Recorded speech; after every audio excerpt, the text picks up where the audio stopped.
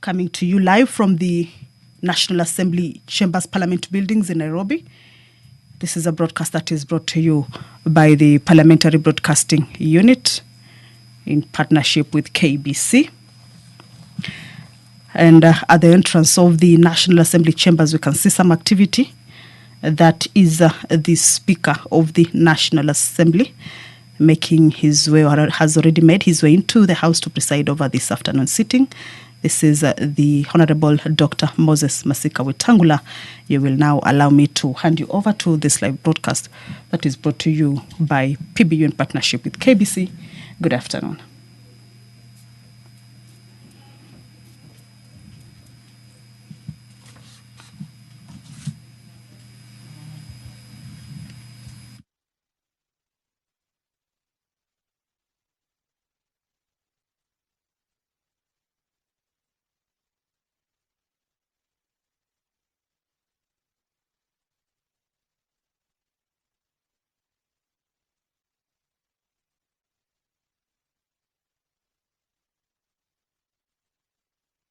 Na tujalie tuyatende na kufikiria mambo yote atakayofikishwa mbele yetu kwa njia ya haki na uaminifu, ili utukufu na sifa zako ziendelezwe, na ili kustawisha amani, ufanisi na heri ya nchi yetu, na wale ambao hajasahau msikabidhi mikononi mwetu. Amen.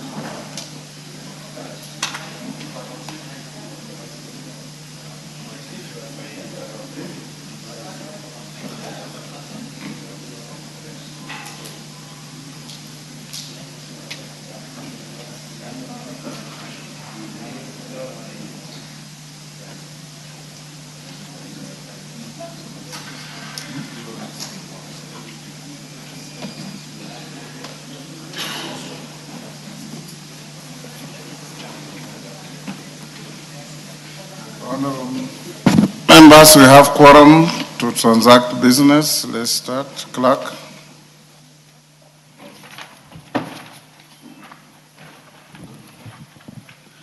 Order number 1, administration of oath. Order number 2, communication from the chair. Order number 3, messages. Members on their feet, take the nearest seat.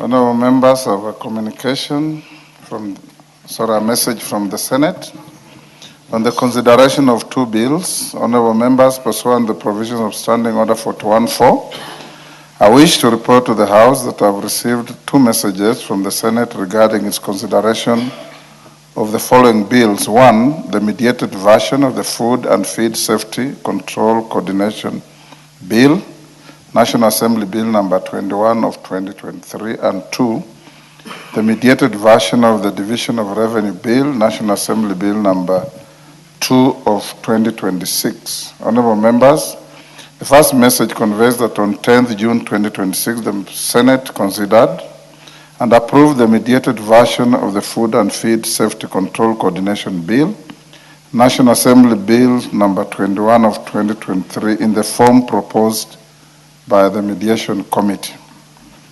The second message, honorable members, conveys that on 10th June 2026, the Senate considered and approved the mediated version of the Division of Revenue Bill, National Assembly Bill number 2 of 2026, in the form proposed by the Mediation Committee.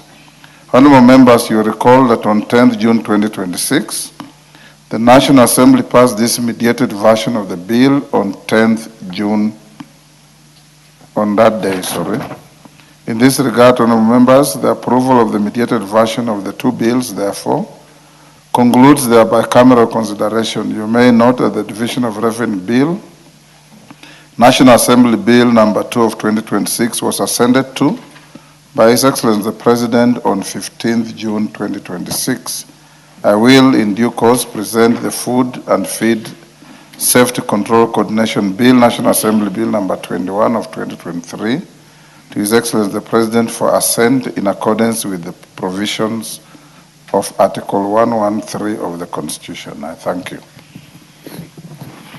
Next. Order number 4, petitions. Order number 5, papers. Majority Leader. Honorable Speaker, I beg to lay the following papers on the table of the House today, Wednesday, 17th June, 2026, afternoon sitting. Number 1, report of the actions taken by the State Department of Trade with regards to the decision of the National Assembly on the report of the Auditor General on the financial statement for the national government ministries, departments, and agencies for the financial year 2022-2023 from the Ministry of Investment, Trade and Industry.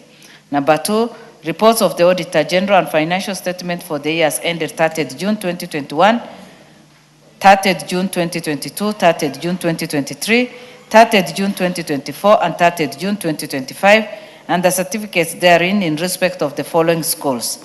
Number 1, Bishop Sulumeti Chelelimuk Girls High School, Busia County. 2, Butula Boys High School, Busia County. 3, Ishariri Secondary School, Kiambu County. 4, Kamusinde Boys High School, Bungoma County. 5, Kapsabet Boys High School, Nandi County. 6, Kimabole Secondary School, Bungoma County. 7, Merti Secondary School, Isiolo County. 8, Moi Girls High School, Marsabit County. Number 9, Moi Girls High School, Kiambu County. 10, Mpisha China High School, Kiambu County. 11, Mwangaza Girls Secondary School, Isiolo County. 12, Nanyuki High School, Laikipia County. 13, Senior Chief, Mwangeka Girls Secondary School, Taita Taveta County. 14, St. Bahita Siakago Girls High School, Embu County. 14, St. Thomas Aquinas Mandende Secondary School, Busia County. And 15, Taraka Boys Secondary School, Tarakanidi County. Thank you, Honorable Speaker, and I beg to lay. Thank you. Chairperson, Budget and Appropriations Committee. Atandi, is he here? You ready? Not yet. Chairperson, National Government Constituencies Development Fund Committee, Musa Sirma.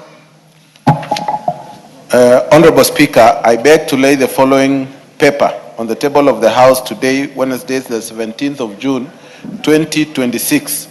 Report of the Committee of the National Government Constituency Development Fund Committee on the approval hearing of nominees for appointment as members of the National Government Constituency Development Fund Board. Thank you. Next. Order number 6, notices of motion. Sirma, Chairman, National Government Constituency Development Fund Committee. Atanda, I believe you are not ready on notices either. Honorable Speaker, sir, I beg to give notice of the following motion, that taking into consideration the findings of the Committee of the National Government Constituency Development Fund Committee in its report on the approval hearing of nominees for appointment as members of the National Government Constituency Development Fund Board, laid on the table of the House on Wednesday, 17th of June, 2026, and pursuant to the provisions of Section 15 of the National Government Constituency Development Fund Act, Cap 414A, and Section 3 and 8 of the Public Appointments Parliamentary Approval Act, Cap 7F, this House approved the appointment of the following persons as members of the National Government Constituency Development Fund Board. 1, Komora Yvonne Nsusu, Ms. Mayanga Yvonne Boyani. 3, Mr. Mutua Fidelis Kiketi, and number 4, Maurice Putita Kaga. I beg to move, to give notice. Thank you. Honorable Tande, are you ready now? So call back order number 5. Clerk, call order number 5. Order number 5, papers. Chairperson, Budget and Appropriations Committee. Thank you, Honorable Speaker. I beg to give notice that this House adopts the. Sorry. No, Honorable Speaker, I beg to lay the following paper on the table of the House. Today, Wednesday, 17th June 2026, a report of the Budget and Appropriations Committee on its consideration of the second supplementary estimates for the year 2025-2026. thank you. Next, go back to the next order. Order number 6, no sense of motion.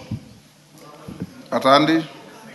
Thank you, Honorable Speaker. Honorable Speaker, I beg to give notice that this House adopts the report of the Budget and Appropriations Committee. I beg to give notice of the following motion, then you read the motion. Thank you, Honorable Speaker. Honorable Speaker, I beg to give notice of the following motion, that this House adopts the report of the Budget and Appropriations Committee on its consideration of the second supplementary estimates for the financial year 2025-2026, laid on the table of the House on Wednesday, 17th June 2026. Thank you. Thank you. Before you call the next, honorable members, I acknowledge the presence in the public gallery of Karuri High School from Kiambu County, Wamagana Comprehensive School from Tetu, Nyeri. On my behalf and on behalf of the House, we welcome the students, their teachers, and those accompanying them to the House of Parliament. Thank you. Yes, what is it? Thank you, Mr. Speaker. Yes, Commissioner. Mr. Speaker, I stand before you seeking your guidance. This morning, Mr. Speaker, through your able chairmanship, you convened a full commission meeting as per Article 127, which deliberates on the welfare of these members and staff. Mr. Speaker, there was a matter of national interest that was ongoing. And yesterday, Mr. Speaker, you directed that the debate on finance bill will continue. Mr. Speaker, this morning, some of us were disadvantaged because of the same. In Commonwealth, matters of finance bill are given a lot of debate time. Mr. Speaker, I'm standing on my feet to request whether within your wisdom, as per standing order number 1, whether you can recommit this House, we resume the debate on finance bill so that most of us who did not have a chance to debate can be heard, Mr. Speaker. My humble request to you.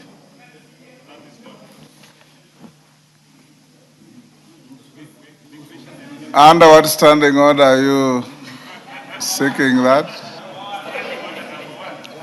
Honorable Patrick Macau, Commissioner, I know you are in a meeting with me, and the House was going on because even when the substantive speaker is not here, the House was properly constituted, and they concluded the debate on the bill.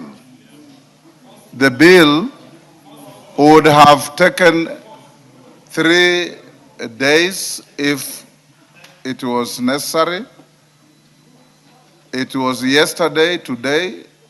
As I walked into my chamber, I saw a vote put, a decision made, and I find no merit in reopening the matter. In any case, that bill is coming to committee of the whole, where you can prosecute any issues that you have as comprehensively as you can, so that you also have your say on the matter.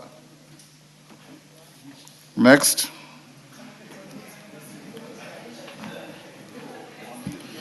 Order number 7, questions and statements.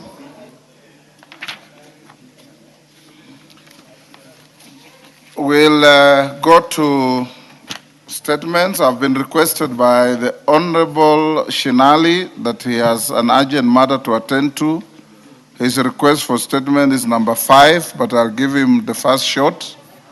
Shinali, you may proceed. Thank you, Honorable Speaker. Honorable Speaker, pursuant to the provision of the Standing Order 44.2c, I rise to request for a statement from the chairperson of the Departmental Committee on Energy regarding the delayed electricity connection at the Constituency Industrial Development Center at Malinya in Ikolomani constituency.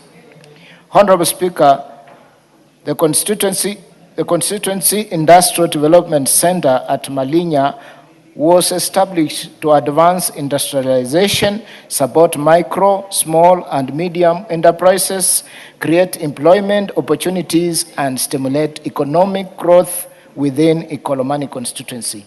However, despite the installation of the requisite infrastructure and payments amounting to over 1.7 million made to the Kenya Power and Lighting Company, KPLC, by the Micro and Small Enterprise Authority, MSEA, for electricity connection, the sender remains unconnected to national grid.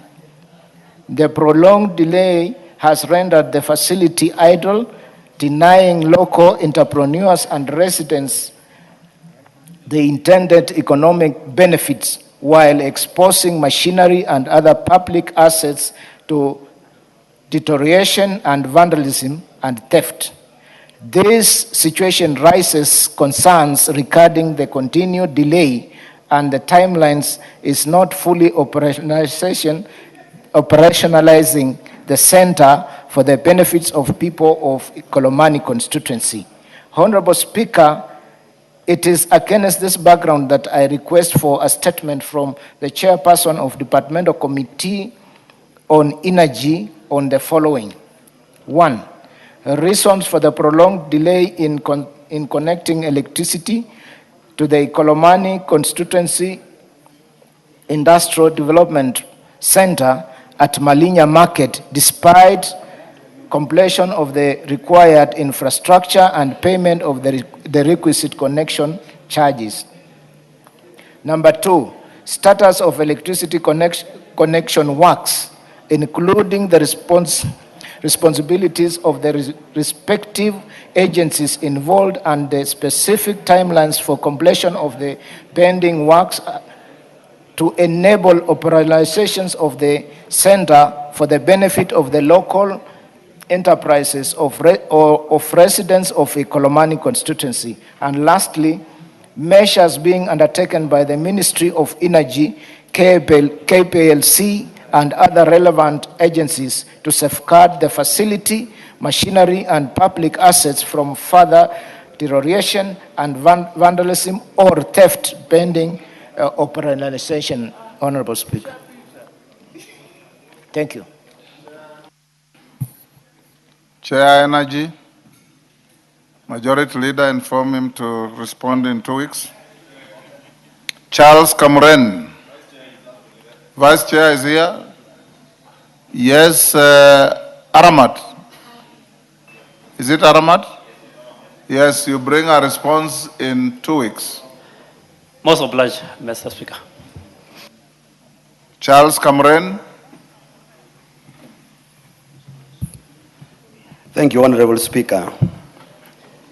Honorable Speaker, pursuant to provision of Standing Order 44.2c, I raised request for a statement from the chairperson of the Departmental Committee on Administration and Internal Security regarding compensation of banditry victims in Baringo South Constituency and Baringo County. Honorable Speaker, the Minister of Interior and National Administration, security agencies, local leaders, community leaders, administrators have made tremendous efforts that have significantly restored peace and stability in Baringo South and the larger Kerio Valley region. The improved security situation has enabled residents to return to their homes, resume economic activities, and rebuild their livelihoods. However, while peace has largely been restored, many families continue to bear the painful consequences of years of banditry and insecurity. Numerous households lost their loved ones, livestock, homes, businesses, and other resources of livelihood, leaving many victims displaced, unable to recover from their devastating efforts of the attacks. The situation calls for urgent intervention of restoration, rehabilitation, and economic recovery of affected communities now that peace has been restored. Honorable Speaker, it is against this background that I requested for a statement from the chairperson of the Departmental Committee on Administration and Internal Security on the following. 1. Measures taken by the government to identify, register, and verify victims of banditry attack in Baringo South and other affected areas. 2. Status and amount of funds allocated, if any, for compensation and support programs for families that lost loved ones, livestock, properties, and livelihoods as a result of banditry and cattle rustling. 3. Measures undertaken to facilitate the return, rehabilitation, and economic recovery of affected communities now that peace has been restored. And 4. The timelines with which the government intends to conclude compensation and support intervention for verified victims. I thank you, Honorable Speaker. Thank you, Tongoyo. As to you, when do you respond? Honorable Speaker, I need your indulgence on this. You say? I need your indulgence, Honorable Speaker, because listening carefully to the statement, the Member of Parliament is talking about largely also compensation of the livestock. And I think that should be probably maybe Committee on Agriculture. I know there was some money for compensation or restocking. And then, so I don't know, maybe I need your indulgence on this. Cameron, you hear that? Have you misdirected your statement request? Honorable Speaker, I am rightly... You are looking for compensation? No, I'm not lost. I'm very clear on my statement, and I don't know why he's trying to avoid it. He could have handled it. And then he reports. Because out of this, it's... Okay, Sawa. Yeah? You bring a response to Tongoyo in 2 weeks. Speaker. Yes. You know, Honorable Speaker, I know Waitan could have probably obstructed your attention. The Member of Parliament, I had him very proper, talking about the compensation of the victims in terms of loss of livestock. And he had also the other question was whether there is a budgetary allocation for the same. And make, of course, maybe conclusion that he could be referring to some budget line, which was allocated to the Ministry of Agriculture in the terms of restocking. So if that is the case, Honorable Speaker, I still strongly believe that that question should be the Ministry of Agriculture in issue of compensation or the restocking of the loss of livestock. Yes, Justice Kemei. Cameron, why are you on your feet? Yes, Justice Kemei. Yes. Honorable Speaker, thank you for the opportunity you've given me. Honorable Speaker, I represent the Committee of Agriculture in today's session here, and I want to dissociate the committee's responsibility on the position given by the Chairman of National Security. The budget line that we have, Honorable Speaker, is for restoration of livestock that was affected by drought in the whole country. It is not specific to Baringo, and it has nothing to do with cattle rustling and the resultant effects on the communities in the North region. So, Mr. Speaker, we will do our work, but the chairman of the administration committee should also do his work and respond accordingly to the question raised by Honorable Cameron. Thank you, Honorable Speaker. Yes, Raso. Thank you very much, Honorable Speaker. Honorable Speaker, for those of us who come from banditry areas, this is a very important statement sought by There are no bandit areas. There are areas affected by bandits. Honorable Speaker, listening to him, I think this statement should either go to the leader of majority or JLAC, because it has far-reaching issues of compensation on those who have been killed, those who have been displaced, properties that have been destroyed, livestock stolen, and all that. I think as a committee, we'll try to put our heads. Majority leader, everybody's running away from this statement.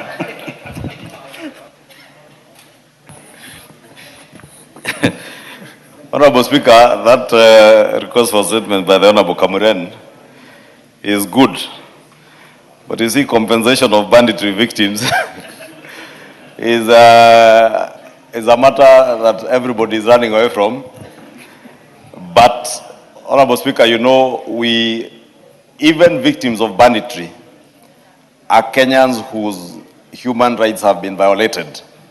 And the state has an obligation to protect the life and property of each and every one of us.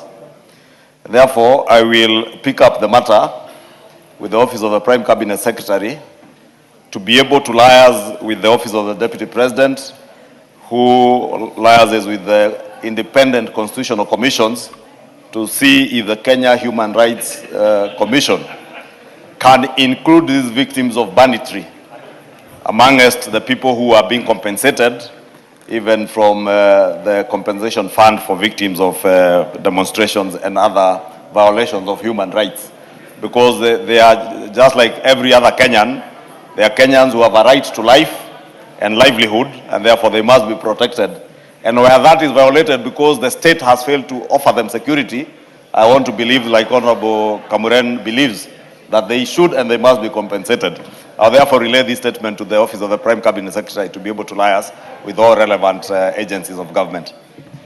Thank you, Honorable Kamuren. Finally, your statement has found a place to patch. Inform them to bring a response in 2 weeks. Wakili Mureo. Wakili Mureo. Thank you, Mr. Speaker.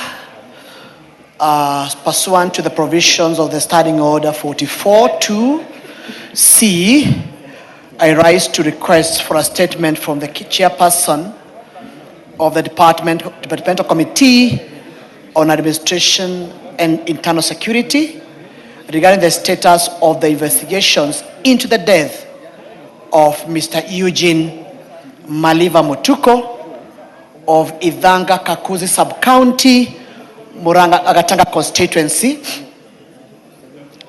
arising from the conduct of operators of a public service vehicle belonging to DICO Mover Sacco.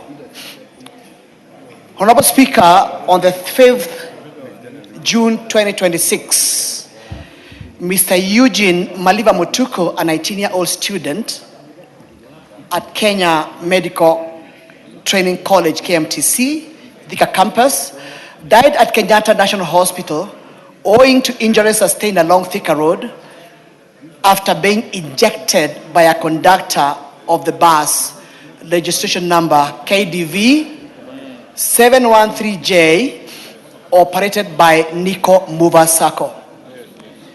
It is reported that while traveling from Rostas to Safari Park, a dispute arose over Kenya shillings 2020 fare balance, following which the bus conductor forcibly injected Mr. Mutuko as the bus accelerated. The post-mortem examination revealed that Mr. Mutuko died from severe multiple body injuries and internal bleeding consistent with fall from moving vehicle. However, no action has ever been taken against operators of the circle at present. This incident has sparked widespread public concern over the conduct of public service vehicles operators and continued occurrence of passenger mistreatment, often resulting to fatalities. It also raises serious questions regarding the accountability within the public transport sector and the adequacy of enforcement mechanism to safeguard the commuters. Honorable Speaker, it is against this background that I request for a statement from the chairperson, the Departmental Committee on Administration and Internal Security on the following. One, the status of the investigations of the death of Mr. Mutuko, including the process made in identifying, apprehending, and prosecuting the conductor and driver of the bus. The immediate, number two, immediate measure taken by the Ministry of Interior and National Administration in collaboration with the National Transport and Safety Authority against Nico Movers SACCO, including the suspension or revocation of the company's operating licenses. I thank you, Honorable Speaker. Thank you, Wakili. Tongoyo. Thank you, Honorable Speaker. We'll ask to request that I respond in 2 weeks' time or the first Thursday when we resume from recess. Okay. So which one? You know, looking at the calendar, if we are still like to go on recess on that, 2 weeks will elapse. So can you bring a response on the second? Yes. Thank you. Second, Mureo. Umulher Harun.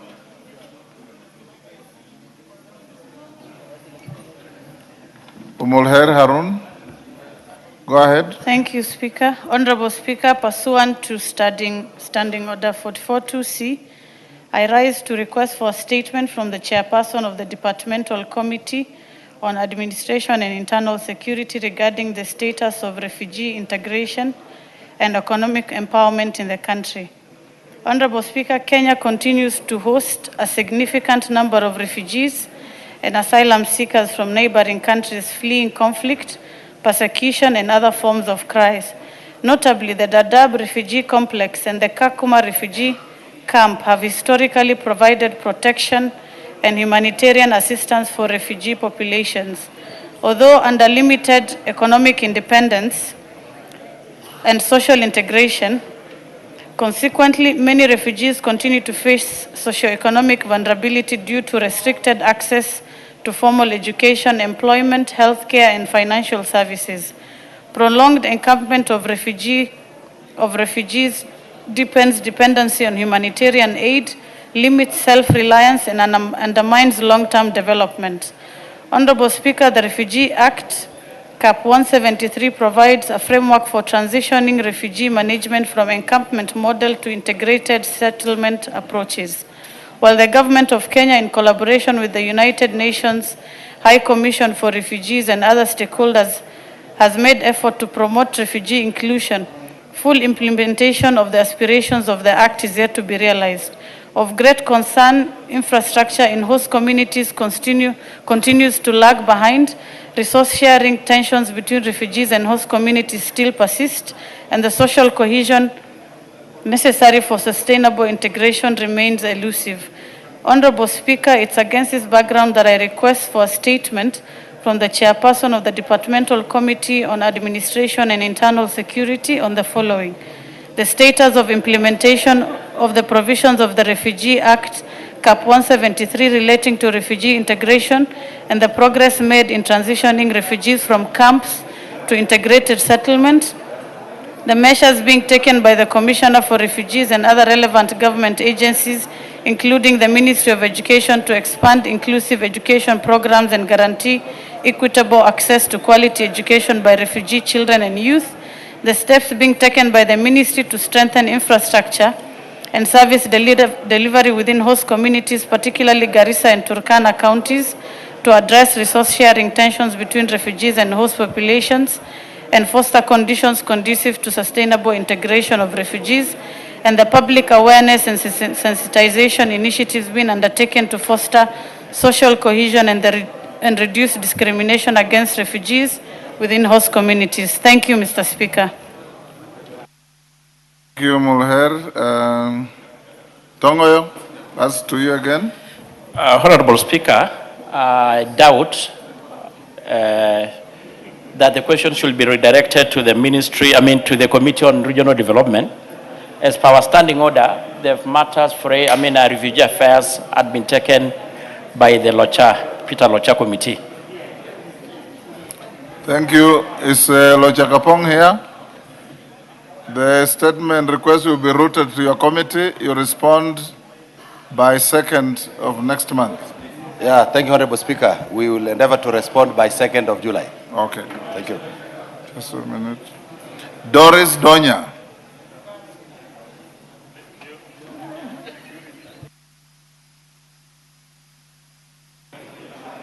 Honorable Speaker, pursuant to the provisions of Standing Order 44-2C, I rise to request for a statement from the chairperson of the Departmental Committee on Education regarding placement of students in medicine and surgery programs in Kenyan universities. Honorable Speaker, reports on the outcome of the initial placement of students to degree programs in universities in May 2026 intake indicate that a significant number of qualified students missed out on their choices to study medicine and surgery. According to the Kenya Universities and Colleges Central Placement Service, that is KUSPS, both public and private universities accredited to offer the two courses cumulatively have less than 1,000 slots against more than 5,000 applicants who qualified for medicine and surgery programs. The limited number of slots has caused anxiety and frustration among students who attained outstanding grades in the 2025 Kenya Certificate of Secondary School exams with the focus of pursuing medicine or surgery only to miss out on placement in their desired courses. Honorable Speaker, the significant number of qualified students who missed placement in medical-related degree programs indicates that the demand for training into the two fields has outpaced the capacity by accredited universities. While KUSPS is mandated to place students in colleges and universities, it is limited to the number of slots declared by the relevant regulatory bodies. The situation raises concerns about the adequacy of training capacity for medicine and surgery programs, transparency or placement criteria, and the country's preparedness to meet future healthcare training demands and needs. Honorable Speaker, it is against this background that I request for a statement from the chairperson of the Departmental Committee on Education on the following: a report on the number of students who qualified for admission into medicine and surgery programs in 2025 placement cycle compared to the number who secured placement based on available slots in public and private universities. The criteria used in allocating students to medicine and surgery programs where the number of qualified applicants exceeds the available slots. Number 3, measures being undertaken by government to expand training capacity for medicine, surgery, and other highly competitive professional courses. And lastly, long-term plans by the government to increase investment in medical education and training institutions in order to address the shortage of healthcare professionals and ensure that qualified students are not locked out of pursuing their preferred careers. I thank you, Mr. Speaker. Thank you, Doris. Chair Education, order members, order members, the consultations are too loud. Those of you who want to talk loudly, you can recess out and do so, or use my office behind here. Chair Education. Who is a member of Education here? Gisairo. The Vice Chair is who? Honorable? Christine, you are the Vice Chair. No, I'm not. She's away. Yes. But I can respond to I can that. also Gisairo here is a member. You bring a response in the next 2 weeks, maybe? Next 2 weeks. Yes. Thank you. Thank you. Robert Mbui. Thank you, Mr. Speaker. Honorable Speaker, pursuant to the provisions of Standing Order 44-2C, I rise to request for a statement from the chairperson of the Departmental Committee on Environment, Forestry and Mining regarding the issuance of permits and licenses for mineral reconnaissance, prospecting and exploitation rights within the coastal counties. Honorable Speaker, Section 32 of the Mining Act, Cap 306, categorizes mining rights into large-scale or small-scale operations. Large-scale operations include reconnaissance, prospecting, retention, and mining licenses, while small-scale operations include operations on prospecting and mining permits. Honorable Speaker, there have been reports of planned prospection and exploration of minerals in the coastal region. Notably, most of the land earmarked for mineral prospecting and exploration by both local and foreign-owned mining companies comprises privately owned land. This has led to concerns regarding instances where permits and licenses have been allegedly issued to applicants without adequate public participation, prior consultation, or agreements with the registered landowners on the modalities of the activities. Such actions have generated anxiety among affected landowners regarding likelihood of trespass to their land and alienation from the mineral deposits and benefits. Honorable Speaker, it is against this background that I request for a statement from the chairperson of the Departmental Committee on Environment, Forestry and Mining, the Honorable Vincent Musyoka, aka Kawaya, on the following. 1, a report of the details of mining licenses and permits issued in the coast region and their compliance to key requirements of environmental and social impact assessments. 2, a report on the criteria and procedures applied in the issuance of permits and licenses for mineral reconnaissance, prospecting, and exploration rights within the region. 3, details of the measures put in place to safeguard the land rights of private landowners in areas earmarked for mineral exploitation. And finally, a report on the corporate social responsibility programs undertaken by the respective companies in the affected areas. I thank you, Honorable Speaker. Thank you. Chair, Environment, Forestry and Mining. Cameron. Thank you, Speaker. Within 2 weeks. 2 weeks. Thank you. Within 2 weeks we shall report. Thank you. Response to a statement. Tongoyo, are you ready for this? Honorable Tongoyo, are you ready to respond to the request by Honorable Waitan? Yes. Yeah, Honorable Speaker, I have it ready. Go ahead. Honorable Speaker, you're not the Speaker, Daktari. I want to respond as follows. On the 23rd April, at around 7:20, Mr. Harun Abdi, an employee of the victim, reported at Pangani Police Station that Mr. Muhammad Abdir Ismail had allegedly been abducted by unidentified armed men.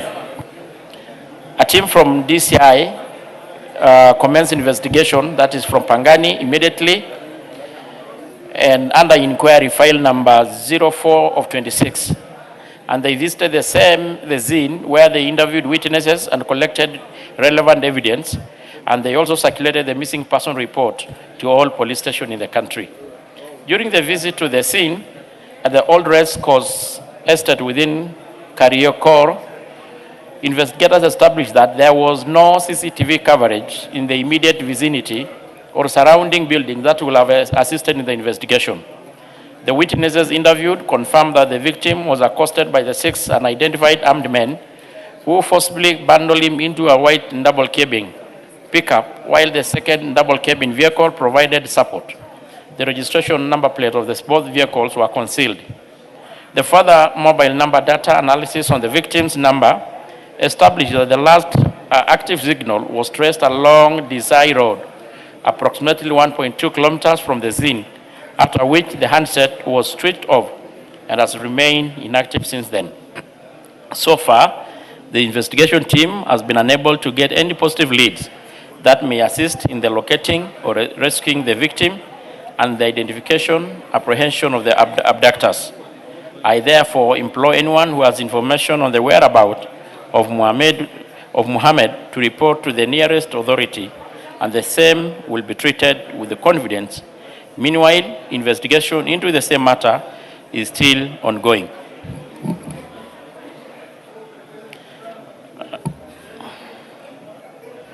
On the issue of the family, Honorable Speaker, update, the investigation is ongoing and the investigating officers handling the matter are actively engaging with and providing regular update to the family on the progress of the investigation. I think that is what is more relevant to the statement, Honorable Speaker. I submit.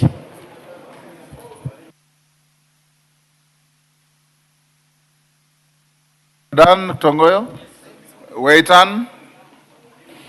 Thank you, Honorable Speaker.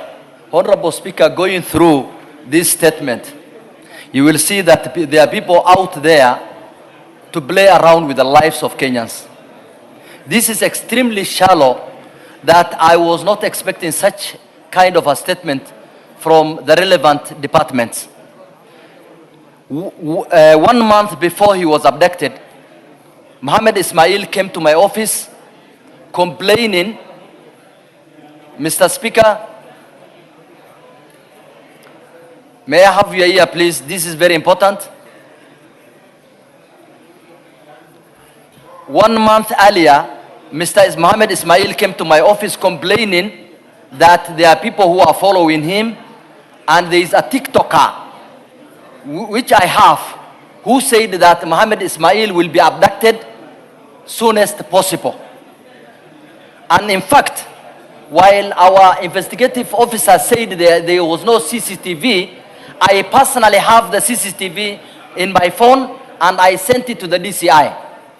I also sent the clip, the TikTok, where the person says that Mohammed Ismail will be abducted. Mohammed Ismail was picked from his shop at Karioko. That gives proper direction.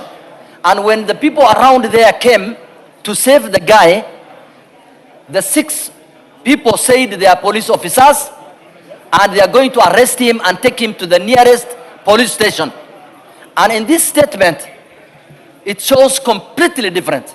Mr. Speaker, we need this issue investigated further, and we want the family to be satisfied, because the family is in agony. The mother is really crying day and night. I personally visited her. This is not enough.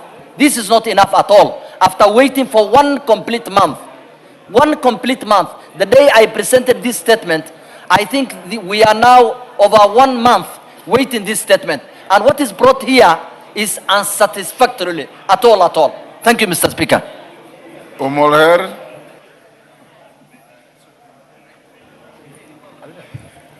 Thank you, Speaker. I would want to also comment on this. Tongoyo, are you listening on to this the matter. interventions? Mr. Speaker, several statements similar to what Mheshimiwa has brought were raised on this floor, myself included. As we speak in Garissa, we have 4 young men who are still missing from the Dabli Boy area, who were arrested. Police came with unmarked vehicles, abducted them, and when we follow up and raise statements, go to the police station, we are told they will either be released or they don't have them. Then what happens after a while is these people are now released or abandoned in the nearby bushes by the same police officers who claim to not be aware of this situation. Mr. Speaker, Article 49(1)(f) on the Constitution states that somebody must be released within 24 hours after being arrested and arraigned in court. Mr. Speaker, this is not happening. The police officers are not following their code of conduct. From where we sit as the representatives of the people, we are worried. Sometimes bad people use a similar method that the police officers are using to arrest people who they have individual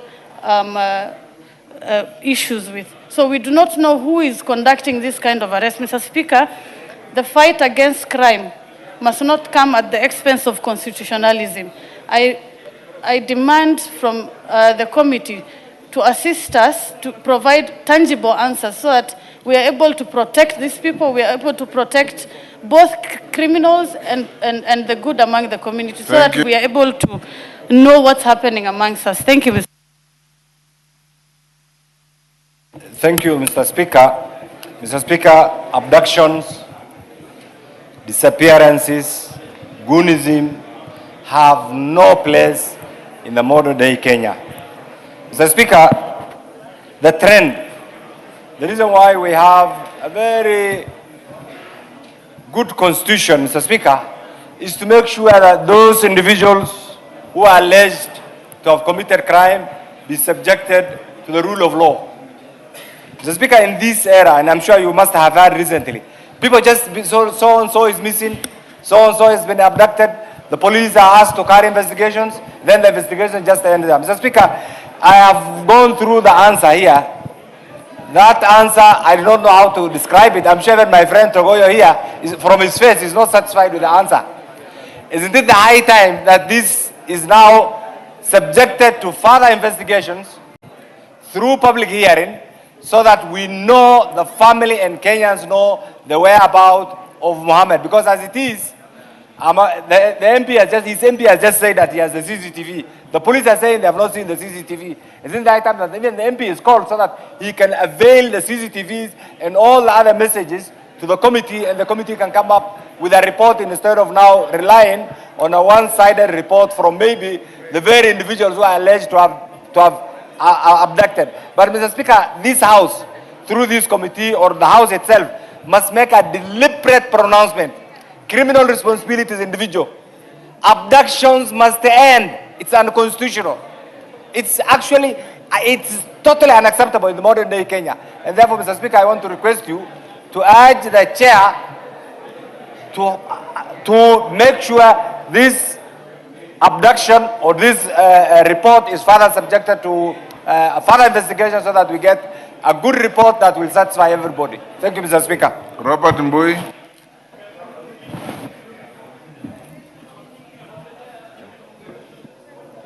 Robert Mbui. Give him the mic. Thank you, Mr. Speaker. Mr. Speaker, I sympathize with the family and relatives of Mohammed, Mr. Mohammed Ismail, because this is really a major issue. And I listened to the chair when he was giving his response. And Mr. Speaker, one of the things he mentioned is that the general public is being asked to give information. And Mr. Speaker, this issue of abductions and disappearances is really a major problem in this country.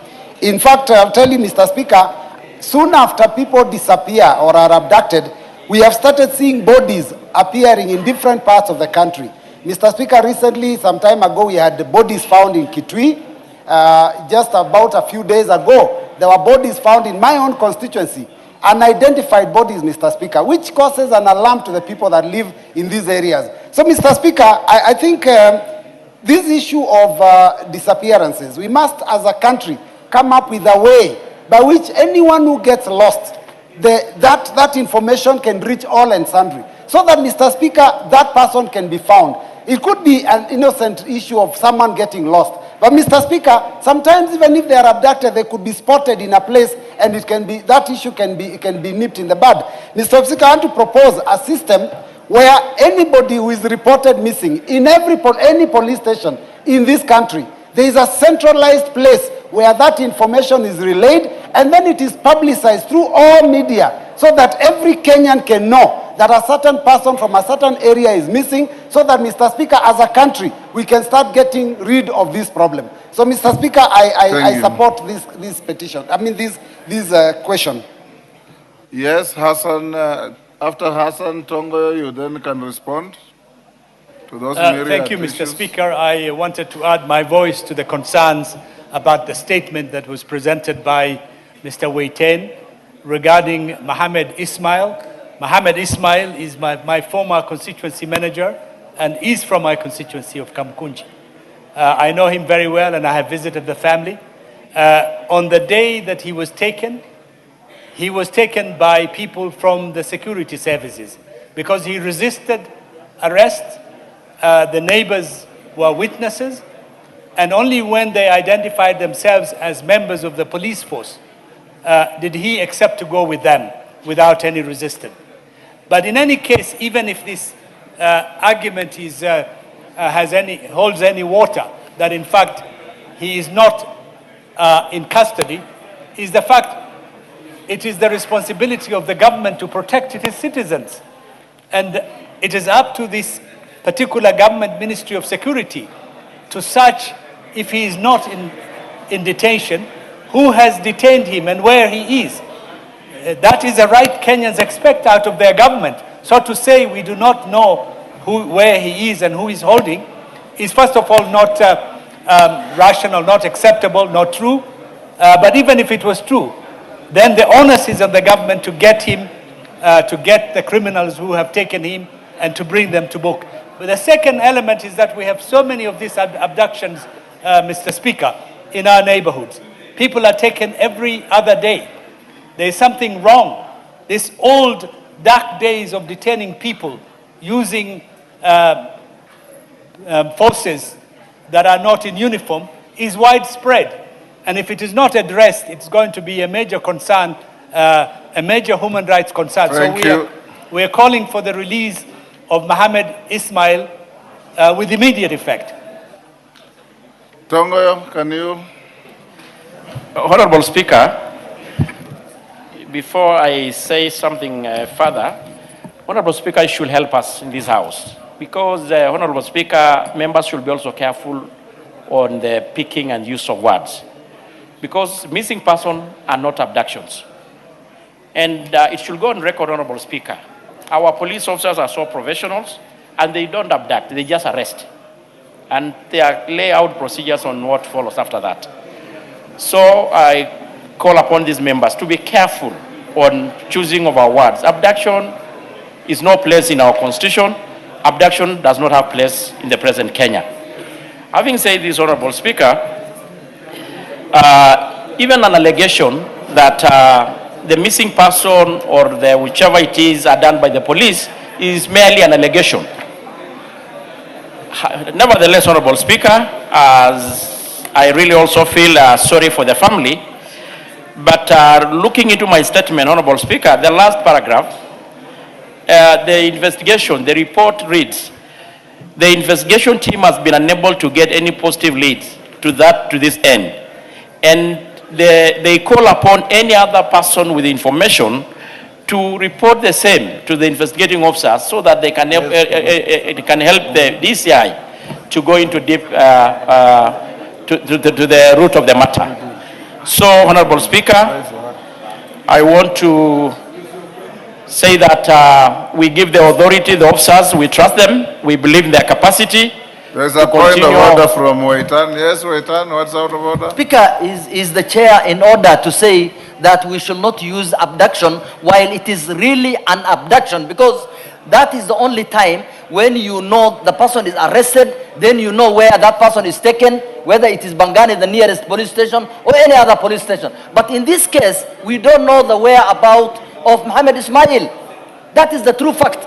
And in fact, as clearly put by my colleague Yusuf, that when it is only the time they identified themselves as police officers is when he accepted to go into the vehicle. Before that, he could have defended himself, the neighbors could have defended him, but when they introduced themselves, he accepted to go in. But up to now, we don't know the whereabouts of Mohammed Ismail. Thank you. That is not an arrest. Speaker, let me suggest this way. The member who had raised the question is a member of my committee. We may be having the minister who actually will be in a proper position to respond to this in a week's time, be appearing before the committee on a different agenda. So I would suggest, I need your indulgence, if we can able to process during the committee session. That is better. And Waitan, you can then place those videos you claim you have before the committee for assistance. Honorable members, in the Speaker's gallery, we have Cheborge Boys Secondary School from Bureti, Kericho.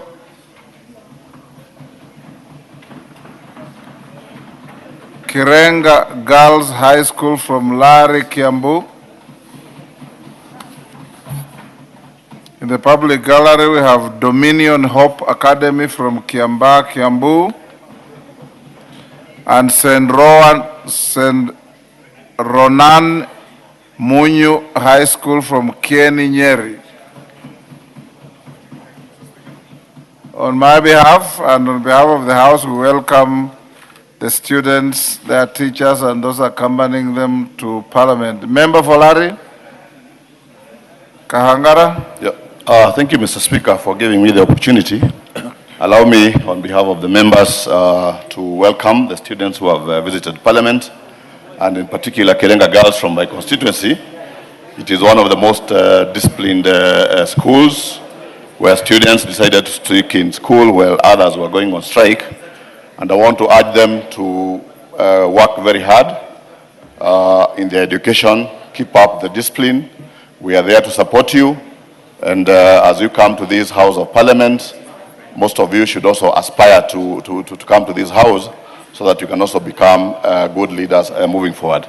So on behalf of the House, welcoming all the schools, and particularly Kerenga, thank you, Mr. Speaker. Thank you. Is member for Boret in the House?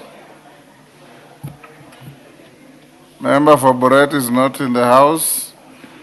I, together with then PS Zakayo Cheriot, started Cheborke Boys School way back in the 80s. We welcome them. Next order. Order number 8, procedural motion, reduction of a publication period of a specified bill. Honorable members, we now have just hold, you have some more. Oh yes, sorry, I had given Honorable Tongoyo an opportunity to make a short personal statement. Go ahead, Honorable Tongoyo. Thank you, Honorable Speaker. I'm going to be short. Honorable Speaker, this is a statement of appreciation. I rise today to express my heartfelt gratitude to this House for their support following the passing on and subsequent to the funeral of my father-in-law, one Mr. Councillor Peter Leongwitoi, a prominent touring community leader who dedicated himself to the service of others as a leader and a champion of development. Allow me through you, Honorable Speaker, to convey my special appreciation to you as the Speaker of this National Assembly for the leadership, compassion, and the support extended to me and my family. Honorable Speaker, your presence in the funeral and solidarity was deeply appreciated and will remain a lasting source of encouragement to us. Honorable Speaker, I also sincerely want to thank the members of this House who stood with me and the family during our period of bereavement. Honorable members, your messages of condolences, prayers, personal visits, attendance at the funeral, and various acts of kindness provided immense comfort and strength during our moment of grief.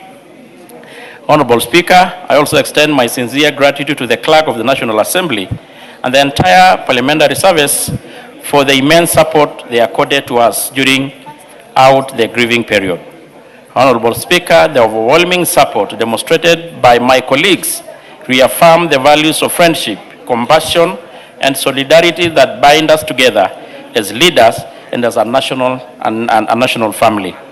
On my own behalf and the family and the larger Ngoitoi family, I thank each and every one of you for standing with us as we celebrate the life of our departed loved one.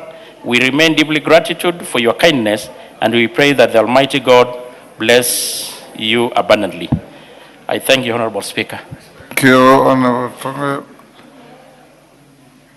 Honorable members, we have a supplementary order paper approved that is now going to guide our business. Order number 8, Chairperson, Budget and Appropriations Committee. Thank you, Honorable Speaker. This is a motion for reduction of publication period for a specified bill. Honorable Speaker, I would like to move that pursuant to the provisions of Standing Order 120, this House resolves to reduce the publication period of the Supplementary Appropriation Bill number 2, National Assembly Bill number 38 of 2026, from 7 days to 2 days. Honorable Speaker, we have roughly 2 weeks to the end of this financial year, and these supplementary estimates, which were tabled yesterday, need to be fast-tracked by this House before the end of, in a short period of time, to allow the government to implement the programs that are contained in this bill. Therefore, we would like to persuade members to help us by reducing the publication period from 7 days to 2 days, so that roughly in the next 2 to 3 days we should be, as a House, should have dispensed with this bill to allow the processing of the same. Honorable Speaker, I would like to ask the majority whip to second. Thank you.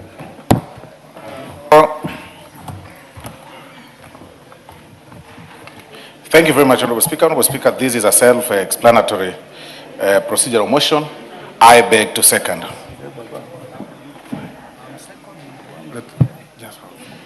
Honorable Order, Mule, take your seat. Koyo, take the nearest seat. Honorable members, I now propose the question at order number 8, which is that pursuant to the provisions of Standing Order 120, this House resolves to reduce the publication period of the Supplementary Appropriation Number 2 Bill, National Assembly Bill Number 38 of 2026, from 7 days to 2 days. We put the question? Honorable members, we now put the question at order number 8, which is that pursuant to the provisions of Standing Order 120, this House resolves to reduce the publication period of the Supplementary Appropriation Number 2 Bill, National Assembly Bill Number 38 of 2026, from 7 days to 2 days. As members of that opinion say aye. Aye. Those of contrary opinion say nay. The ayes have it. Next. Order number 9, procedural motion, resolution to hold a Thursday morning sitting and extend the afternoon sitting. Majority Leader. Thank you, Honorable Speaker. Honorable Speaker, I beg to move that pursuant to the provisions of Standing Order 33B on hours of meeting, this House resolves to A, hold a morning sitting on Thursday, 18th June 2026, commencing at 10 a.m. for purposes of considering priority business, and B, extend the afternoon sitting of Thursday, 18th June 2026 until conclusion of priority business as may be specified. Honorable Speaker, this again is just a procedural motion. As you are aware, the Chairman, Budget and Appropriations Committee has just reduced the publication timeline for the Supplementary Appropriations Bill, and considering that we are just 13 or so or 12 days away from the end of the financial year, we need to prioritize some of this business and conclude with it before the financial year comes to an end, so that if there are any exchequer releases that need to be done, they are done before the end of the financial year. Thank you, Honorable Speaker. I beg to move and urge the House to support this procedural motion, and I wish to request the Honorable Kenyans, the Father of the House, to second. Kenyans. Thank you, Mr. Speaker. I stand to second. Thank you. Honorable members, I'll now propose the question at order number 9, which is that pursuant to the provisions of Standing Order 33B, hours of meeting, this House resolves to A, hold a morning sitting on Thursday, 18th June 2026, commencing at 10 a.m. for purposes of considering priority business, and B, extend the afternoon sitting of Thursday, 18th June 2026 until conclusion of priority business as may be specified. We put the question? Honorable members, we now put the question at order number 9, which is that pursuant to the provisions of Standing Order 33B, hours of meeting, this House resolves to A, hold a morning sitting on Thursday, 18th June 2026, commencing at 10 a.m. for purposes of considering priority business, and B, extend the afternoon sitting of Thursday, 18th June 2026, until conclusion of priority business as may be specified. As members of that opinion say aye. Aye. If those of the contrary opinion say nay, the ayes have it.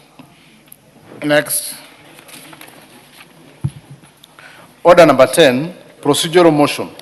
Chipkonga. Extension of a period for consideration of 29 statutory instruments. Honorable Chipkonga. I thank you, Honorable Speaker. Honorable Speaker, I beg to move that pursuant to the provisions of Section 15, subsection 3 of the Statutory Instruments Act, Cap 2A, the House resolves to extend the period for consideration of the following 21 statutory instruments by a period of 21 days with effect from 25th June 2026.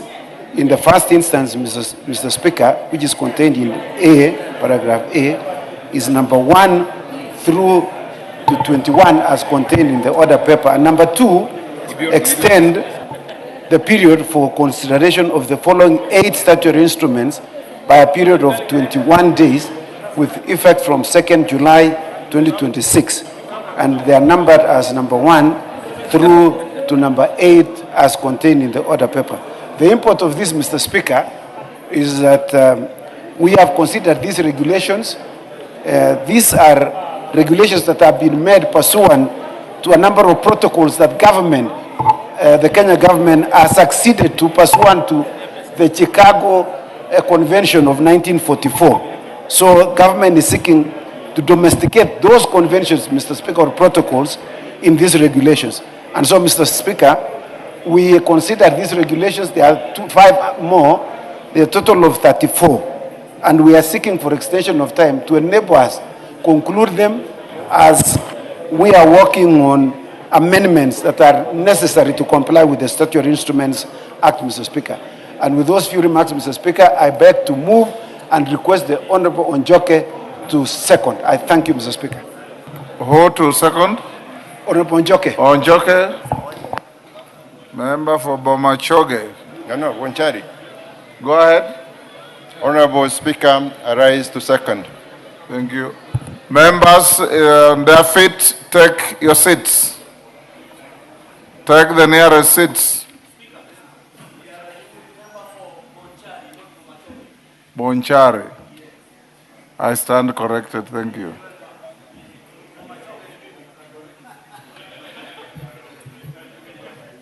Mbunge wa Bomachoge ni wewe, Bomachoge si wewe.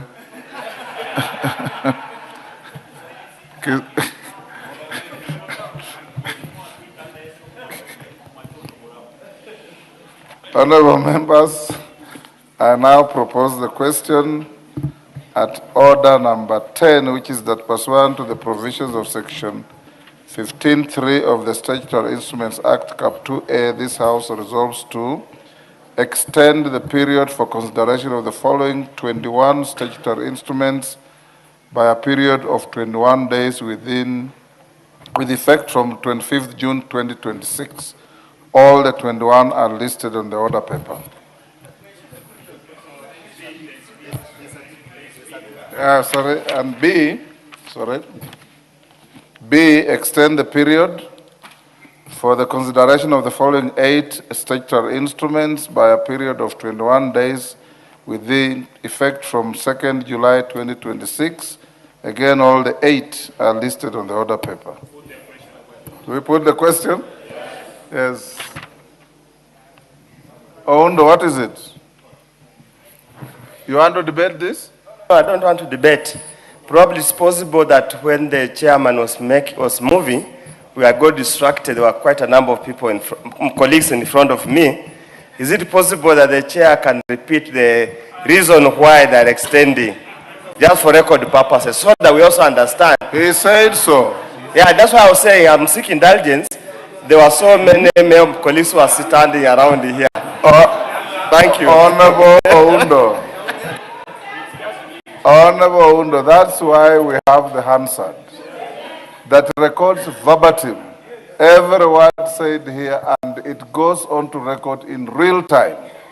If you got the Hansard now, you'll find what the Honorable Chepkonga said. Yes, Julia Sunguli, is it a point of order? No, I thought it's still open for me to say something so that Honorable Oundo might benefit because I'm a member of the committee. Yes. And I could just say it in a few words. Yes. Mr. Speaker, I have your permission. Go ahead. Mr. Speaker, the Committee on Delegated Legislation sat down in Mombasa recently to discuss, to deliberate on 32 pieces of legislation. Delegated legislation. And Mr. Speaker, these are very important instruments that touch on civil aviation. Now, the drafting and everything else is still under consideration, including some of the substance. Unfortunately, we have not finished because of the amount of time. within the required time. If we do not extend the time, and Honorable Oundo is not even listening, if we do not extend the time... And you are not addressing Oundo, you are addressing the chair and the House. That's what I'm addressing the chair, that Honorable Oundo needs to pay attention so that he does not ask you again. If we do not extend the time, these regulations will come into force by effluxion of time without due consideration by the committee. So we do ask that this House gives the committee that it mandated enough time to deliberate on this, and that these regulations do come into force only when the House says so. Thank you, Sunguli. Actually, the matter is not contested, and Oundo was just being mischievous, as usual. I'll now put the question up. Members on their feet, take your seats. Members on their feet, take your seats. Honorable members, I now put the question at order number 10, which is that pursuant to the provisions of Section 15(3) of the Statutory Instruments Act, Cap 2A, this House resolves to A, extend the period for consideration of the following 21 statutory instruments by a period of 21 days with effect from 25th June 2026. All the 21 are listed in the order paper. And B, extend the period for consideration of the following 8 statutory instruments by a period of 21 days with effect from 2nd July 2026. All the 8 are listed on the order paper. As members of that opinion say aye. Aye. Will those of the contrary opinion say nay? The ayes have it. Next order. Order number 11, the Supplementary Appropriation number 2 Bill, National Assembly Bill number 38 of 2026, first reading. A bill for an act of parliament to authorize the issue of certain sums of money out of the consolidated fund and their application towards the service of the year ending 30th June 2026, and to appropriate those sums for certain public services and purposes. Order number 12, the Architects Bill, National Assembly Bill number 3 of 2026, first reading. A bill for an act of parliament to provide for the training, registration, and licensing of architects, to provide for the regulation and development of the architectural practice, and for connected purposes. Order number 13, the Kenya Revenue Authority Amendment Bill, National Assembly Bill number 28 of 2026, second reading, resumption of debate. Had Osoro finished moving? Or seconding?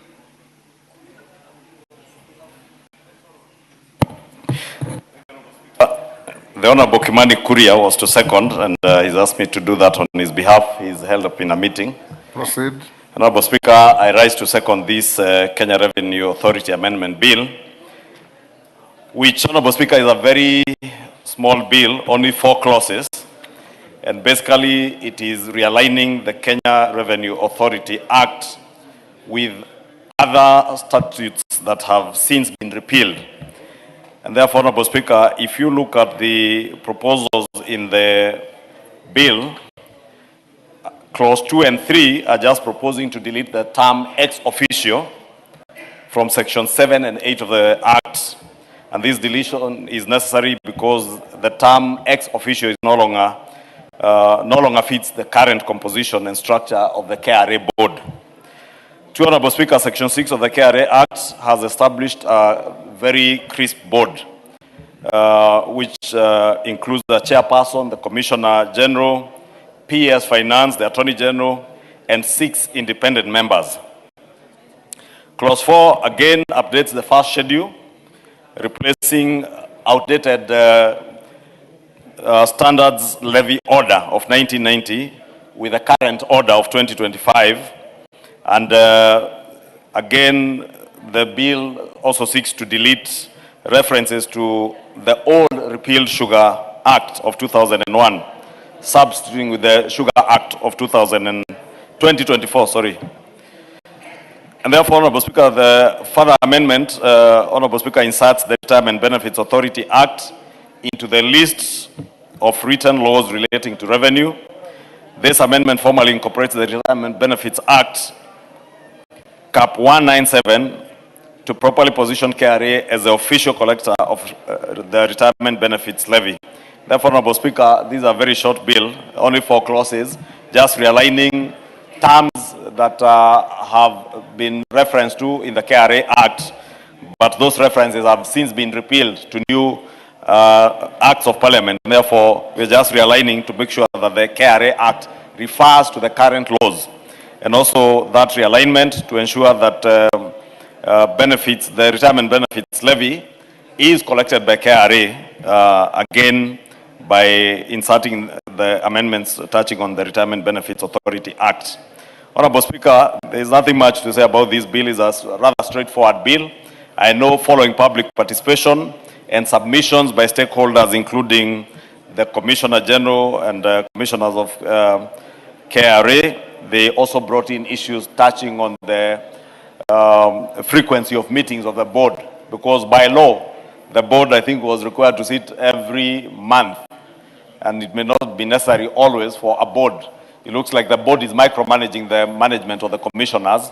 When they sit every other month, they sort of become part and parcel of the day-to-day running of the authority, and we want KRA to be run professionally by the professionals who are there, while as the board performs the function of oversight, overall oversight and policy direction of the organization, not day-to-day management, and even becomes cumbersome every now and then to convene board meetings and costly also to the authority.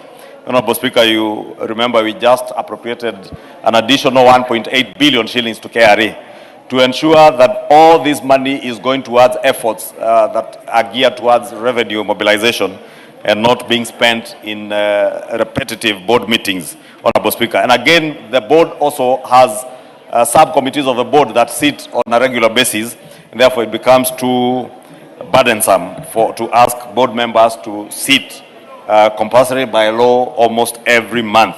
With that, Honorable Speaker, I beg to second and urge members to support this bill. It's a very straightforward bill. Aye.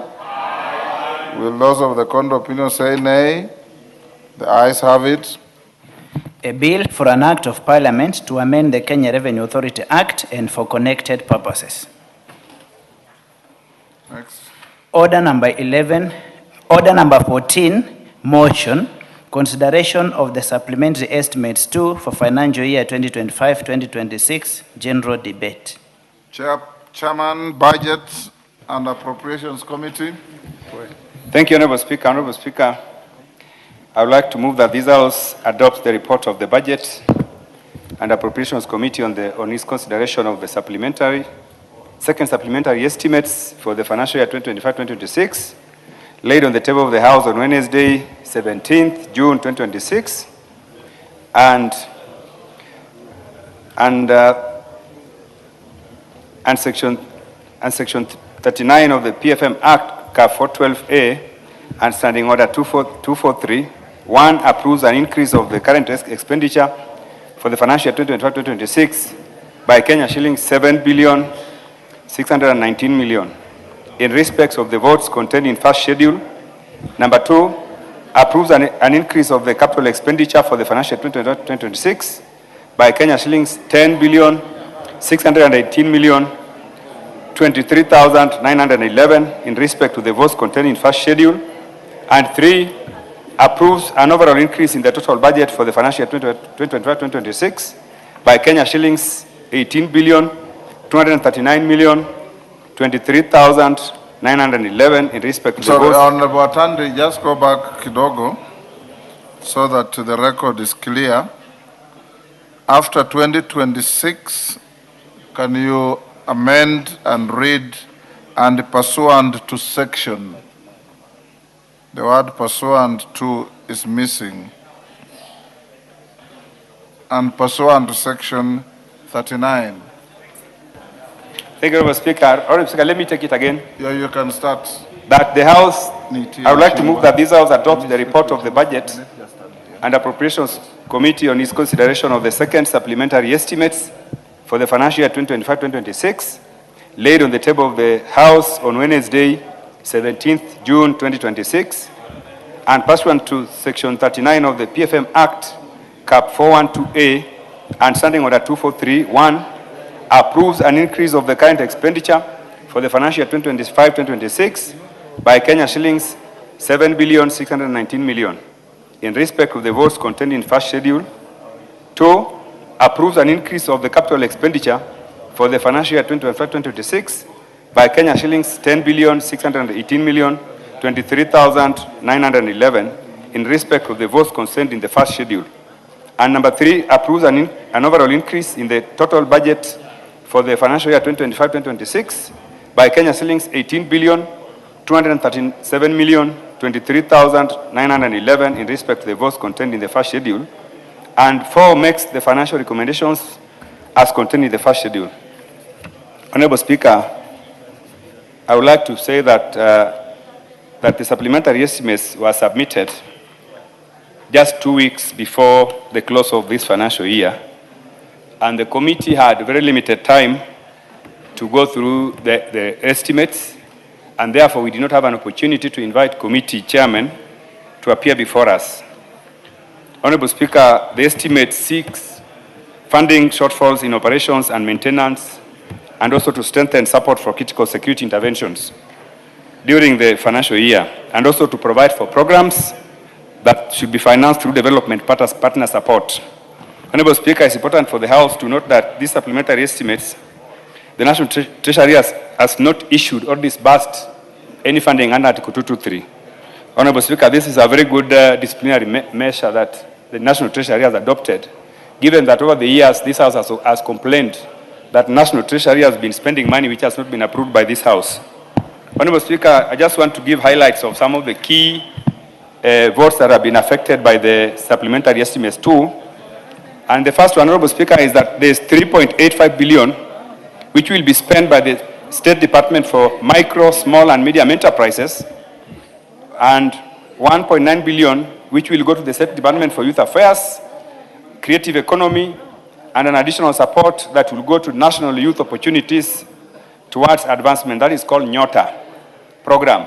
Now, Honorable Speaker, this program seeks to expand the economic opportunities and improve livelihoods for our young people across the country.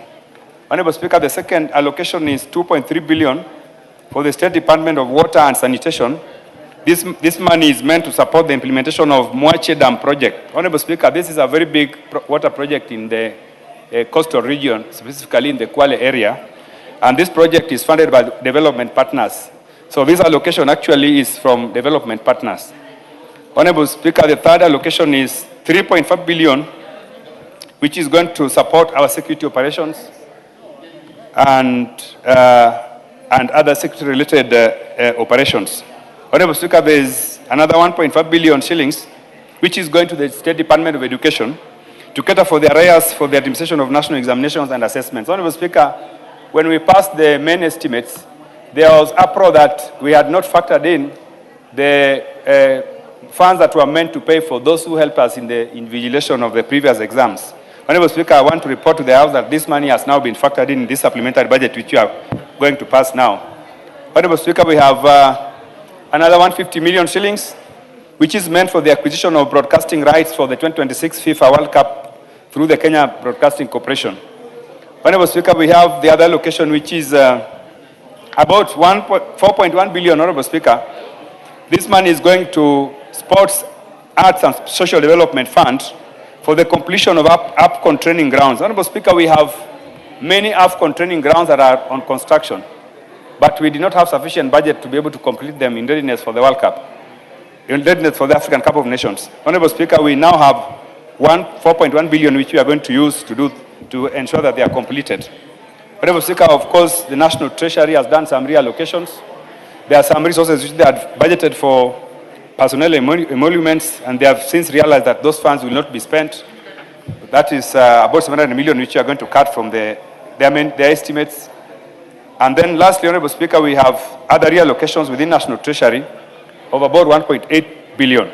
These funds are going to help us also in cutting the budget of National Treasury.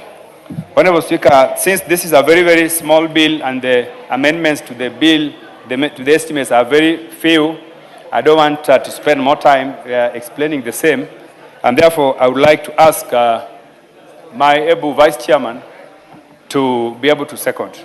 Thank you, Honorable Chair.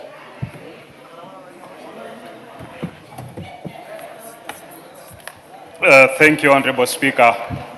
Honorable Speaker, I move to second the consideration of the supplementary estimate 2 for the financial year 2025-2026. Honorable Speaker, as my chair has put it, this is a very small supplementary that is affecting few departments, but offering areas where we were not able to factor in during the main budget. And these are areas where we're talking about areas in security. We are talking about areas where you find that there was initial disbursement for the Nyota program to our youths, and therefore they're expecting to get the second disbursement. And therefore this has been factored in, and we are hoping that when the youths get this money, they are able to engage in business. Honorable Speaker, we are also asking the ministry concerned to do monitoring and evaluation to make sure that the money is used to achieve the intended purposes, because some of the youths have not used the money for the purposes for which they were given to start small businesses. Honorable Speaker, also you find that there is 2.3 billion which is to Mwachet Dam in Kwale, and this is a very important dam, Honorable Speaker, for the coastal region, especially for the people of Kwale, in terms of doing irrigation and also provision of water for their home consumption. Honorable Speaker, in this you find that they've also factored in the money for the invigilators. Every year you find that we have our teachers going to do marking of examinations, and initially this house, when we were debating the budget, they expressed that the invigilators had not been paid. The marking of the examinations as we come into the next batch of exams, then this has been not properly taken care of. And therefore, in this budget, we want to assure our teachers that their money which they have for the marking of the exams, which they're already expecting, is going to be taken in. And we are hoping that before the close of the financial year, before the end of this month, they'll be able to receive that money. So with those few remarks, Honorable Speaker, I stand to second.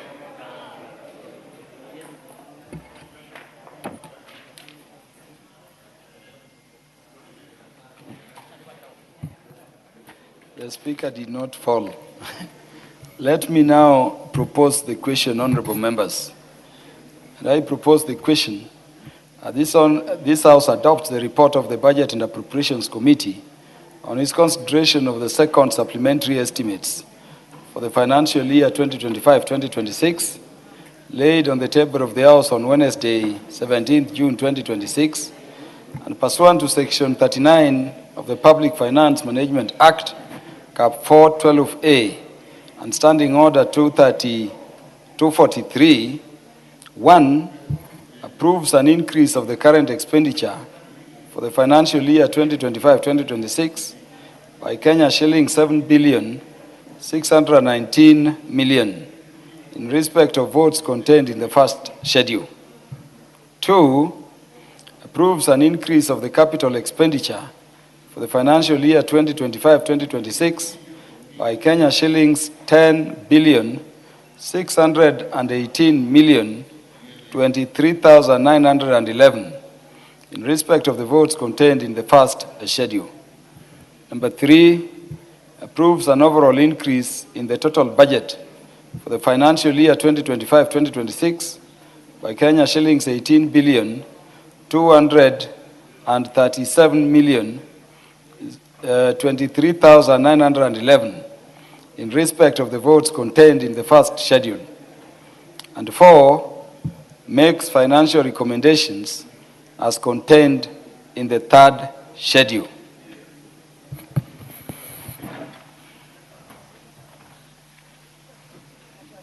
Yes, Majority Leader.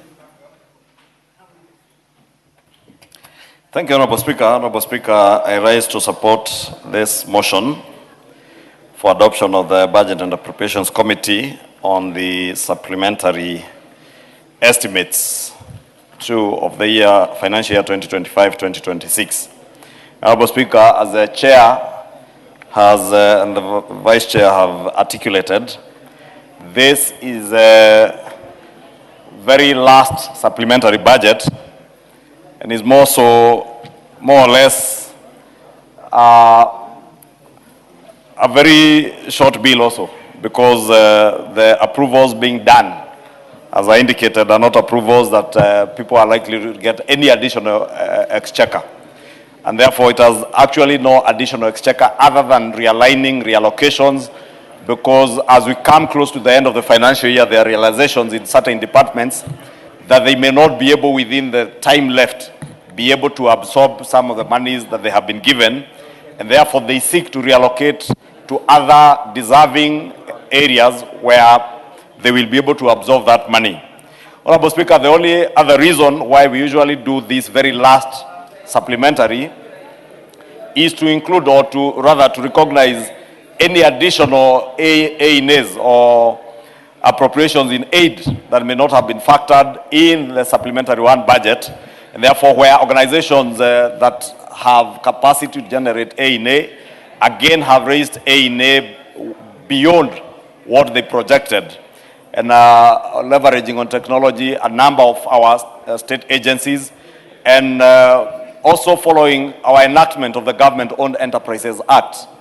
Many of the government-owned enterprises are now able to generate their own revenues, and the A&A that they projected at the beginning of the year surpassed some of their projections, and therefore we need to realign again our budgets to make sure that they're able to absorb any additional A&A within this financial year, so that we do not cross over into the year with misaligned budget lines where you have pending bills in some state departments within the same ministry and surpluses within other state departments within the same ministry. Therefore, Honorable Speaker, this being a very short bill, there's nothing much to say, just to support and urge the House to support it, Honorable Speaker. And there's really nothing much to add. I support.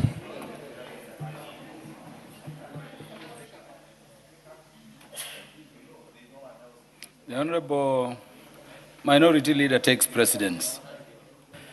Mr. Speaker, I stand to support the report of the Budget and Appropriation Committee on the Supplementary Budget 2. Mr. Speaker, I want to commend the prudent management of finances by the Treasury. Mr. Speaker, I used to be in this House for many years, where every financial year we used to have 3, even 4 supplementary budgets. This financial year we are having only 2. And this one is very minimal, and the Majority Leader will agree with me. But during last parliament and the other parliament, previous regimes, we used to have supplementary 1, 2, 3. There's even a time I think we went to 4. That tells you that the people who are running the Treasury today know what they are doing. They know their work, Mr. Speaker. So, Mr. Speaker, this is the way to do. Even next financial year, we want to move maximum to 1 supplementary. Then after that, we just implement the estimates as it has been passed by the House. Mr. Speaker, these supplementaries bring disruptions to the implementation of the estimates. So, Mr. Speaker, I know a lot of needs crop up all the time in the middle of the year, but prudent financial management requires you minimize as much as you can the provisions for supplementary budgets. So, Mr. Speaker, with those few remarks, I wish to support. And yesterday, Mr. Speaker, I was out of town, and I had some personal issues. I'm told my deputy sitting here was masquerading as a minority leader, Mr. Speaker. And I was really shocked when I saw in the evening the news, somebody, I'm just holding him, because, there are no numbers here. As you are aware, ODM has gone out of Azimio. I'm trying to protect him, Mr. Speaker, and preserve him. But he is now an Amea Pembe. Now he's saying that he can be minority leader. Mr. Speaker, we cannot be led by a party with 20 members of parliament. That's very small. They cannot even be minority. They can be minority of the minorities. That is the place they can take. So next time, let us not have that kind of confusion in the House, Mr. Speaker. I am the minority leader, as you know, constitutionally, under Article 108. So, Mr. Speaker, and I'm happy the House has passed the finance bill, because there was nothing in it. It was just making and simplifying tax processes in the country, Mr. Speaker. This is, if, you know, you are still living in the days of the finance bill of 2024, then you will be stuck there forever. The country has moved on. We are now, and now you can see the war in the Middle East is ending. Iran and America are making peace. Now the prices of petroleum products will come down. Life will be fine and inflation will come down. I don't know what people are going to say next, Mr. Speaker. So with those few remarks, I just wanted to reprimand my deputy that let him not attempt to do that kind of coup next time. Otherwise, there will be consequences. I hope the answer will be checked. And if there is any such a representation on change on leadership of the minority side, it be expunged straight away, because the House is clear under the Constitution on who the minority leader is. Yes.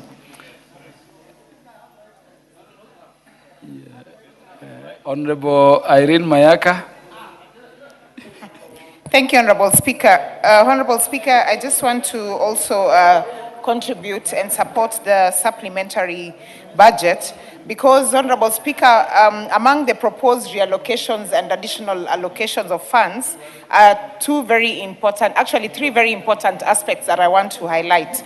One of them, very important, Honorable Speaker, there have been many cries from Kenyans that people in this country have not been able to watch the ongoing World Cup because our Kenya Broadcasting Corporation did not have the rights. So what Budget Committee and the State Department have done is very, very important because now Kenyans across the whole country will actually be able to watch and follow all the World Cup games because, Honorable Speaker, you know how important soccer is to us.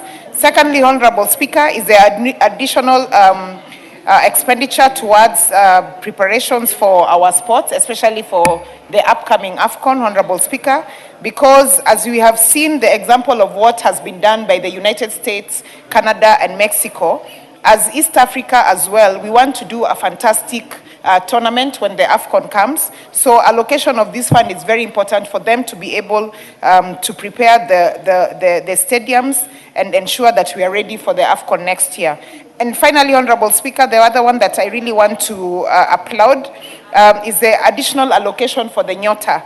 Because, Honorable Speaker, we saw when the President was going around and issuing funds through the Nyota program, how helpful and beneficial this was to our young people. So an additional money towards that is very important because for the young people who got the initial allocation and were advised that once their projects become viable, then they will get more money to also to actually increase what they're doing, then this goes very well into encouraging and ensuring that this is actually implemented. So, Honorable Speaker, I just want to applaud the Chair of Budget and the team and to support these additional allocations and reallocations of funds. I thank you. The Honorable Emmanuel Wangwe is recognized to contribute. Thank you, Honorable Speaker. Honorable Speaker, allow me to, on the onset, to appreciate the Committee on Budget and thank the Honorable Atandi for the good work he has done towards the supplementary estimates too. Honorable Speaker, I want to speak particularly on two issues. The issue of payment of teachers, especially, and facilitators of the examination. Honorable Speaker, having brought in this House the Kenya National Examination Council Amendment Act of 2015, the Honorable Speaker empowered Kenyan children not to pay examination fees towards NEC. It calls on the facilitators, Honorable Speaker, to make sure that the examinations are administered on time and examinations are not leaked. And Honorable Speaker, for you to do that, you should entice them by paying them on time.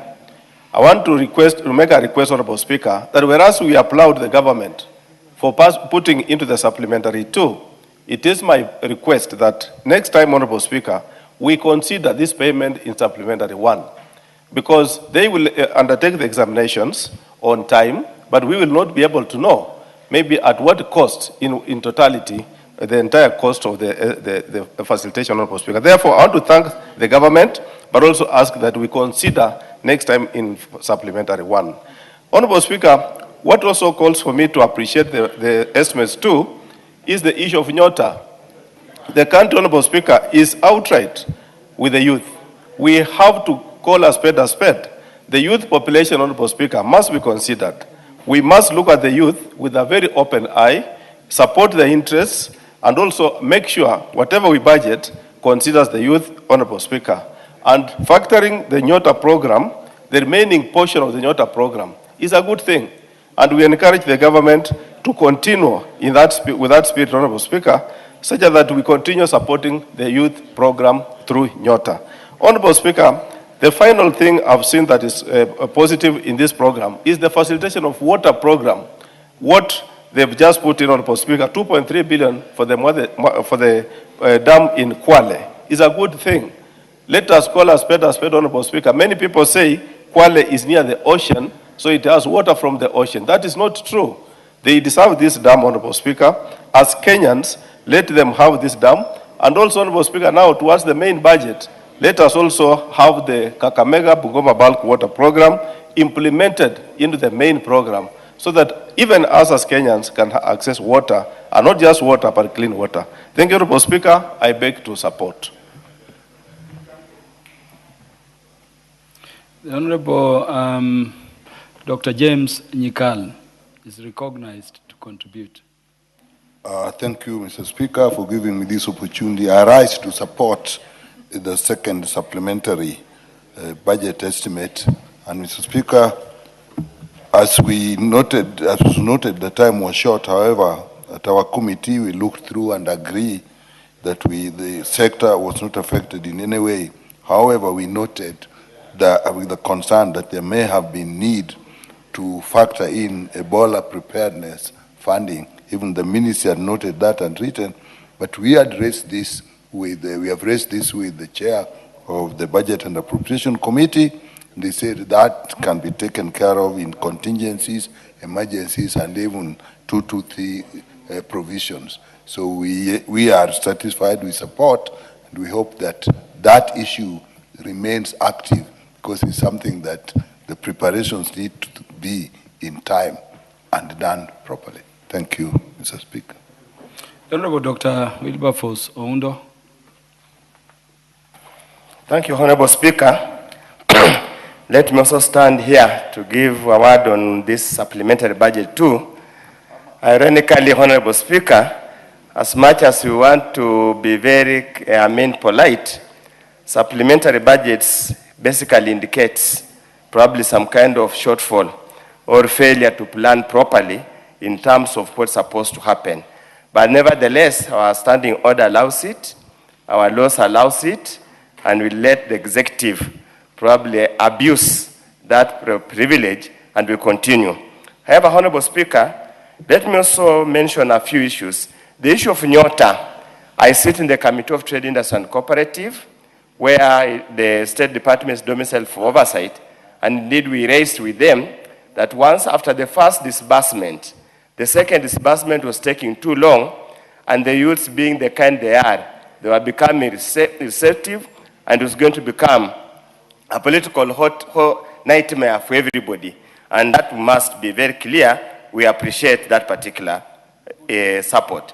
However, Honorable Speaker, there are two curious increases that probably the chair of the Budget Committee, Budget and Appropriation Committee, will be kind enough to probably explain to the members and to the country as a whole, because, Honorable Speaker, there is vote 1017. That's the State House. The figure has increased by 1 billion. So at the end of this financial year, State House alone would have googled 18 billion. Probably with the fullness of time when he's replying, you need to explain what has necessitated such a huge consumption by the State House to get to that particular level. It is unprecedented in the history of this country, and it will be in the best interest of the country for them to explain exactly why that kind of expenditure has become necessary, because we have not seen any serious development, and I'm sure the the mabatis that have been changed in State House cannot surely take up a whole 18 billion unless those long and endless,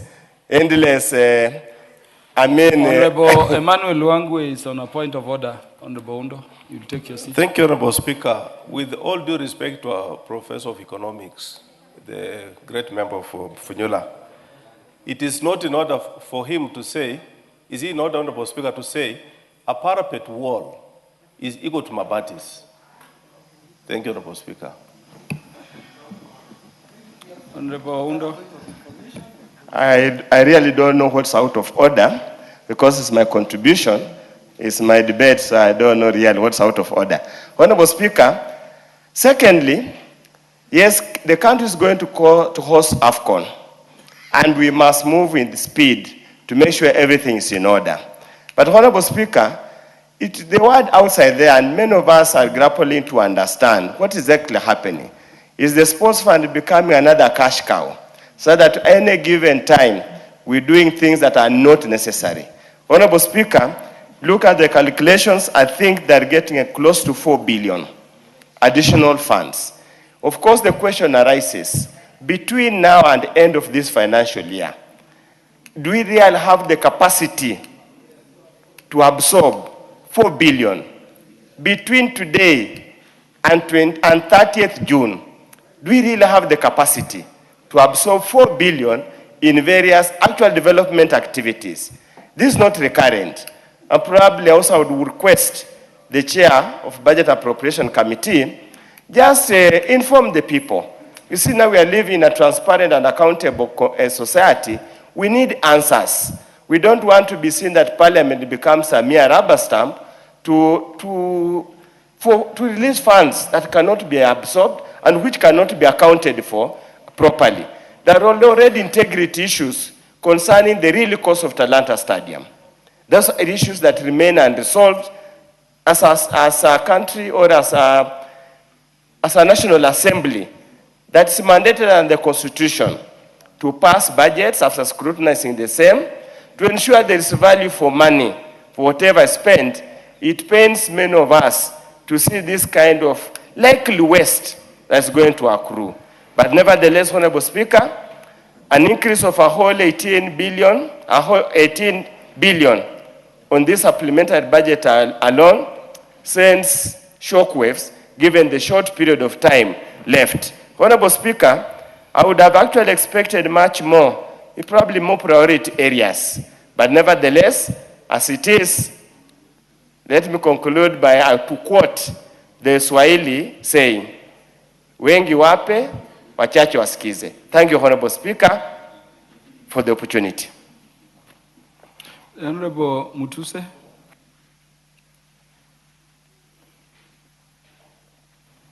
Thank you, Mr. Speaker. I rise to briefly support the report of the Budget and Appropriation Committee that I am a member of for the second supplementary. Mr. Speaker, as has been explained by the chair and the leader of the majority party, the main purpose of supplementary 2 is to align, number 1, the expenditures with actual revenue collections, so that as we cross the year, our books are balanced. Number 2, we are also providing funds, especially where we have development partner funded projects, and the government has its own matching fund obligation, so that the matching fund obligations are also provided for, and that we have ensured is done. In terms of the monies that are being appropriated to the Sports, Arts and Social Development Fund, and which the Honorable Dr. Aundo spoke about 4 billion shillings. I think Kenyans, because it is an era of transparency, like he has said, these are monies that have been raised from appropriations in aid in terms of the monies and fees charged through betting. And these monies are being appropriated under the Sports, Arts and Development Fund to pay already certificates that are due for some of our stadiums. The Honorable Undo. You know, you raised some fundamental issues around sports which are being responded to. Mr. Speaker, if I may repeat, the 4 billion or so that has been appropriated under Supplementary 2 to the Sports, Arts and Development Fund under the explanatory notes, and I know that Dr. Aundo is capable of reading and understanding, are monies that have been collected between the period of the passage of the first supplementary and now from betting, and therefore appropriations in aid. And the monies are appropriated for purposes of paying certificates that are already due, for stadiums that are going to be used for AFCON, both for competitions and for training purposes. And the stadiums have been appended, they are part of the supplementary budget, and therefore it is wild to allege that the monies that the Sports, Arts and Development Fund is a cash cow. Mr. Speaker, I support and I urge the House, now that the mood of the House is that we are in support of the second supplementary, that, Mr. Speaker, you may find it necessary to call the mover to reply. The Honorable Jematia.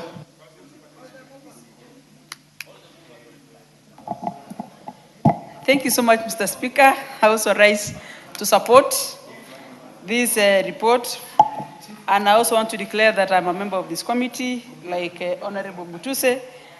Mr. Speaker, this is a report of supplementary 2 to align to the bigger budget, so that when we are appropriating, we are able to have our budget in line.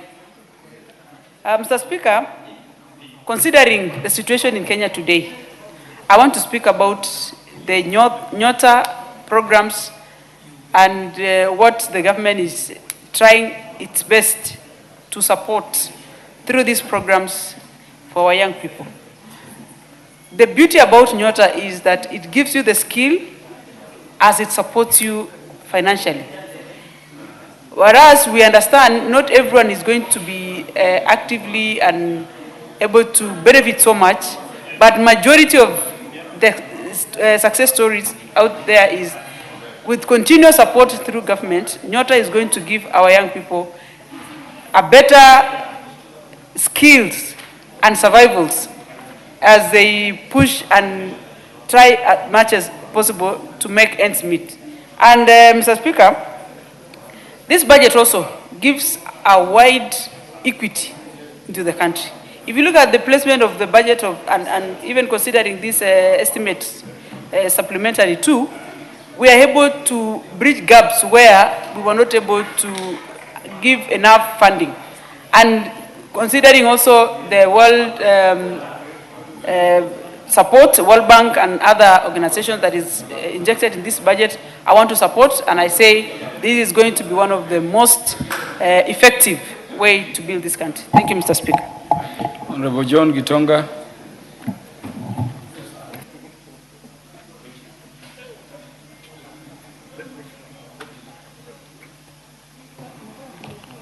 Thank you, Honorable Speaker, for the opportunity. Honorable Speaker, as I rise to support the supplementary budget too, Honorable Speaker, it's good to say that when this House is passing budget, it is passing money that has come from work that Kenyans are doing.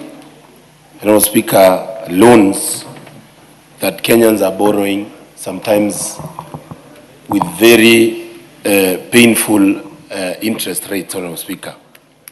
So, Honorable Speaker, I believe as we pass the supplementary budget too, Honorable Speaker, we need to look at places where there is over-budgeting, Honorable Speaker. There are places where, Honorable Speaker, people and ministries and parastatals are getting more resources than they need. And, Honorable Speaker, for the last few weeks, if you have happened to go to hotels in Coast, they were full to the brim, Honorable Speaker, while our MDAs are trying to utilize monies that have been allocated to them to meet the deadline of the June deadline, Honorable Speaker, for the financial year. And Honorable Speaker, it has been a tough time for Kenya. It has been a tough time for Kenyans, for businesses, for mama mbogas, and it is not the time, Honorable Speaker, for resources that come from taxes to be misused and mishandled, Honorable Speaker, especially opulently or extravagantly by the people that are using these resources.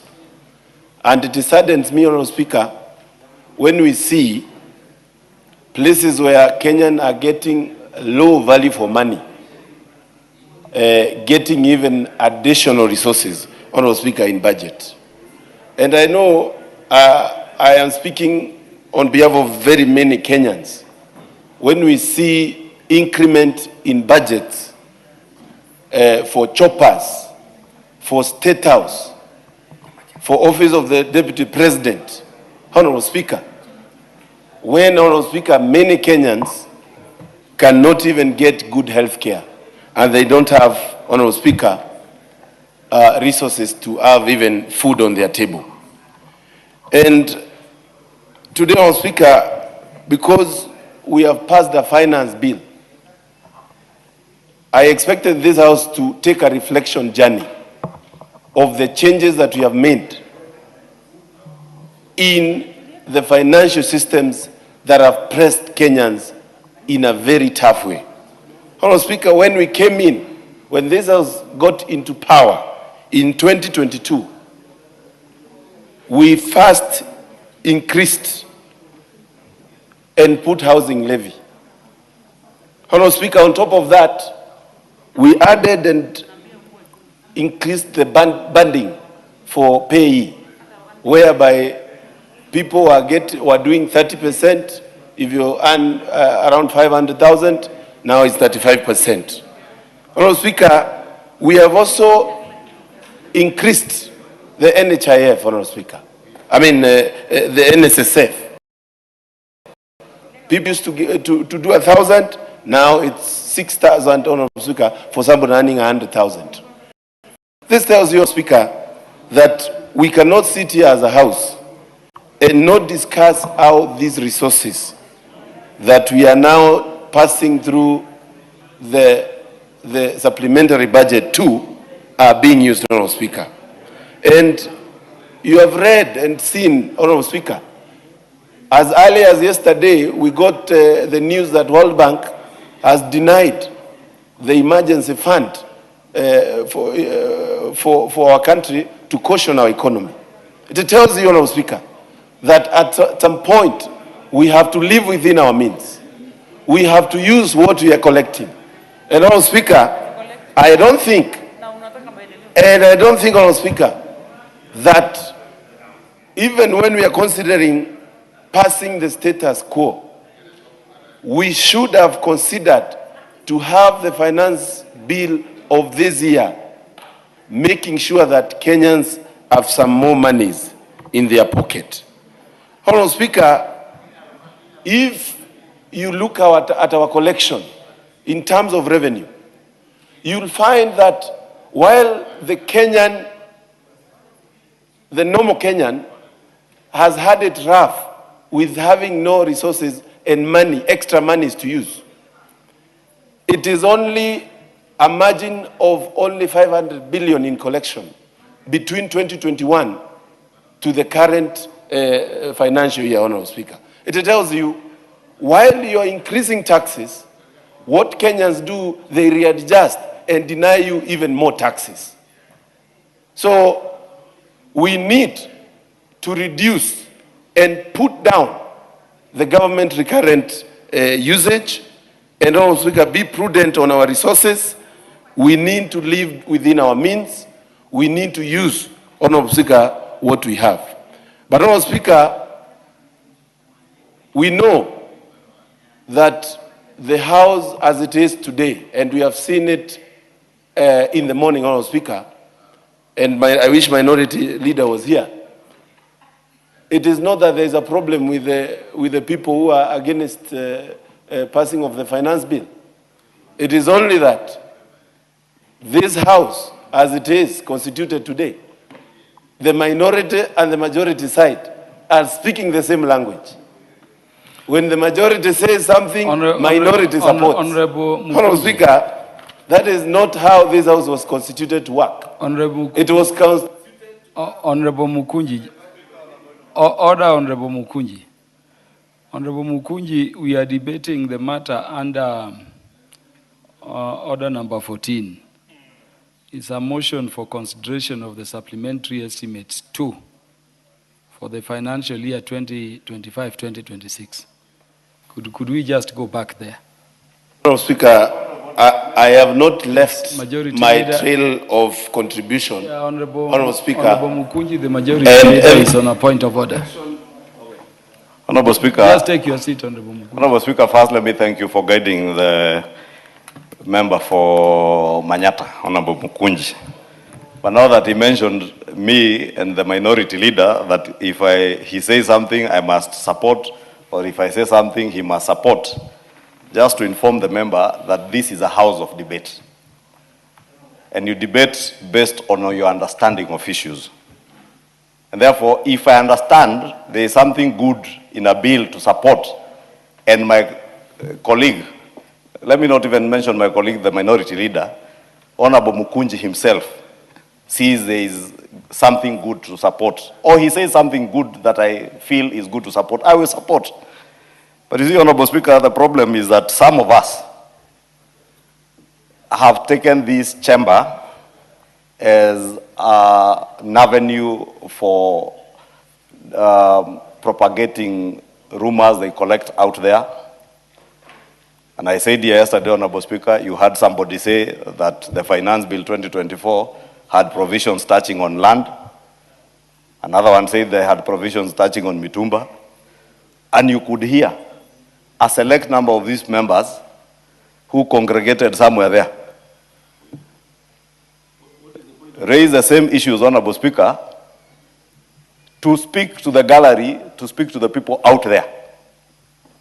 This morning, Honorable Speaker, it took the person who was at the chair to correct the member for Chwele, he's called Honorable Kalasinga, who purported the finance bill had a clause 169. Sure. A bill that had only 57 clauses. Honorable Speaker, I had another one here yesterday telling us, don't tell us to point to a clause. We know, we are not fools. But I ask myself, if you are not a fool, then you should be able to read a bill and tell us this particular provision is contained in clause number 1, clause number 2, clause number 3.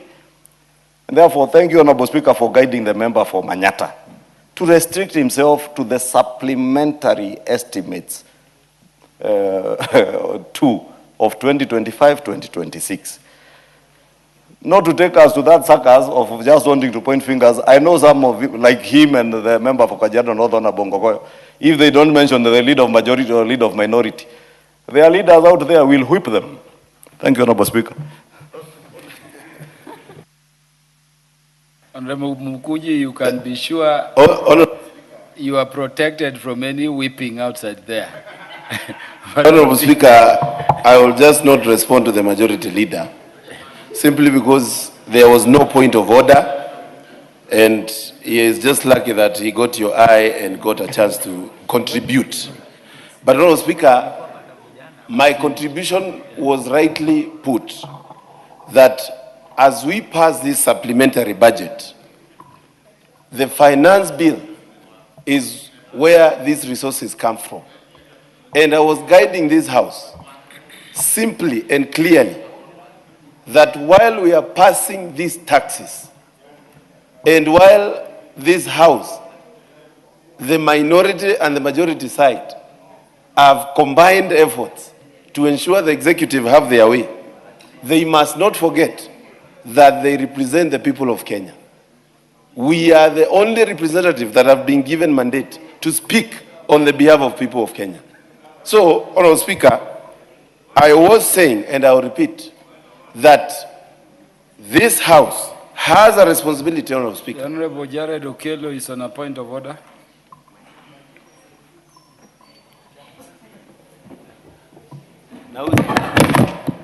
Honorable Speaker, I thank you for the opportunity, and I would want to correct this notion that only those who oppose the government speak for the people.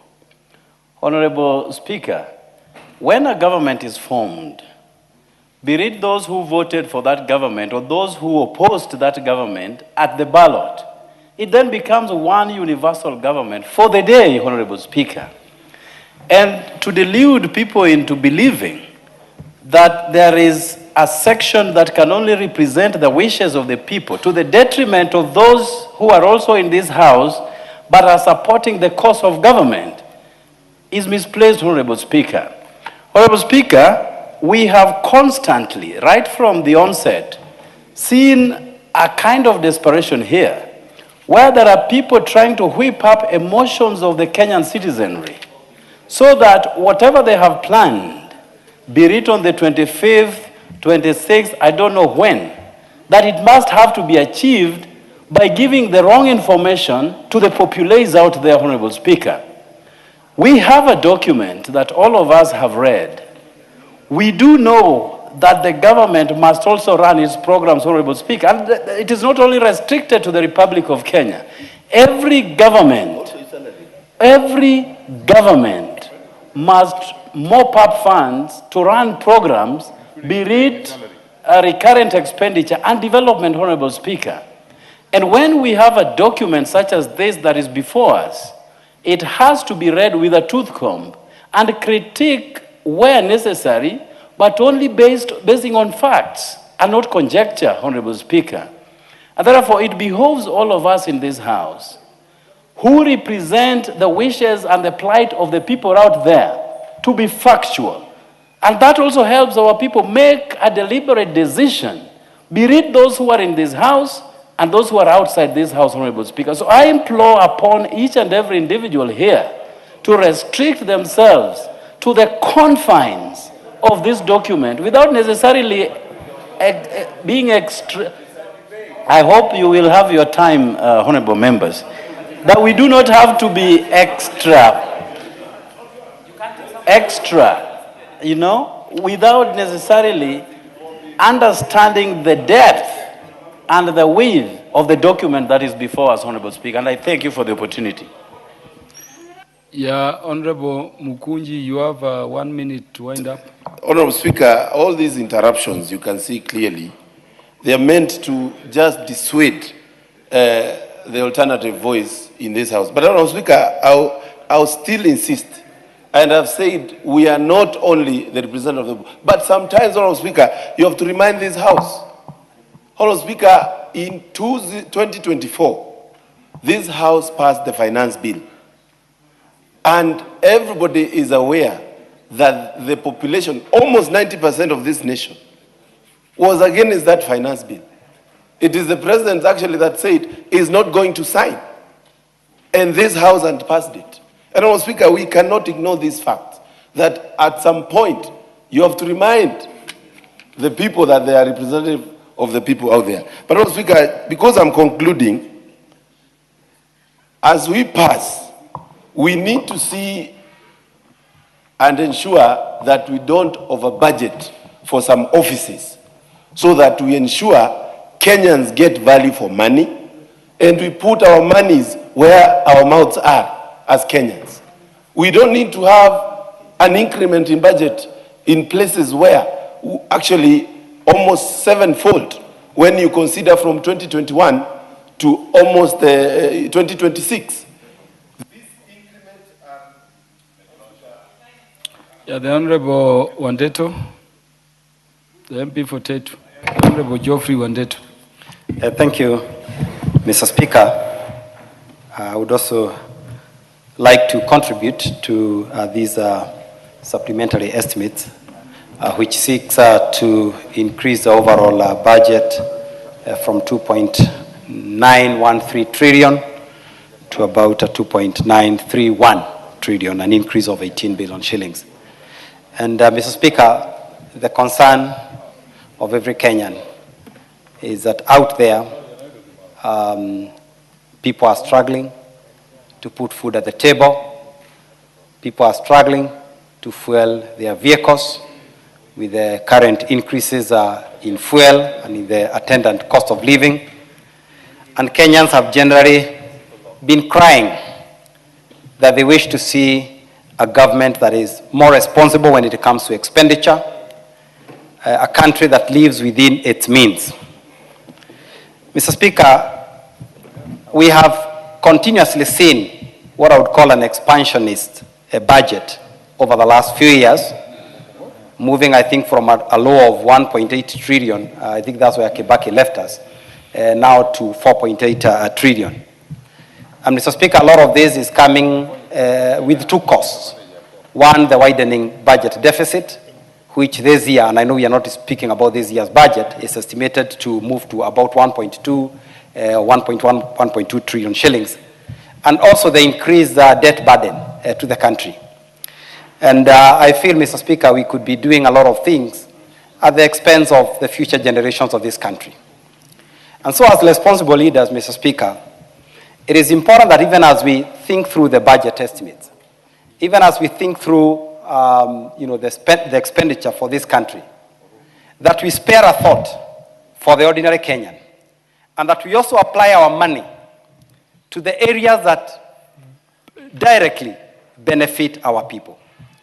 Looking at where the 18 billion is going, it's difficult, Mr. Speaker, to really speak to some measurable, direct benefits to the common mwananchi. We could make the president more comfortable at a better state house. We could build bigger stadiums, which are coming at a very huge cost to this country. But to what extent is that really benefiting Wanjiko, as we always talk about, the common mwananchi? Mr. Speaker, the other issue is our absorption capacity. Again, you find at the end of every financial year, you have money that was appropriated, but that has not been spent. So we also long for the day the chairman of the budget committee will come with a supplementary budget that is reducing. Because every time we see is an increase from the last estimate. When will we come and tell Kenyans that now we are ready to cut our cloth, according to our size? We are ready to live within our means, and that we are ready to start making sacrifices on some of these non-essential items. I've seen the office of the deputy president has been added 100 million shillings. This is the same office that was that we were told, has overshot its transport budget because of the number of choppers that it has to hire or the frequency of those choppers. Mr. Speaker, we've also been told by the Anti-Corruption Commission that approximately 2 billion shillings, 2 to 3 billion shillings is stolen every day. So again, when I look at the 18 billion, is this theft for 1 week? Because if we are going to pass money, then it is stolen in a week's time. Because if 3 billion is stolen every day, the 21 billion will be stolen in exactly 1 week. So, Mr. Speaker, we need to think about some of these things. I brought to this house, Mr. Speaker, last week, and Mr. Speaker, I brought to this house. You can protect me from... Emmanuel Wangwe is on a point of order. Okay. Just take your seat briefly on the Bondeto. Thank you, Honorable Speaker. Honorable Speaker, will I be in order to ask my very good colleague, the CPA, Wandeto, to also mention that statistic is statistics as per the former president, Honorable Uhuru Kenyatta. Thank you, Honorable Speaker. Thank you. I can answer my chairman. The latest ESC statistics shows that the country is losing 783 billion to corruption. So you can divide that by 365, and my chairman, I know his phone has a calculator, it will come to roughly about 2 to 3 billion. Honorable John Wandeto, just take your seat. The chair of the Departmental Committee on Justice and Legal Affairs is on a point of order. Thank you very much, Honorable Speaker. Honorable Speaker, I was studying Order 83. Honorable Wandeto is required to substantiate what he is stating as a matter of fact when he knows that he doesn't have the facts. Any allusion to 2 billion shillings being lost in a day was actually made by the former President, Honorable Uhuru Kenyatta. We have not had any other report whatsoever from anywhere howsoever that we are losing money on a daily basis and at what rate. So if he's drawing an analogy with that statement, he has to say so. If he states it as a matter of fact, we require substantiation because we do not have any facts of any allegation that we are losing 2 billion shillings, less or more per day, as he alleges. Mr. Speaker, allow me to move on. And, Honorable Wandeto, let me read for you the provisions of Standing Order number 91. At sub-order 1, it says, a member shall be responsible for the accuracy of any facts which the member alleges to be true and may be required to substantiate any such facts instantly. You've just mentioned that the country is losing 2 to 3 billion. Would you substantiate so that we go over the matter? Yes, I would invite Honorable Murugara after this. He can come and I can show him the latest EACC report. The latest EACC report is also online. Honorable Wandeto. It is also online. Honorable Wandeto, whatever you say before the floor is not for... So, Mr. Speaker, can I offer to bring the data? Don't interrupt the Speaker. Did you hear the word instantly? And that is what you are being required to do. If you cannot substantiate instantly, you withdraw that statement and you make it when you have the substantiation. Thank you, Mr. Speaker. Mr. Speaker, like I promised, I'll bring the data. So for now, let me withdraw the allegation, but I will come back to this House to bring the report. Because I know... No, that is very much in order. This is a setup. But Mr. Speaker, more importantly... Members, that is 2 very weeks ago, much in order. last week... No, just a minute. That statement is withdrawn and let it be expunged from the record. Honorable Wandeto retains his right as a member to make that claim as and when in the future he will be able to substantiate. We will be able to substantiate, Mr. Speaker. But it would also not be honest for this House to say there is no corruption, wastage of public resources in this country. But we will deal with that data. But Mr. Speaker, more importantly, last week when we were debating the estimates for the 2026-2027 financial year, I brought to this House proposals, or I had proposed a reduction of the budget by 91 billion. Those proposals, Mr. Speaker, seems to have been lost somewhere. The Honorable Atandi now are still looking for them, and maybe at the right time we'll be able to spend them. But Mr. Speaker, generally what I'm saying is that as a country, this is the time to start thinking about the future generation, about reducing our expenditure, about cutting waste and unnecessary fat, because as a country we cannot grow, especially if we continue this expansionist with recurrent budget, even at the expense of a development budget. The other thing is that we are hardly meeting our revenue estimates. I heard the Honorable Mutunga saying we are adjusting this because we have realized we are going to meet the revenue. The year is still having 2 weeks pending. How did he know that we are going to meet the revenue? So, Mr. Speaker, I think we need to do a better job with these supplementary estimates. Thank you. The Honorable Makali Mulu, Doctor. Yeah, thank you, Honorable Speaker. Honorable Speaker, I will be very brief. Being a member of the Budget Committee, I join my colleagues in supporting the supplementary budget, but I have to make the following observations. The originators of supplementary budget is Treasury, National Treasury. And with all due respect to this House, Honorable Speaker, 2 weeks to an end of our financial year sends the wrong signals in terms of planning and budgeting. I think into the future, Honorable Speaker, we should be firm as a House that the last supplementary budget to this House should be coming at least a month or two to the end of the financial year. I think 2 weeks to the end of our financial year, that is really not good for the House. The second item, Honorable Speaker, as I conclude, and I think is this important, Honorable Speaker, I think members seem to have forgotten that the budget we are discussing, which is this year's financial budget, Honorable Speaker, had a huge budget deficit. And what has happened even over time, Honorable Speaker, many times I've talked about a moving deficit target. How I wish that some of these savings we are talking about through A&A and other amounts not being utilized would have been pushed to reduce the budget deficit so that we reduce our public debt, Honorable Speaker. Public debt is a huge problem in this country now where we are. We always keep on talking about it being sustainable, but I think we need to make a very deliberate move, Honorable Speaker, that we start reducing it.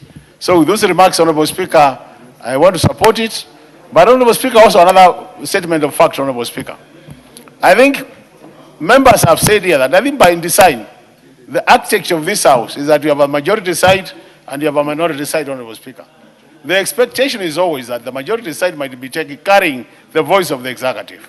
The minority side is expected to provide alternative voice to that voice of the executive.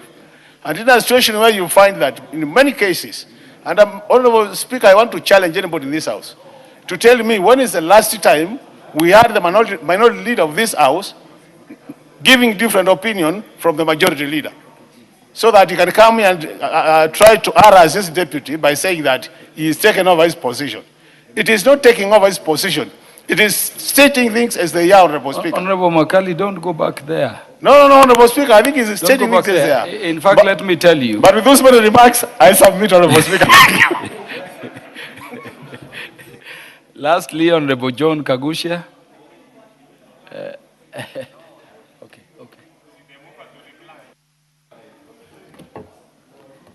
Thank you, Honorable Speaker.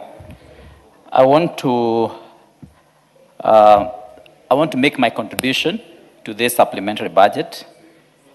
And of course, I have a few observations I have made. And for that reason, I want to oppose this supplementary budget.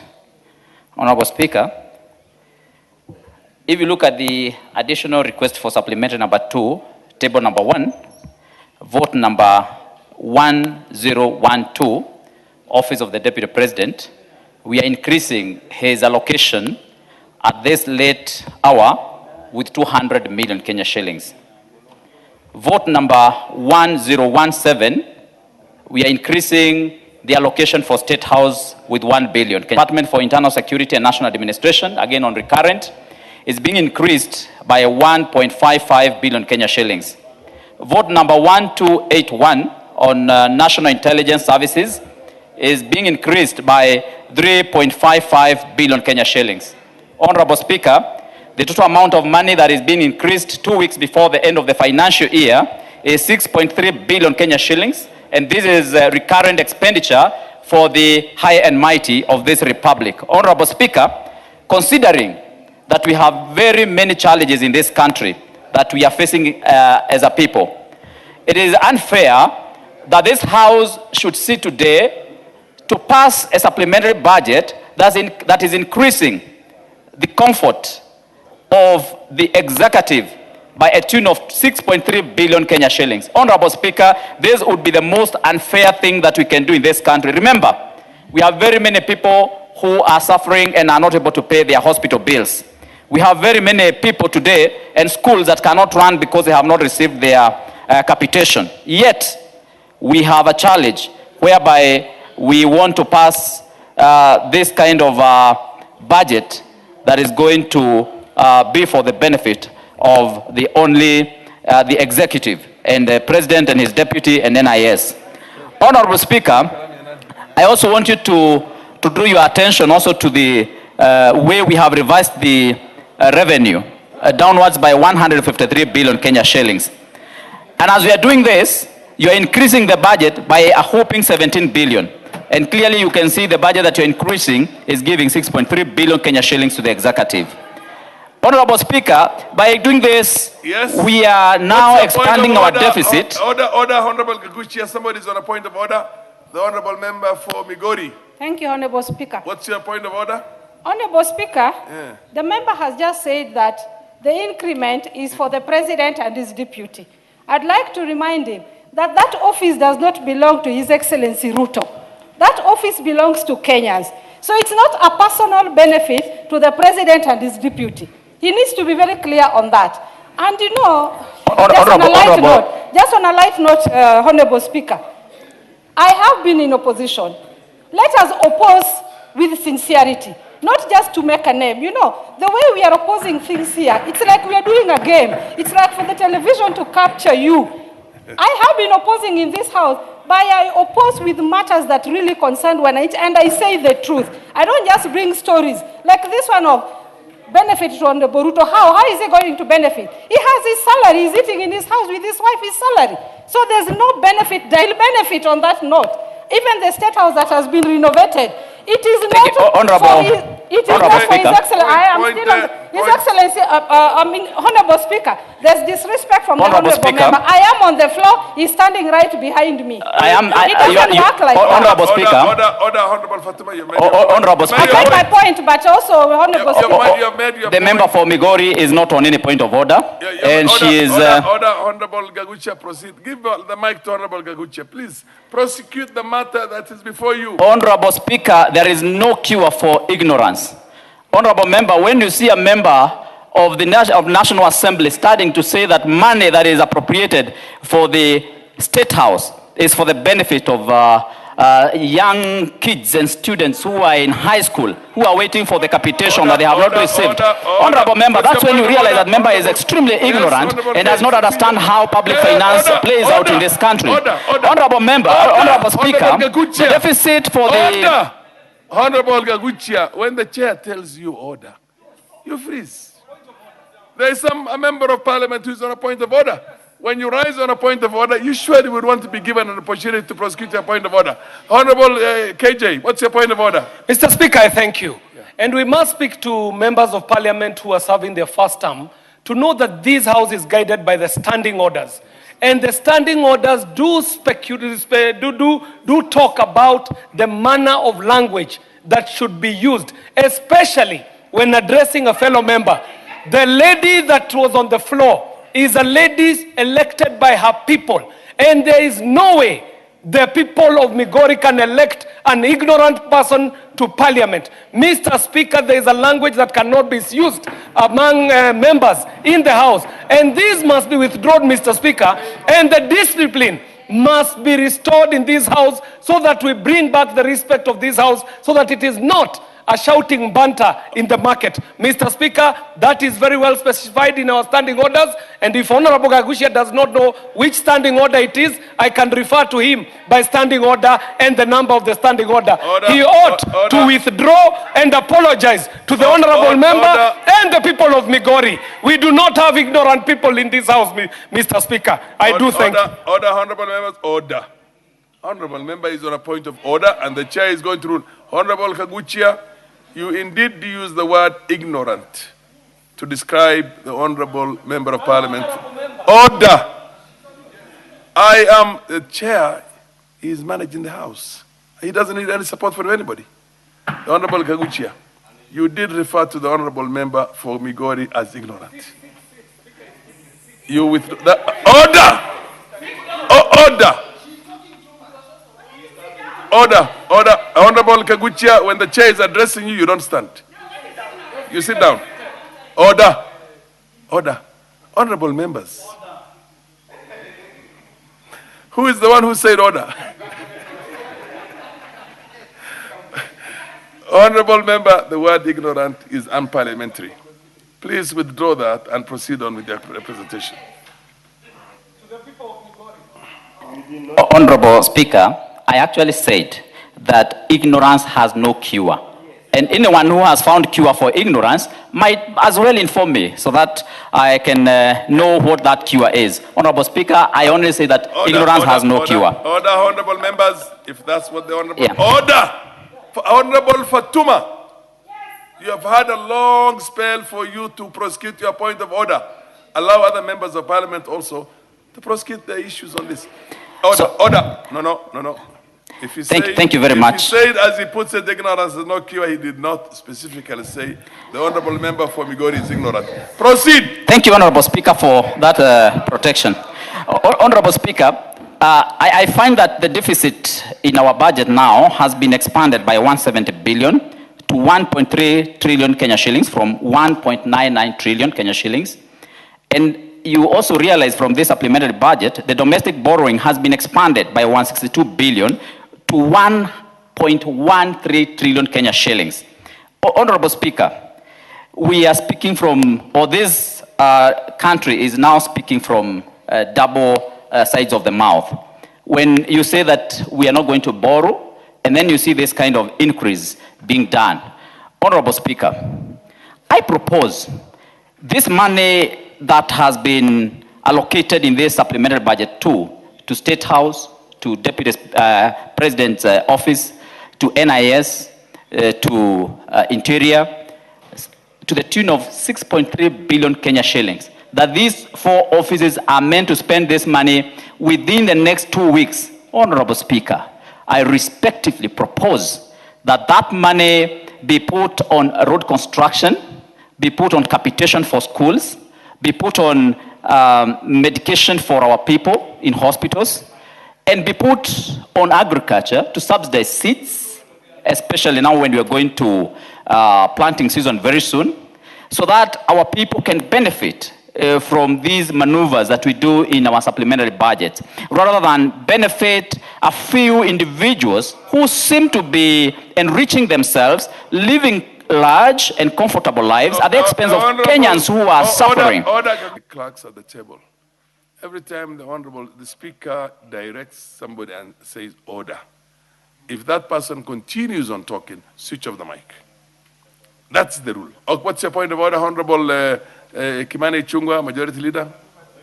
Thank you, Honorable Speaker. On relevance, Honorable Speaker, and I was listening to the member for Mukurweini, Honorable Kagushia. Just to remind him, we are debating supplementary estimates two. And if indeed it is true, ignorance has no cure, I don't know how we may cure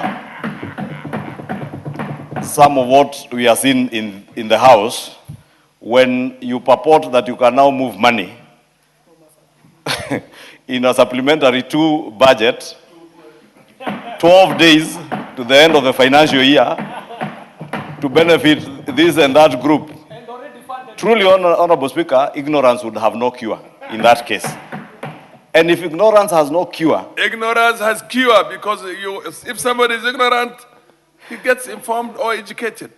Honorable Speaker, you know, if ignorance has no cure, even the ignorant, you may not be able to educate them. That is why, Honorable Speaker, you have had some people say that this and that clause has this and that when it doesn't have, and when you challenge them, they tell us, don't refer us to the clauses in the bill. I just want the member for Mukurweini to remain relevant to the debate. Cognizant that this is supplementary estimates 2, not supplementary estimates 1. At the end of the financial year, 12 days to the end of the financial year. And if you bother to listen to the chair of the Budget and Appropriations Committee, most of these are realignments and reallocations towards the close of the year, so that you do not leave gaps in one state department against the other. There is no additional expenditure.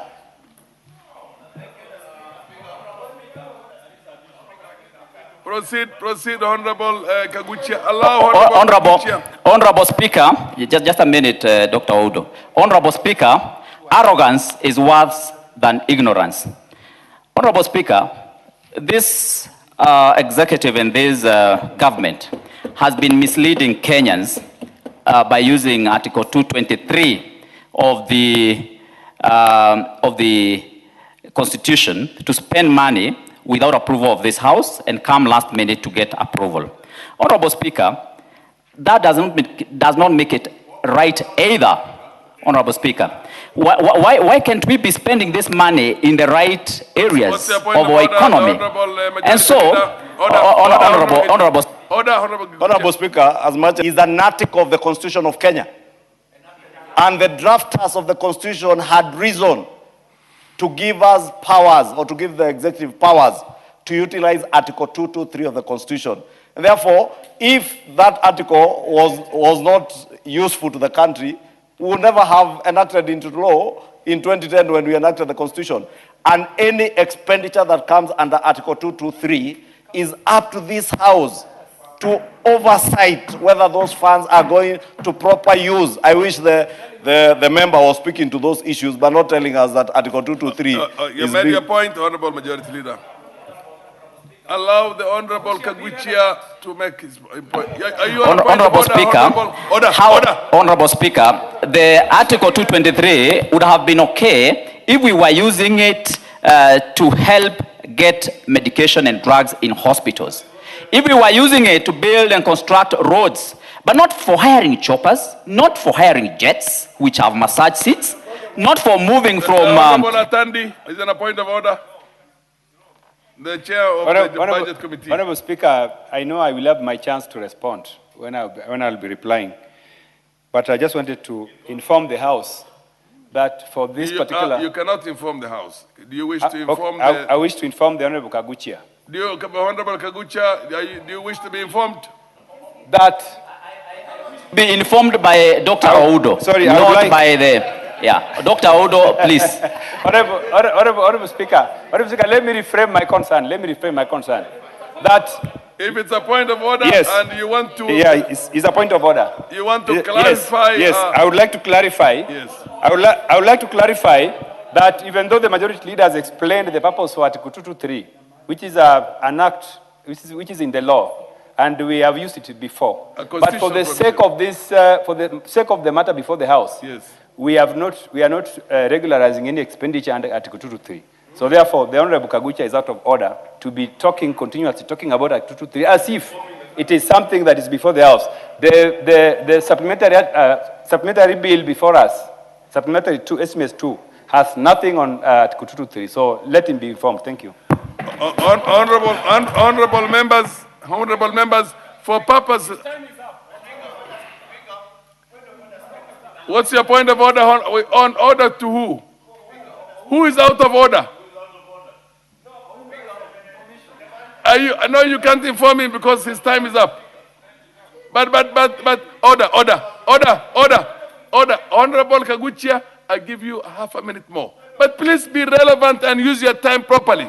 Honorable talked about Article 223. Order. Do you wish to be informed by Honorable Oudo? Yes, Honorable Speaker. Proceed. Honorable Speaker, when the Honorable Majority Leader was indicating, he misled the House.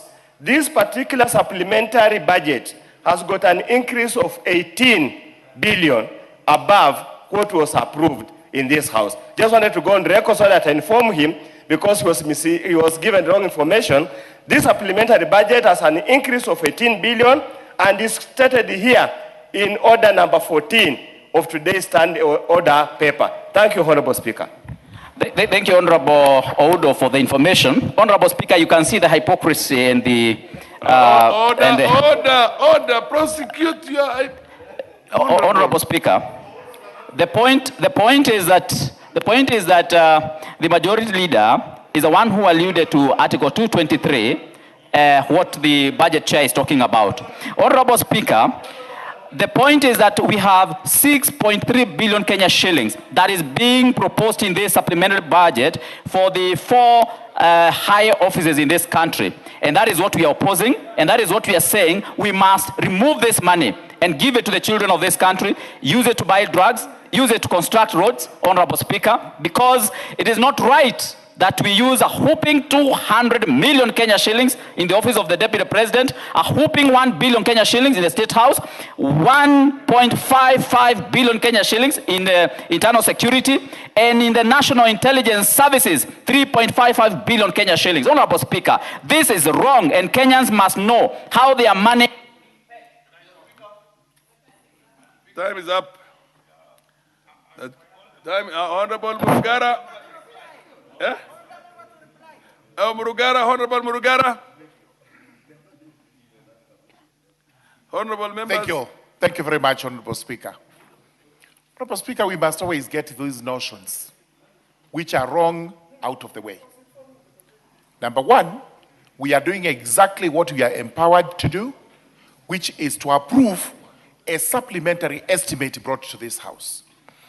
The only requirement we need from the executive is exactly what is the purpose of that supplementary estimate. where it turns on Article 223, this House would actually be informed accordingly and may ratify the expenditure or decline to ratify the expenditure. As far as this estimate is concerned, we've been informed that these are realignments. These are reallocations. It is in tandem with what the country needs.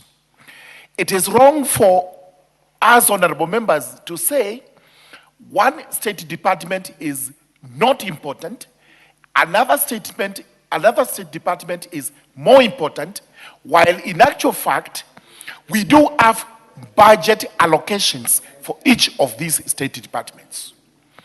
It cannot be said that the office of the president or state house is not important to this country. In fact, it is the seat, the unifying seat of the country is actually at the state house, in the office of the president. You can imagine how it would be if we were to treat that office with the contempt, as some members are trying to do, purely because they feel it is not in line with their political inclination. You can imagine what would happen if there is any of the state departments that is underfunded and therefore has to be funded through an alignment. As far as this is concerned, we have pointed out that internal security is an important facet of the country. This is where we find our security agencies, internal, and this money is going towards our police force, our GSU, and all those ones who provide us with internal security. NIS, there's no way this country can survive without NIS. We would be foolish if we did that, because we would be caught here unawares, not knowing what is happening in our own country. We've talked about other very important factors which are not being mentioned, like the Nyota program, a turning point to our youths in Kenya. And nobody whatsoever, nobody in this house would dispute the fact that the Nyota program is one of the most important programs in our country. Ask any other youngster who has benefited from this, and as they continue to benefit, because money is coming up in tranches, we cannot vote because a supplementary has come in to say some money has to be allocated to these youths. Therefore, we are doing what we are mandated to do under our constitution today. Ours is either to agree or disagree, but not to make proposals say that as we speak today, there is no money budgeted for health. While we know there is a budget for that at the national level, we have a budget for that at the county level. You cannot say roads are not budgeted for.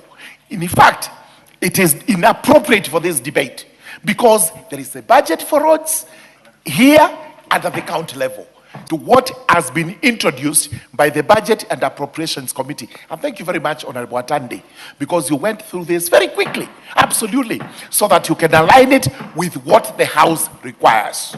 This is why we are saying in the remaining 2 weeks, for whatever reason, if there's any money that is going to be misappropriated or misapplied, that is our work.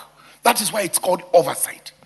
Pick it out, bring it here, and we shall deal with it in accordance with the law of the country. Therefore, Honorable Speaker, I do support this report that we pass the miscellaneous appropriations bill. MP for Game.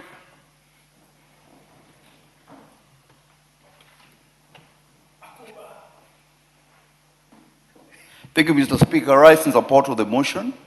I know my colleagues who have had contrary opinion. I've targeted the presidency, the deputy president's office, and NIS. And what is important, the president is so important for the country. And that's why the president of the Republic of Kenya today is in a meeting with the G7 when all African presidents are in Africa here and talking on behalf of the continent. And more importantly, if you talk about National Intelligence Service, gentlemen, all of us, we are here safe and guarded because of the support of that agency. And that money is not for an individual, it's for the agency.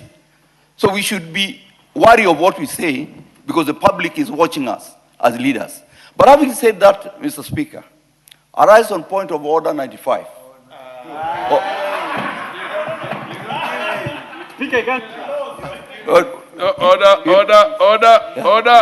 MP for game. Order. MP for order. The honorable members, why do you want to usurp or usurp the powers of the speaker? Order. Honorable CNN, the speaker does not need any assistance from you. Being a first timer, and somebody has been here and came into parliament in 1992 and has been a deputy speaker, what assistance does he need from you? Anyway, order. For the knowledge, for the information of all the members who are either first timers or do not understand. You can only rise on standing order number 95. If you have not contributed to that motion yourself, number one, and not as part of a contribution. With moment, so whoever wants to stand on a standing order number 95 can only do it if he has not contributed to that matter itself and feels the matter is properly addressed. Okay, order, you have already done on the point of order, yes. Thank you, Honorable Speaker. I want first to confirm that I have not contributed to this debate. Fair enough, it's understood. If Much you as had I would have wished the clerks at the table would have informed me. So much as I would have wished to do so, Honorable Speaker. But Honorable Speaker, I want to stand under standing order number 95 into bracket 1. I've listened carefully to my colleagues, and Honorable Speaker, it looks like we are exhausting substance of discussions on this particular debate, and it is my proposal, Honorable Speaker, that the mover be called upon to reply. Thank you, Honorable Speaker. Yes. Honorable members. Order, honorable members. I now want to put the question that the mover be called upon to reply. As many of the people say aye. Aye. As many of the contributors say nay. The ayes have it. Thank you. Thank you, Honorable Speaker. Honorable Speaker, let me first of all thank members for the robust debate that has happened on the supplementary estimates too. Honorable Speaker, I did not expect a lot of interest on this bill, but I'm grateful for the members. You have indeed demonstrated that this is indeed a budget-making house. Honorable Speaker, I just want to allay fears from members, some of the members who are questioning some of the allocations. Principally, Honorable Speaker, there are very, very, very important allocations that we are approving in this bill. First of all, Honorable Speaker, if you look at the allocations under sports, all of us are aware that we are soon going to host the AFCON, the African Cup of Nations. Honorable Speaker, this will require that the country is well prepared. We need to prepare the training grounds where the various teams are going to train. We also need to complete the stadiums where we are going to host the matches. Honorable Speaker, the funds that belong to the Sports, Arts and Social Development Fund are funds which we collect from betting. In the recent past, because of the interest in sports, this fund has continued to grow. And in fact, the collection surpassed what we had budgeted. We had approximated when we were doing the revenue estimations. So in the process, we have been able to raise more revenue, and this is the revenue that we want to direct to the completion of these stadiums so that we are indeed ready to host the matches. Honorable Speaker, we have allocations to Nyota. These are donor funds, Honorable Speaker, and donors are ready to disburse the funds as soon as we have passed the estimates. Honorable Speaker, there are just about 2 billion allocated to security operations. Honorable Speaker, members of Parliament, let us be aware that we should never compromise on the security of our country, and that should there be an incident that is ugly, we will be told that we did not appropriate resources to do the same. And therefore, I really would not support members who are saying that allocation to security is unnecessary. Yet we all want security. Even when we get out of Parliament, we will want to be safe. Therefore, Honorable Speaker, this House should always support funds going for our security. Honorable Speaker, there was an uproar here when we were passing the main estimates for 2026, 2027, that the arrears for invigilators who supported the exams had not been factored in the budget.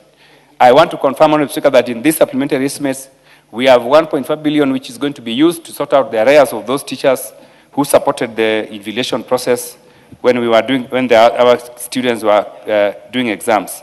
Honorable Speaker, this supplementary is very tiny. This country is running a budget of over 4.3 trillion.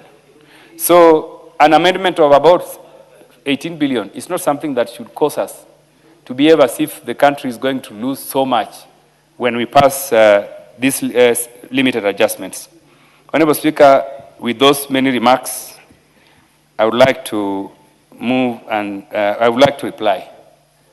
And I would like to reply and ask, sorry, thank you. I would like to reply, thank you.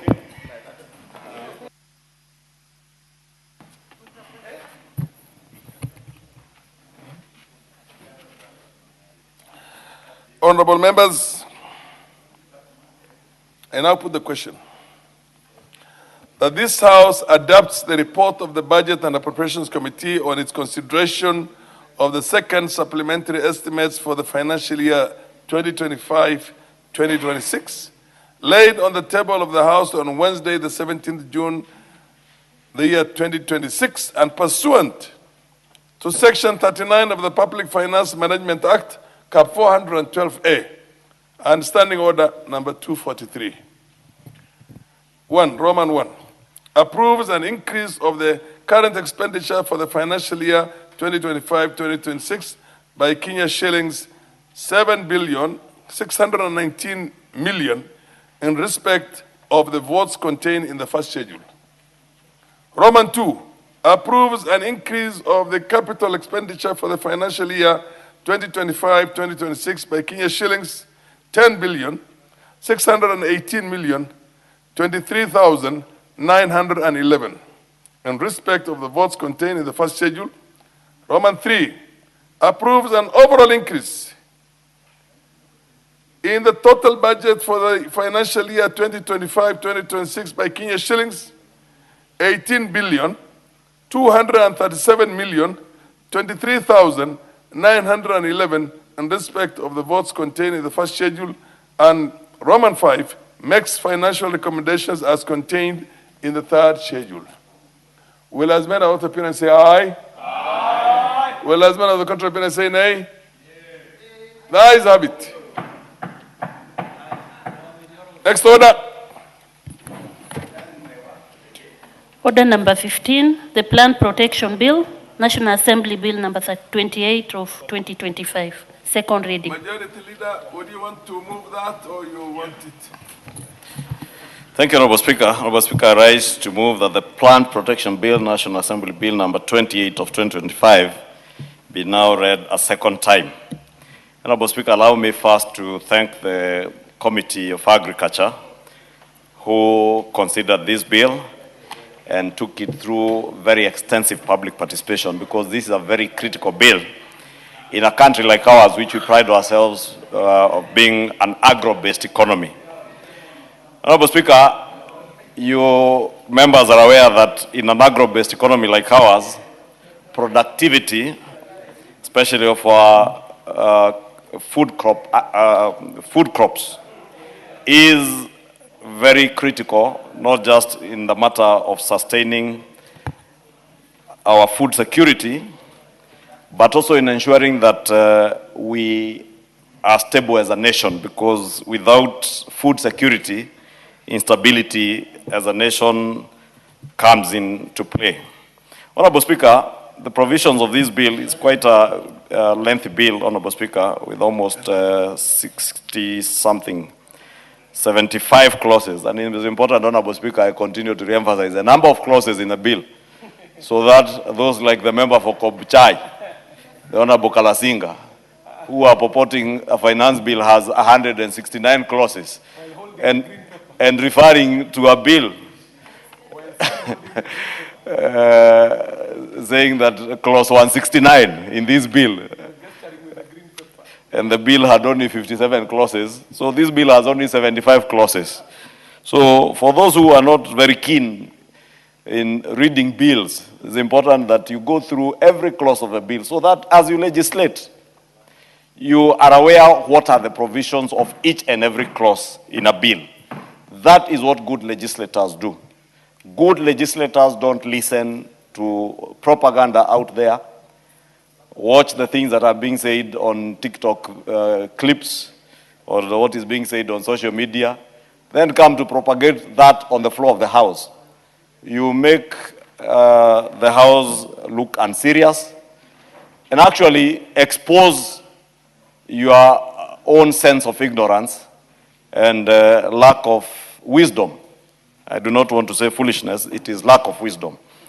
When you come to say things that do not exist and you go out there and make the world believe that they exist.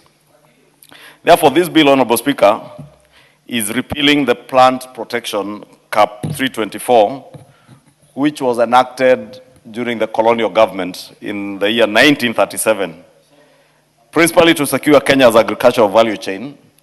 And as I've said, we prided ourselves as being an agro-based economy.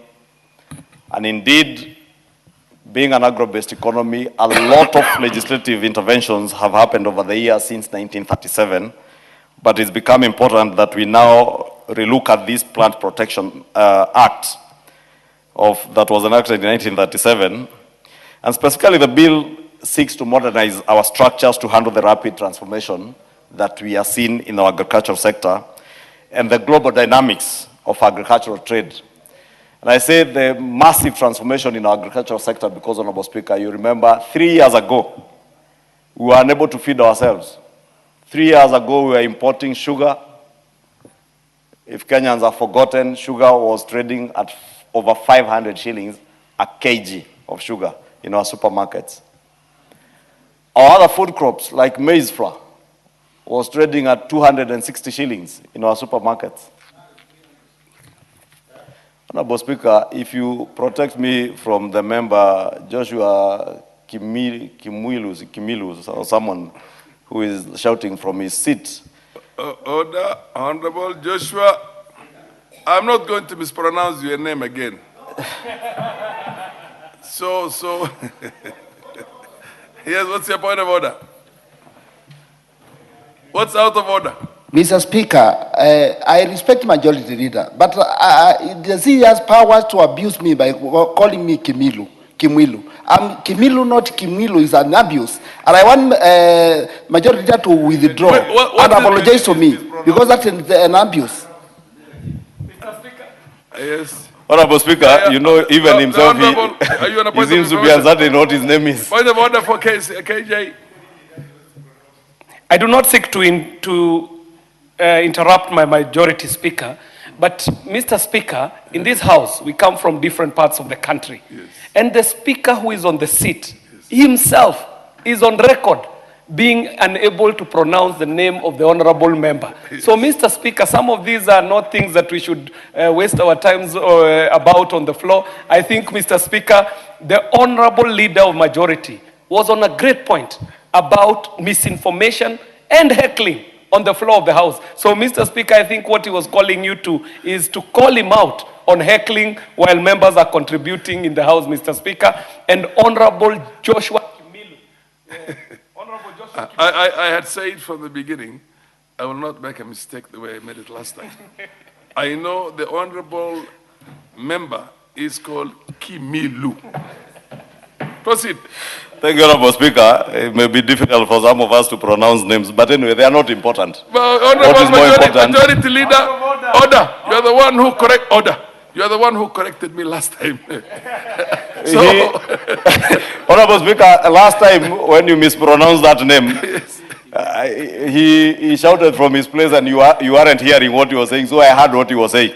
But anyway, I was saying moving on because names are not important in this case, especially if there is no value addition to the debate that we are on. Because we are on the debate of the rapid transformation in our agricultural sector. That packet of flour, maize flour that was selling at 260 is now below that 260 and below 200 shillings, Honorable Speaker, in the region of some brands 110, 130, 140. And that transformation, Honorable Speaker, has not come by mistake or by accident.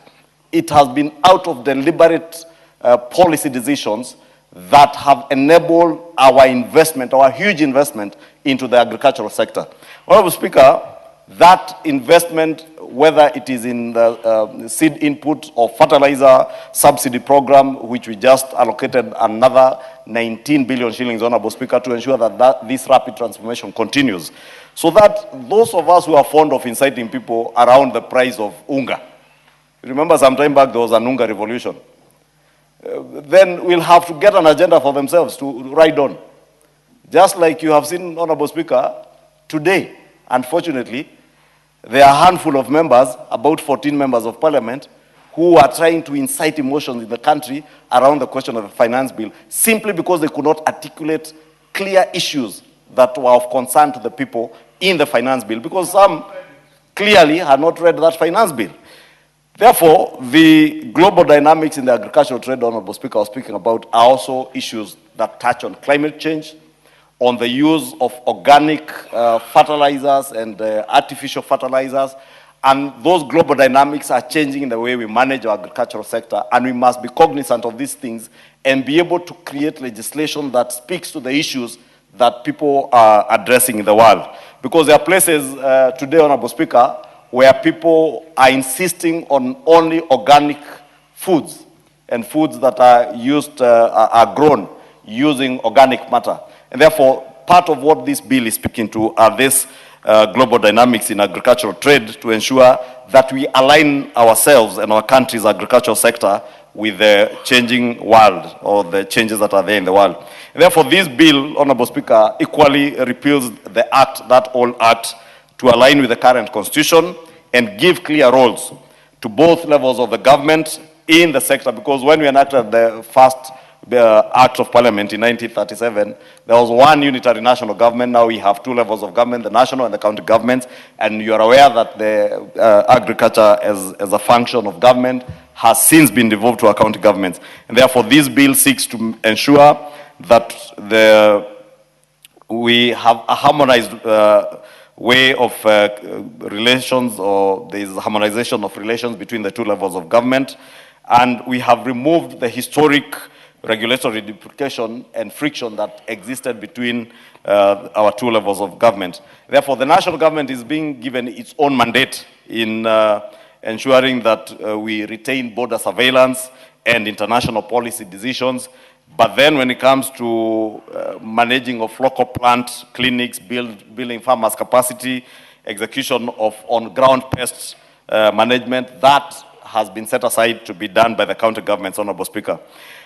But just pointing out the key objective of this bill, Honorable Speaker, it touches also on the management of pests. And many of us, because as I said, being an agro-based economy, many of us come from farming communities. And even if you are from Kikuyu like myself, where there isn't much food being produced on large scale, we have subsistence farmers who are growing crops. And we are all aware that invasive pests destroy close to 40% of our food crops globally every year. That all the food produced in the world, 40% of it goes to waste because of pests. And therefore, that makes this legislative proposal an urgent priority for our country to ensure that we have proper pest management control. And when I spoke about the global trade dynamics in agriculture, that also speaks to how do we manage our pests, Honorable Speaker. Because there are certain pesticides that we could use that then makes our food crops and our plants unable to access other markets in the globe. And therefore, we must ensure that even the pests that we are using, we train our farmers, and that's why I said even the two levels of government will have the international standards and international policy and border surveillance to ensure that people are not bringing in pests into our country using plants. That is why KEFIS is established to make sure that they control the kind of plants that come into our country, how we do disease surveillance and pest control, and also to ensure, Honorable Speaker, there is also surveillance of what pesticides are coming into our country and farmers are using. And that is why I say there is now a clear dichotomy of what will be the role of the national government in terms of formulating policy aligning our policy with the international standards and international policies, border surveillance, whereas we leave the county governments to be the ones who are legally empowered to manage local plant clinics, build farmer capacity in terms of being able to educate our farmers to know what pesticides to use. If you are using organic matter in growing your crops, what organic matter can you use that will also not make sure that your food crops are able to access markets globally, not just locally. And also, of course, they will be the ones in the county governments being able to execute the on-ground pest management, because they are the ones who have extension officers on the ground. Honorable Speaker, the key objective of this bill, therefore, is to establish a very clear and comprehensive legal and regulatory framework, or an institutional framework, that will handle modern agricultural challenges. And specifically, the bill targets to do a number of things. One is to prevent the introduction or the establishment and spread of destructive plant pests in Kenya. As I said, it is possible that if we do not manage this space, people can introduce very destructive pests. And Honorable Speaker, not just pests, but also plants. Remember the case of the Madenge plant, which has made the people of Baringo and other areas, including northern Kenya, the hyacinth in the Lake Victoria, Lake Naivasha region, and I think also Lake Turkana, they suffered from the hyacinth. These are things that can come into a country and become a disadvantage to our food production cycle. And therefore, part of the targets of this bill, or part of the key objective of this bill, is to ensure that we have proper mechanisms on the introduction, management, and establishment of destructive plant pests in the country. Two, it also aims to fully institutionalize and facilitate safe international and local trade in plants and plant products. Honorable Speaker, you know, you've seen in many jurisdictions when you are walking out of your aircraft to the terminals, where you are carrying any plants or seeds.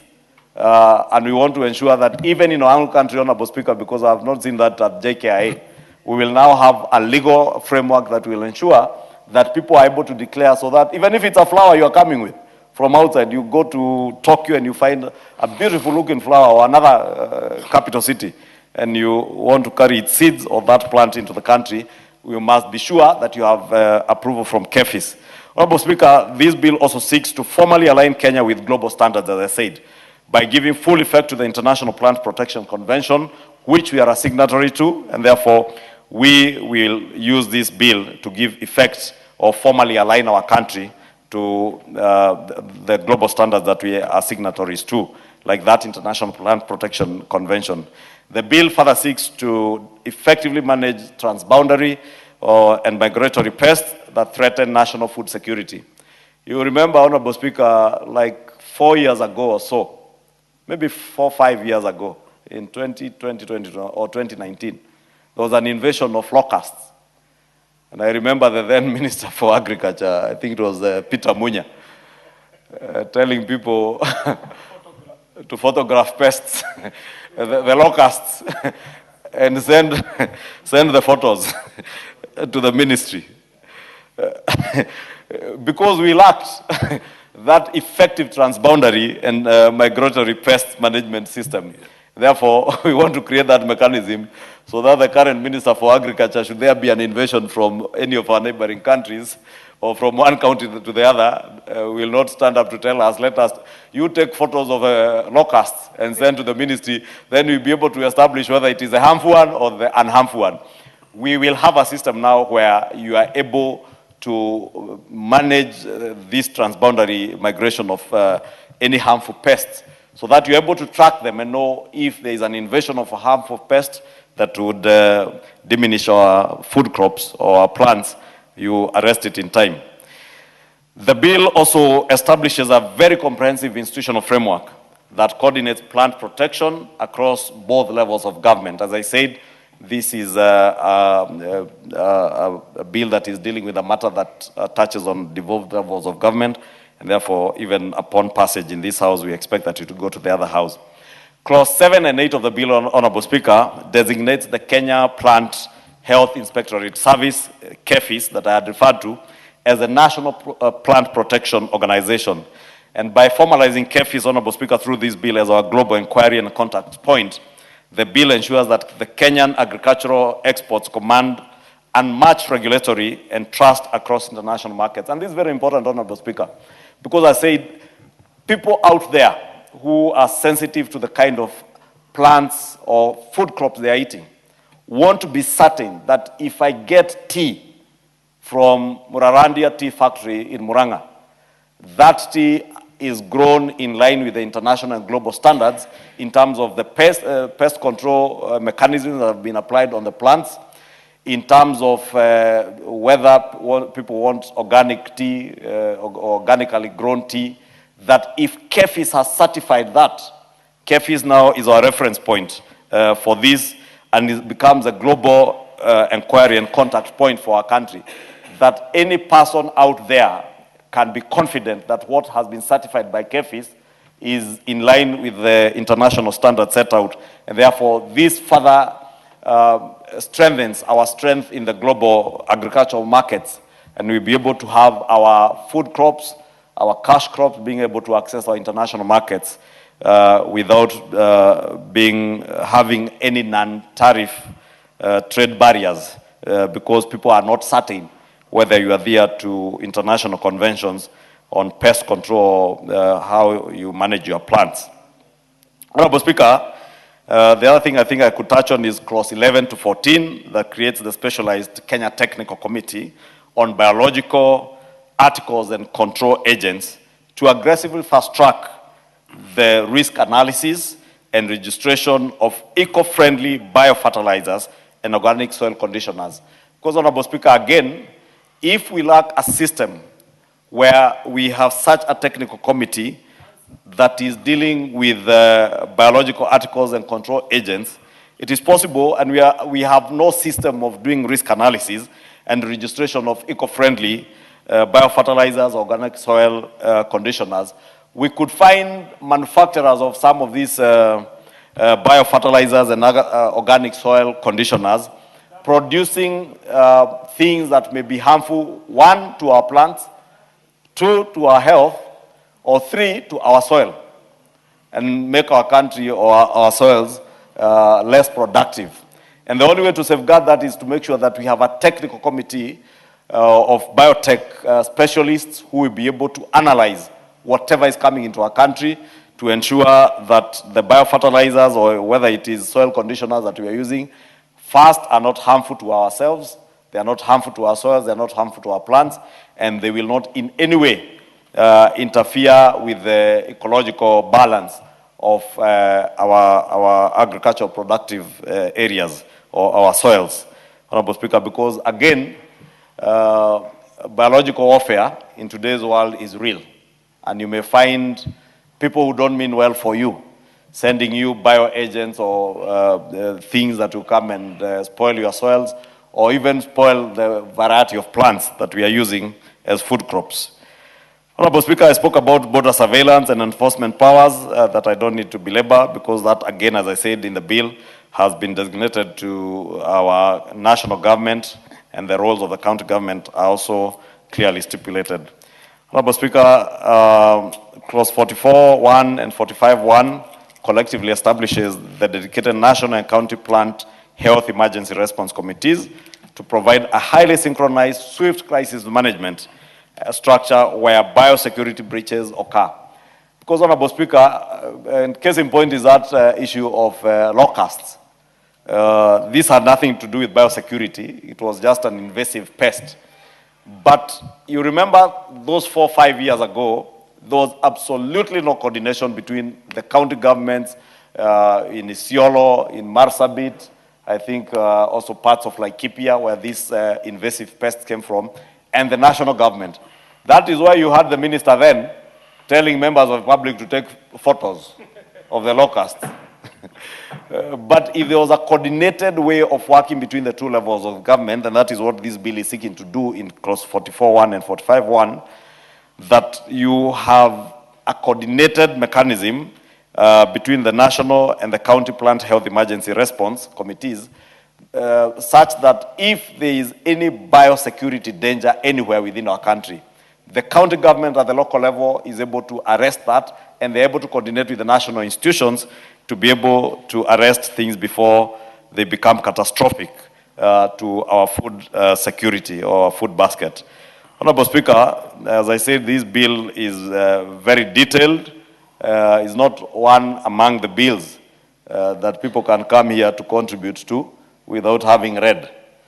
You know, the finance bill, Honorable Speaker, is very easy for people to contribute to, because they can come and say all manner of things without reading the bill, without ascertaining what they have had out there is in the bill.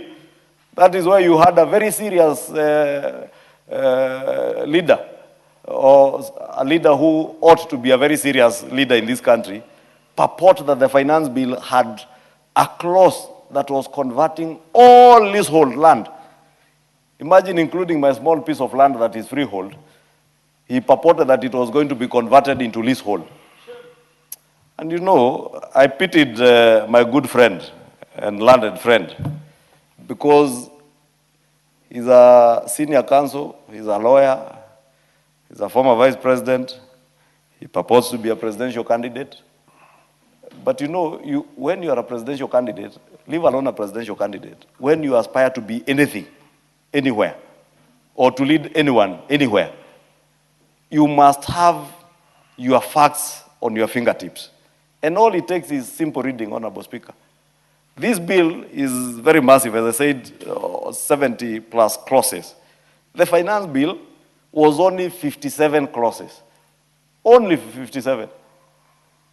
I felt very embarrassed, Honorable Speaker, yesterday when I sat here and listened to people speak about issues that were not in the finance bill. I have seen the same people misinforming members of the public in a press conference out here, telling people things that are not in the finance bill. I am waiting when the House Business schedules the committee of the whole House to see how these shameless people will treat Kenyans. Kenyans are more intelligent now, Honorable Speaker. Kenyans know that some years back they were being misled to believe that when a bill goes through second reading, is a fait accompli, that that matter has been closed. Kenyans were made to believe that when you finish second reading of a bill, you don't need to amend. That is why we are being told, reject the entire bill, don't amend. But now we must continuously educate Kenyans, Honorable Speaker, to know that when we debate a bill like this in second reading, we are speaking to the pros and cons of what is contained in the bill. But the committee has also done extensive stakeholder engagement. And if you read the committee's report, you see they engage with the State Department for Agriculture, with KEFIS, with industry players, including manufacturers of our agro products, agro-based, those biofertilizers, soil conditioners. They have engaged with research institutions, serious research institutions like CARO. They have engaged with people like Kenya Seed, who are producing seed, and other seed growers, private sector players, agrochemical associations, so that we inform our debate or the legislative pieces that we enact in this House with facts, with proper data, and the same goes with the finance bill. We go out to the public to listen to their views. The committee tables a report that informs our debate. And therefore, as serious legislators, as serious leaders, elected by the people to come and represent them, the best we can do is just to take 10, 20, 30 minutes of our time to go through the executive summary of the committee's report when it is tabled. To get a bill like this, Honorable Speaker, and if you turn to the back of the bill, it speaks to the memorandum of objects and reasons. So I get very ashamed, Honorable Speaker, when a member of parliament stands here and purports that in a bill like the finance bill that was reducing VAT on Mtumba from 16%, taking it to exempt, You are telling Kenyans they are taxing Mutumba. You are not telling Kenyans the truth. That Kenyans pay 16% on their Mutumba when they import it. But because it is easier and more convenient politically to speak to the gallery from the floor of parliament, you want to abuse that. You may look intelligent when you are abusing that here. But when people discover the truth, you look very foolish. And we must safeguard our integrity and the dignity of this house. Because I want to believe every member who is elected into this house is elected as among the best in the areas they come from. Therefore, you must exhibit that. When you come and tell us in the house, like the member for Kabuchai, that clause 169, what are you telling us about the people of Kabuchai? The people of Kabuchai have produced very serious scholars in this country. You can imagine a senior counsel like the Speaker of the National Assembly is from Kabuchai. Therefore, that cannot be a reflection of the people of Kabuchai. And I must apologize to the people of Kabuchai. I must apologize to the people of Kabuchai. Because they have serious leaders. Serious people who can, serious scholars who can read a bill and say this bill has 57 clauses, there is no clause 169. You know, I had the member purport that we are moving, rental income tax is being moved from 7.5 to 30% based on Schedule 3. What's the point of your point of order? Mr. Speaker, is a majority leader in order to use the platform to start campaigning for colleagues here by saying he's apologizing for the people of Kabuchai, which is not important, Mr. Speaker. Can he concentrate on the bill, Mr. Speaker, because we also want to contribute, but to stop trying to decampaign colleagues here in this parliament, Mr. Speaker. Thank you. Honorable Speaker, you know that is not a point of order. If I wanted to decampaign Joshua Kimilu, he knows I can, and he knows what I can say about him. And if he wants me to say it, I can say it, Honorable Speaker. Because for sure, I am sure he does not know what is contained in this bill even now. That is why he is not even paying attention to what is being said. You know, Honorable Speaker, I had people being told, be in the House and call division on each and every clause. And you know, unfortunately, Honorable Speaker, when they attempted to call for division this morning, they could not even reach the numbers. These are people who are being led by more people out there than the members of parliament they are leading in here. But when you want to call for division on any of these 75 clauses of this bill, Honorable Speaker, at least do some basic research, some easy reading. Read the report. Say what members of the public have said. Align whatever you want to amend with what is being said. You know, we have very serious legislators in this house. When I see a legislator like the incoming governor for Kitui, Makali Mulu, serious legislator, who you will never see engage in superfluous things. When he moves amendments, they are based on what he has done actual research. And I say this because I worked with the Honorable Makali Mulu in the Budget and Appropriations Committee. That is why you will not see Makali Mulu engaging in the theatrics that you saw here in the morning. Or in press conferences purporting there is a clause 169, rental income tax is being moved from 7.5 to 30% when it does not exist, because he knows the truth. And he's an expert, a finance expert. In another life, Honorable Speaker, if I was the president, I would favorably look at Makali Mulu as an expert. Honorable Speaker, I was saying this in conclusion because this is a very important bill. Very, very important bill. But Honorable Speaker, you will see they are not here. And members know who I'm speaking about when I say they are not here. They cannot be here because this, you cannot use it for politics. But they thought the finance bill is what you can use for politics. But this touches on the lives of the people of Kenya. Not just farmers, but even the consumers of food. Look at the prevalence of cancer in our country, Honorable Speaker. How do we ensure that we have biosecurity in terms of the conditioners that we are using for our soils, the biofertilizers that we are using, that we don't use those that are carcinogenic, Honorable Speaker, but not the carcinogenic wheelbarrows. Biosafety. Matters biosafety. How I wish we were more members of parliament here to contribute to this debate. I beg to move, Honorable Speaker, and I want to urge those of you who are in this house at this time.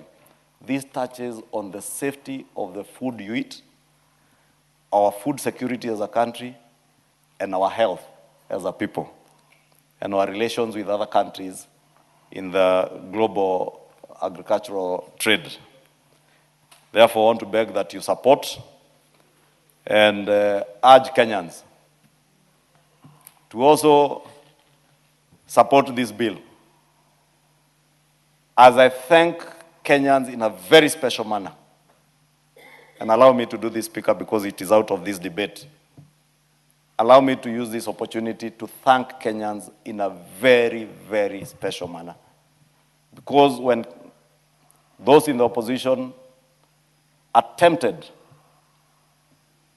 to incite Kenyans against the 2026 finance bill, Kenyans have taken their time, they have cross-checked facts against what is in the bill, and even when their leaders were misleading them, I thank them because they have been able to call them out.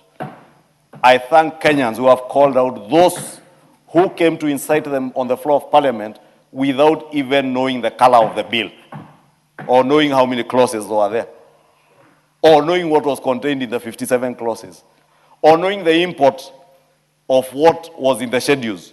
Because as I said, when Joshua Kimilu interrupted me on a point of order, the member for Kabuchai was alleging this morning that if you go to the third schedule, the only thing I see there is 30%, and he shouts, 30%, 30%, can you imagine? Honorable Speaker, you know, I was watching that, Honorable Speaker, from my office, and I said a quiet prayer for the people of Kabuchai, that God may favor them. God may see them through, even when they have leadership like that. Thank you, Honorable Speaker. I beg to move. And I want to request the very other serious expert in agriculture, serious legislator, second-term member of parliament, the Honorable Justice Kemei, to second this motion. Proceed, Honorable Kemei. Yeah, thank you, Honorable Speaker, for this opportunity for me to second the bill. And on the onset, Mr. Speaker, I want to thank the Majority Leader for the remarks he has given in this House and for the very, very good compliments he has given about me. Mr. Speaker, I want to first begin by saying, as is required of the Constitution of this country, we had to subject this legislative intervention to the experts and to the people of this country. It's a very critical bill, and therefore it requires that Article 118 is fully observed. Mr. Speaker, we began this exercise in August 2025 as the Departmental Committee for Agriculture, and we received various presentations and various memoranda on the bill. Quite a number of the contributions by stakeholders, Mr. Speaker, we've incorporated in this bill because public participation should not be an exercise in vain. It should be an exercise that enriches this legislative function of the August House. Mr. Speaker, the Majority Leader has singled out KEFIS as the institution which will be the reference point when it comes to production, when it comes to science, when it comes to trade and issues related to all plants that we produce in this country. Mr. Speaker, we have quite a number of institutions involved in research, involved in science, in plant production. We have National Biosafety Authority, we have CALRO, we have very, very many institutions. Mr. Speaker, for anybody wishing to trade with Kenya, we thought it wise as per the international conventions that KEFIS becomes the only reference institution so they don't have to go left, right, and center. KEFIS, on the other hand, would then be required to acquire all the information related to research, related to production, related to technology, and then supply this information to the people we are trading with at the international space. Mr. Speaker, the majority leader said we are dealing with food production in this country. It is not produce that will only be used for food security in this country. We must occupy the global trade stage with products from this country. And designating KEFIS as the single institution will make sure that whoever has queries about any crop in this country can then go to KEFIS and get the required information. There are issues, Mr. Speaker, like traceability. A person consuming a product in London, for example, would wish to know that this product comes from where in this country, is produced by which farmer. That traceability aspect of trade should be, should be the responsibility of KEFIS, so that KEFIS can be able to acquire that information and make it available at the trading environment. Mr. Speaker, we cannot divorce science, we cannot divorce research from today's production. Any scientific move, any research, any technology that is used for production in this country is technology that must be recognized when it comes to trading with any plant that we produce in this country. And the critical aspect of it is that whatever we produce must be safe for human beings and must also be safe for animals. It must also be healthy for our animals, and it must also be healthy for human beings. Mr. Speaker, I want, as we are doing this legislative intervention, I want to really appreciate the role that the stakeholders did. What we received from the stakeholders greatly enriched this bill and make sure that whatever we are producing, Mr. Speaker, at the end of the day is a document for posterity. I'm seeing across the aisle, Mr. Speaker, a member of parliament who helped us do the Sugar Act in this country. The amount of research that went into it, and I'm glad, Mr. Speaker, that I participated keenly in the production of the sugar bill and in its conversion into law.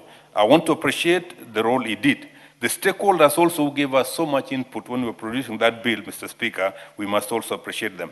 Mr. Speaker, that will not end there. The office of the clerk, your office in particular, did give us the opportunity to go out there and speak to the people of this country. We want to appreciate your office, we want to appreciate the office of the clerk, because we were given the required support so that when we come to the House, we're coming to the House to give out a substance of great involvement of the people of this country. Mr. Speaker, as per the International Plant Protection Convention,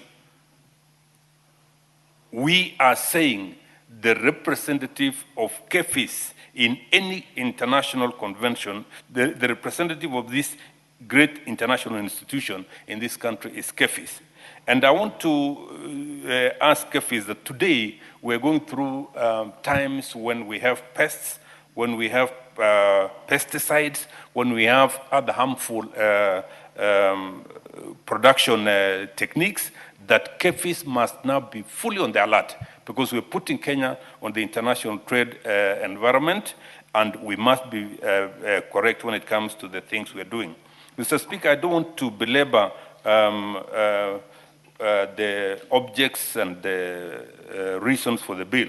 That has been ably put by the majority leader. But I want to ask my colleagues in the National Assembly that this bill is probably one of the most critical bills that we've produced in the 13th Parliament. Look at them very closely. I want to invite the Honorable Joseph Wekesa Simiu Majimbo Kalasinga to also read closely this bill. Those are his names.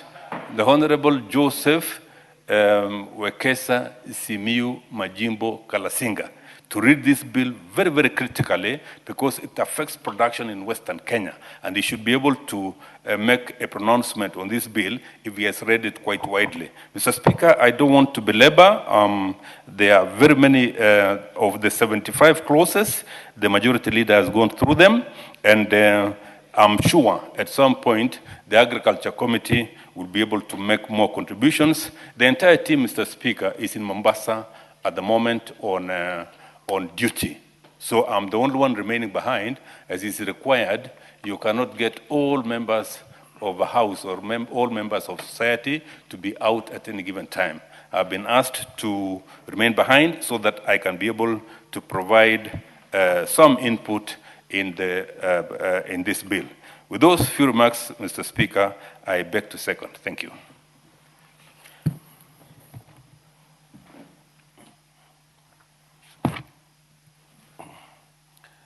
Honorable members, I now propose a question that the Plant Protection Bill, National Assembly Bill number 28 of the year 2025, be now read a second time. The Honorable Kimelu. Yeah, thank you, Mr. Speaker. Mr. Speaker, thank you for giving me the opportunity to contribute to this important bill, Mr. Speaker. And Mr. Speaker, before I make a few contributions, I want to say that these bills are very important to our country because these are house of laws. And Mr. Speaker, when we come with a bill here, Mr. Speaker, it's very important for us as members to read it critically and know as we contribute what, Mr. Speaker, we meant to our country, Mr. Speaker. Mr. Speaker, I'm saying this is not a bad bill, plant protection bill, Mr. Speaker, because, Mr. Speaker, as a country, Kenya is an agricultural country, Mr. Speaker. And Mr. Speaker, anything improving production in this country, Mr. Speaker, as a legislator, Mr. Speaker, we also need to see how we can improve and how we can support it, Mr. Speaker, in one way or the other, Mr. Speaker. Although, Mr. Speaker, when I went through the bill, I saw some areas whereby during the Committee of Whole House, I raised some changes, Mr. Speaker, to the committee, Mr. Speaker. But I want to say that, Mr. Speaker, sometimes technology in farming, Mr. Speaker, is very important in this country. And when we are improving issue of technology, because now where the world is, Mr. Speaker, we also need to catch up with the whole world, Mr. Speaker, so that we can try to make increase our production, Mr. Speaker, because as a country, Mr. Speaker, if we can be secure, we can be food security in our country, Mr. Speaker, I think some of the issues we are talking and some of the problems we are facing, Mr. Speaker, can be sorted out, Mr. Speaker.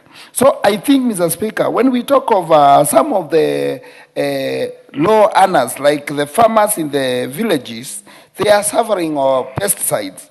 And a way of improving on pesticide control, Mr. Speaker, with the technology, Mr. Speaker, also it can also help our farmers to increase the yield, Mr. Speaker. So, Mr. Speaker, what I wanted to say is to say that I have no problem, Mr. Speaker, with the bill. And the bill has a very, very good clauses, which, Mr. Speaker, I think is important for this country. Because, Mr. Speaker, KEVIS is, we can say, is a high to agriculture in this country. And some of these things, like we have pesticides control, Mr. Speaker, in the country. But, Mr. Speaker, some farmers are complaining because you get that we have the original pesticides, which are doing a very good job in the pesticides control. But, Mr. Speaker, because of the poverty and problems in our country, Mr. Speaker, we are getting other people who are doing shorty jobs in between and come up with pesticides which are not helping, Mr. Speaker. And we need to have a good control, Mr. Speaker, of these to the farmers, because if a farmer can invest millions of money in his farm and get it wrong, Mr. Speaker, it can be a big harm, Mr. Speaker. We have, Mr. Speaker, fertilizers. And Mr. Speaker, fertilizers, as you know, in our farmers, Mr. Speaker, is doing a great job because if a farmer gets his rights on planting, Mr. Speaker, he is assured of getting a good yield at the end of the day, Mr. Speaker.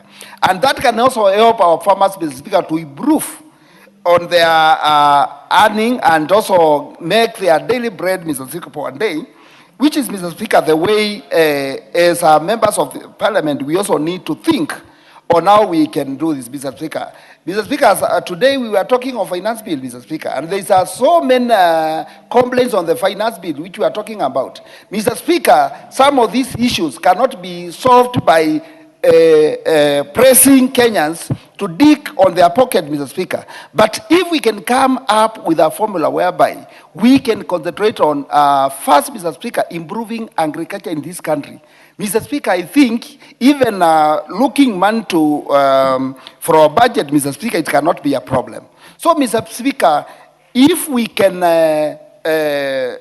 come up with such bills which are touching the common mwananchi, Mr. Speaker, which are helping those even local farmers who are down there, Mr. Speaker, including the government itself, Mr. Speaker, I think we can be able to stand on our own and try to avoid even borrowing in this country, because borrowing in this country is becoming a headache to Kenyans, because the debts, the huge debt we have in this country, Mr. Speaker, we are the one to pay, and our children, Mr. Speaker. And we also need, this is the high time we need to start thinking on now we can avoid borrowing in this country, Mr. Speaker. When this government was getting in, Mr. Speaker, they promised that there will be no borrowing in this country. And I'm shocked, Mr. Speaker. It is borrowing day and night, Mr. Speaker. So, Mr. Speaker, we also need to sit down and go back to our drawing table and see, Mr. Speaker, how we can come up with a government which can stop borrowing in this country, Mr. Speaker. And one way of doing it, Mr. Speaker, is trying to do things which can improve agriculture, Mr. Speaker. Because, Mr. Speaker, when I go back to Kambani, I see there is a Thoke Dam. Thoke Dam can feed this country, Mr. Speaker. And, Mr. Speaker, if we could have concentrated with this dam, Mr. Speaker, and come up, because we have good soils in our country, Mr. Speaker, and do a serious farming, do a serious agriculture in the country, Mr. Speaker, I think we can come up with a solution whereby, as a country, we can stand on our own without even borrowing, Mr. Speaker. So, Mr. Speaker, I'm not problem with the bill, Mr. Speaker. What I have some amendments which I'll come up with during the committee of the whole house, Mr. Speaker. Thank you. That's what I have for now.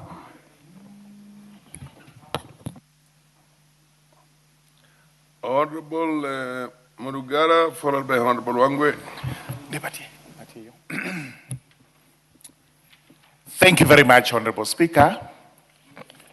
Honorable Speaker, this is very useful today for this House to be debating such a very important bill touching on the safety of Kenyans in relation to the flora of this country. As constantly we defend animals, the fauna, we must also know about our flora, which is a source of food, a source of life, because of the air we breathe, and also the greatest saving environment, which is very important for this country. Just before I begin, it's good to give the examples given by the leader of majority, when he has ably moved this bill, and I'm grateful to my neighbor here, Honorable Justice, who has seconded it so well.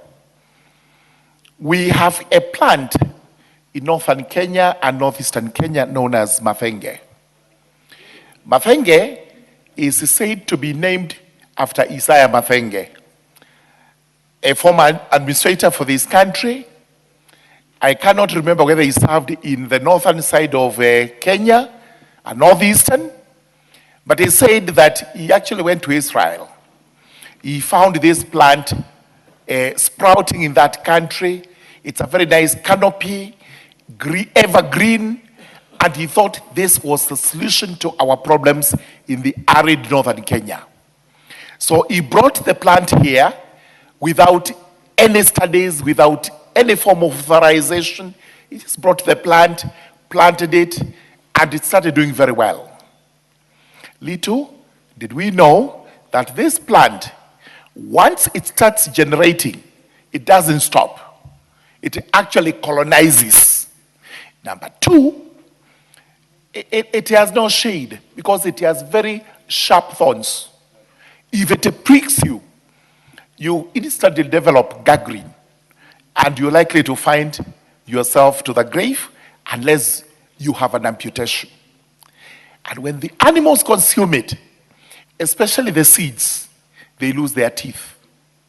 So it's such a dangerous plant that is now spread across our northern region of the country, and we possibly do not know what to do with it. I'm not so sure whether it is useful in firewood, it has any other use, apart from what Isaiah Mathenge imagined that time. If it were today, and we had such an act of parliament, he would not have done what he did. Hyacinth is another one. Nobody knows how it found its way to Lake Victoria. It is said that somebody came with it from the side of Kagera. Others say it flowed naturally. But we have a problem with hyacinth in Lake Victoria. But interesting enough, somebody from that area must have come with some shoot and throw it into Nairobi Dam, the famous Lake Nairobi. And a while ago, it was all covered with that plant. The dangers of not having plant protection and a plant control. Another example we can give as we debate was in the Kalahari, the cactus, which is also found in the arid regions of this country. The cactus, especially that of the Kalahari, produces a very succulent fruit, which the sun and the koi, that's their better name, I think, today, with their different names that time, which those demeaning people used to call them. No, they were called the Bushmen. Today they are called the sun and the koi, the hoisan. Now, they discovered the use of the cactus fruit. It cures hunger pangs. And therefore, they have been eating it ever since for their subsistence. Without any form of plant control and protection, the whites from America studied this plant, discovered that in fact, what cures the hunger pangs is extremely rich concentrated starch.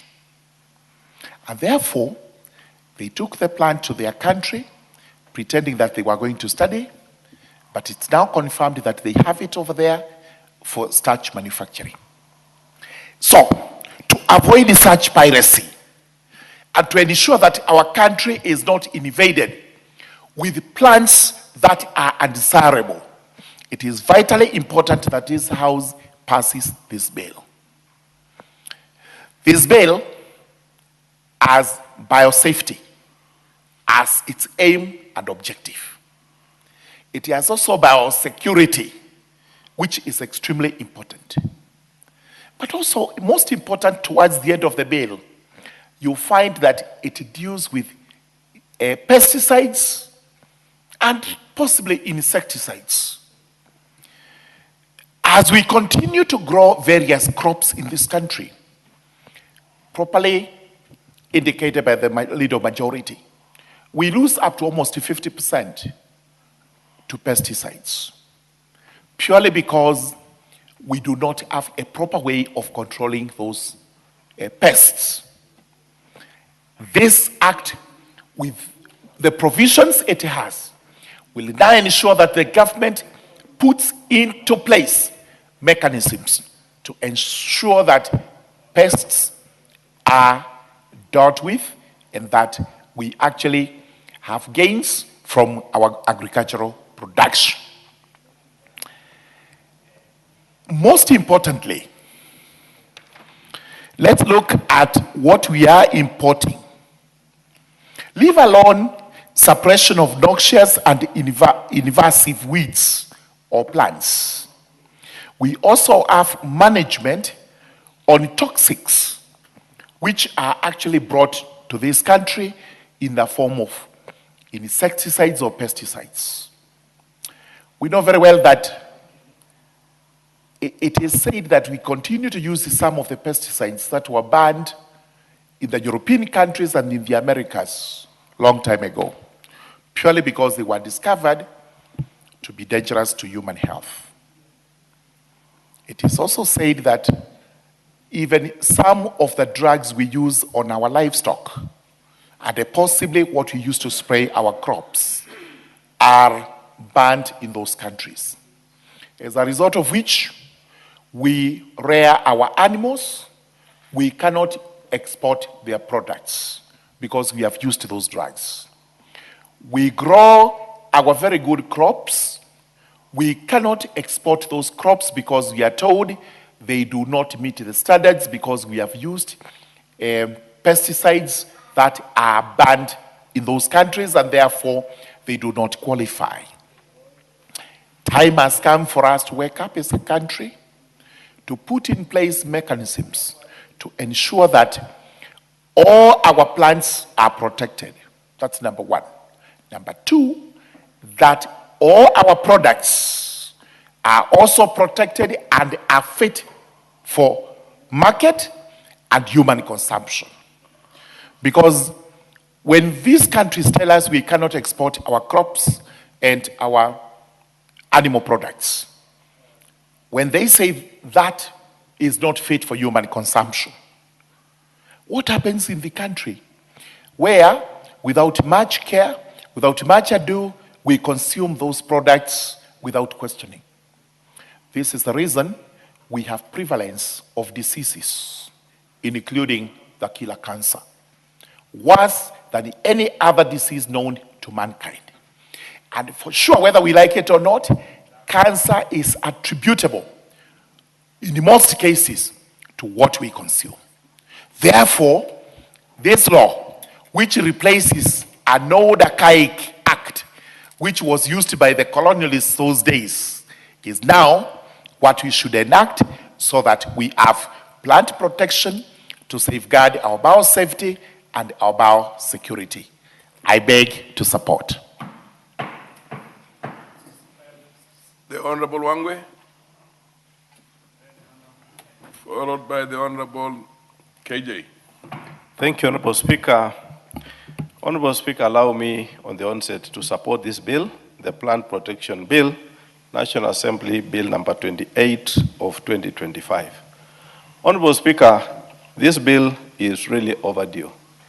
In the last Parliament, Honorable Speaker, while I was serving the Committee of Agriculture, we tried to come up with a similar bill, but it was overtaken by another bill on phytosanitary, a bill on phytosanitary that went through the House. Therefore, Honorable Speaker, we felt that that bill would address the issues that were bedeviling the importation of pesticides, but indeed it was not. Honorable Speaker, KEFIS, Kenya Plant Health Inspectorate Service, as it is known, is one agency that has really been empowered through this bill to address the issues of plant health, so that, Honorable Speaker, we really have to know why address the issue of plant health. Honorable Speaker, KEFIS, in a layman's language, I want to call them doctors. In human life, they are the doctors of plants. So they diagnose what the plant consumes and what is likely to bedevil the plant as and when it grows. And Honorable Speaker, what you eat ends up building your muscles. If you eat something that is not good, your muscles will also have the same danger. And similarly to plants, Honorable Speaker, through infusion, what goes into the plants equally ends up being the same substance that matures out of it. As you know, Honorable Speaker, we eat or consume vegetables. And indeed, vegetables are leaves. Meaning, Honorable Speaker, they are made of the input. So if you have given wrong pesticides into those plants, Honorable Speaker, definitely the green that you are getting out of these vegetables automatically becomes not healthy for you. Therefore, it's important, Honorable Speaker, that we really look at this bill as a solution to what is likely to happen when we enforce it, Honorable Speaker. Why do I really support this bill in that direction, Honorable Speaker? A few years back, in this House, we had a very heated debate arguing on the importation of pesticides that had been banned, Honorable Speaker. And allow me to say, God rest his soul in eternity, the late Honorable Jacob Midiwo really fought hard to make sure that the importation of bad pesticides were not entertained, Honorable Speaker. There came a time, Honorable Speaker, that the European Union banned the entire cachet of pesticides. But because of our convention, because of not having the right laws of Kenya, we were able to see or access those pesticides on the soil of this country. Meaning, Honorable Speaker, what we consumed was not good for us. Therefore, it ended up that most of us, Honorable Speaker, could be subjects of cancer because those pesticides in overseas, Honorable Speaker, they were not entertained. Today, Honorable Speaker, I want to thank the Minister for Micro, Small and Medium Enterprises, the Honorable Wycliffe Ambeso Oparanya. He has given us a chance, Honorable Speaker, to now start planting coffee in the Western region. As part of the success on how to grow coffee, Honorable Speaker, you look at the market and you are given choices to choose. Do you want to grow organic coffee? If you choose yes, this structure is so detailed, Honorable Speaker, that you have to mention what chemicals have you been using. You are not even supposed to touch any chemical as you produce organic coffee. Meaning, Honorable Speaker, it is out of this research that bad pesticides are on our counters, that the West, which imports our coffee, is cautious. Meaning they don't want to consume anything that has been sprayed with pesticides, Honorable Speaker. Meaning you now end up producing coffee that is not organic. Meaning you have to spray using pesticides, and that way, Honorable Speaker, even if you get grade A coffee, it does not fetch as good money as organic coffee. Therefore, Honorable Speaker, it is my considered view that we really support this bill so that we give teeth to KEFIS, to oversight, to check and ensure that there is no availability of pesticides in this country that is not tested, is not in line with the health of our products, Honorable Speaker. The West, Honorable Speaker, has embraced GMO, which to us might not make that much sense in terms of who we are. Because we have enough land, we have enough space for production of organic food. But there will come a time when we don't have enough land to produce organic food, and we want to do GMO. But still, with the GMO, Honorable Speaker, they would want to really be cautious with the pesticides that are applicable so that they produce the right input in terms of their food.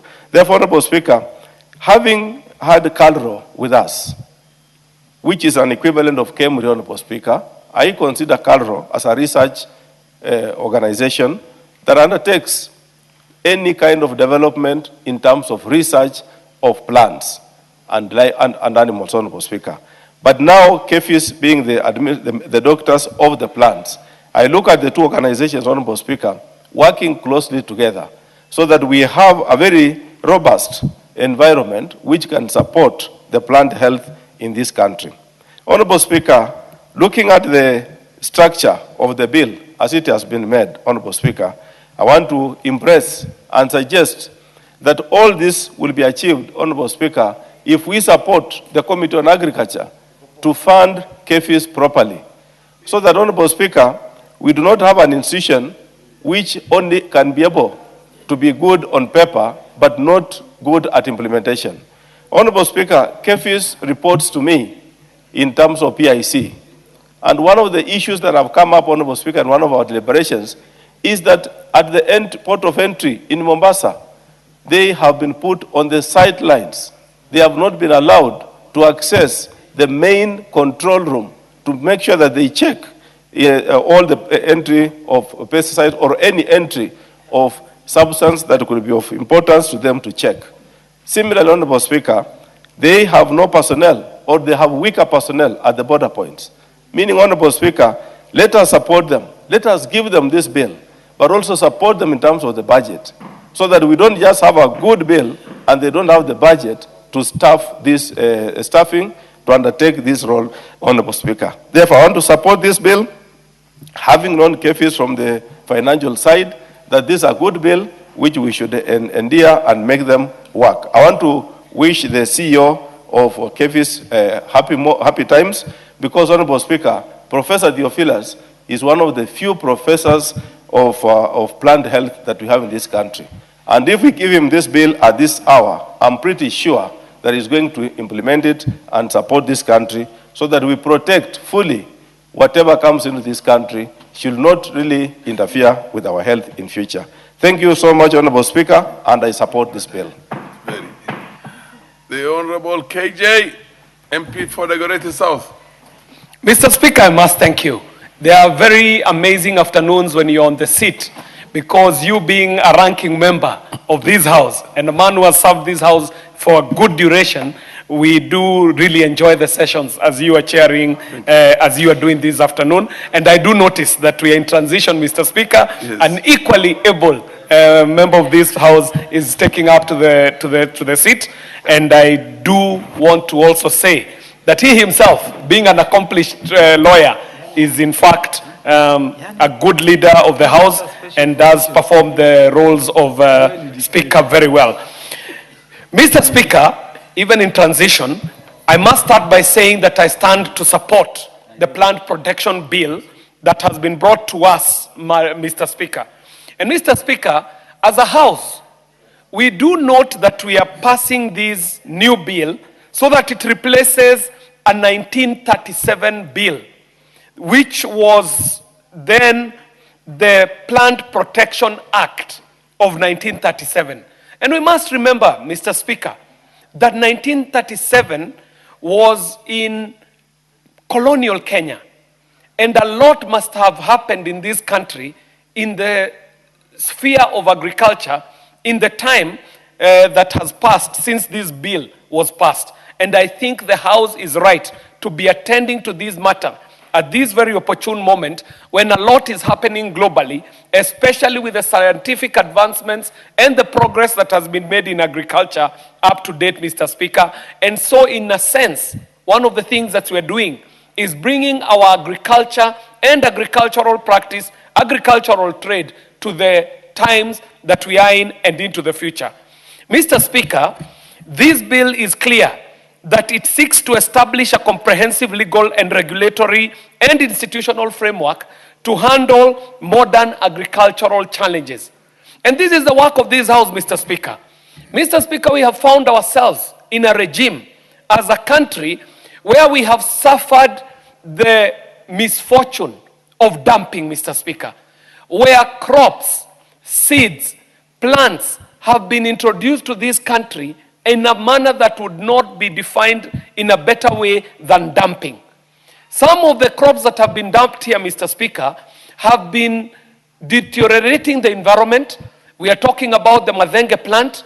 Mr. Speaker, you do come from the lakeside, and you know the damage that the hyacinth has occasioned on the lake, on the neighborhood on the lake, and the life that is the aqua life that is in the lake, Mr. Speaker. And so this bill could not have been more timely, Mr. Speaker. Mr. Speaker, from the presentation in this bill, I support, because we are seeking to prevent the importation of dangerous plants and pests by virtue of passing this bill. And more importantly, Mr. Speaker, as I said, we are trying to align Kenya to the international standards and conventions, some of which we have even passed in this parliament, Mr. Speaker. And so when we say that we are modernizing agriculture, then we must also be aligned to some of the international commitments that we have made as our House. And this bill does in part speak to some of these international conventions that we have okayed in this house and giving them effect through this bill. Mr. Speaker, 1937 is a long time back. We brought up the new constitution in 2010. And until 2010, the functions of agriculture were the functions of the national government. Today, we do know that these roles are divided between the national government and the county government. And so, Mr. Speaker, we are able to establish a legal regime that presides over agriculture in the new times that the new constitution allows us to be able to share the functions that shall remain in national government and those that shall go to the county government, Mr. Speaker. And in every sense of the word, we are speaking to the constitution of this country. When we were passing the constitution, Mr. Speaker, you remember, you were a great agitator for this new constitution. And when we were on the road shows, when we were in the rallies, when we were out there campaigning for this constitution, we would say to people that there shall be places where Parliament shall. And we would repeat that Parliament shall. And Honorable Speaker, you remember a great person in this house in the name of Honorable Kalembe Ndile would even question, what is that shall? And he would say, Munasema shall, Mundasema shall, Mundasema shall. This is the shall, Mr. Speaker, that we are shalling now by making sure that that which we have put in our constitution is supported by legislative framework. And Mr. Speaker, we are able then to align the functions of county government and make sure that we also leave the place for the functions of the national government, Mr. Speaker. Mr. Speaker, agriculture is not just a trade. We must remind ourselves that we find ourselves in a situation where there is an outbreak of cancer in this country and many other ills. And these ills, some of them must be emanating from the food that we eat, Mr. Speaker. There are some substances, including pesticides, that are used on our crops that are contributing to cancer, Mr. Speaker. And so, Mr. Speaker, when we put up a legal regime that is going to superintend over the chemicals, over the pesticides, over the farm inputs that shall be put on our crops, Mr. Speaker, we're in a very big way working towards reversing the trend of increased cancer and cancer patients in our country, Mr. Speaker. And in that sense, Mr. Speaker, this is a bill that comes to save lives, Mr. Speaker. Not only does it save lives, we know the cost of treating cancer in this country, Mr. Speaker. Resources that would have gone to otherwise more progressive developmental goals, Mr. Speaker. And so when we are able to man the gates, make sure that that which comes into our country is safe for our people, then, Mr. Speaker, we are doing that which our people send us to do in this house, Mr. Speaker. Mr. Speaker, we are following the global trends in agriculture. We are seeing how modern agriculture is done. Modern agriculture cannot be presided by laws that were instituted in 1937, Mr. Speaker.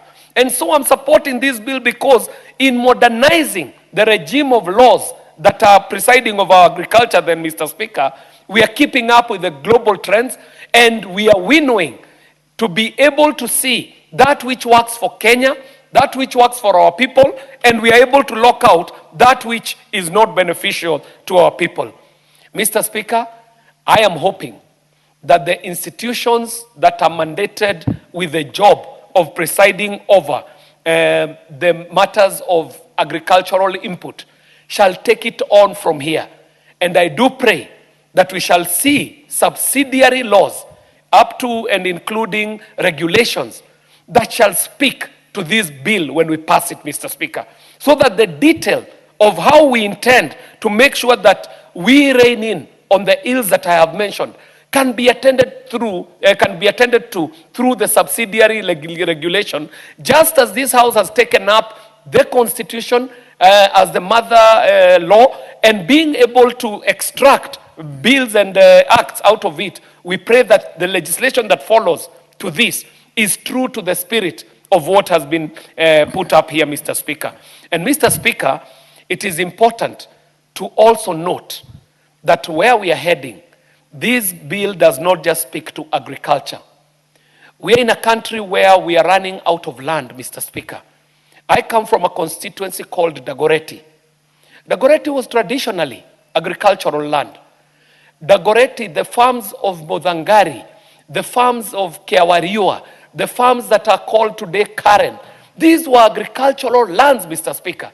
But today as we speak, we have built in all of Nairobi, we have gone into Machakos, we have gone into Kiambu, and so, Mr. Speaker, we must, as a House, lead this drive on how agricultural practices in the future are going to be economical in how we use our land to ensure that even when we see programs like affordable housing, they do speak to our agriculture, Mr. Speaker, that all rich, fertile land cannot be relegated to housing.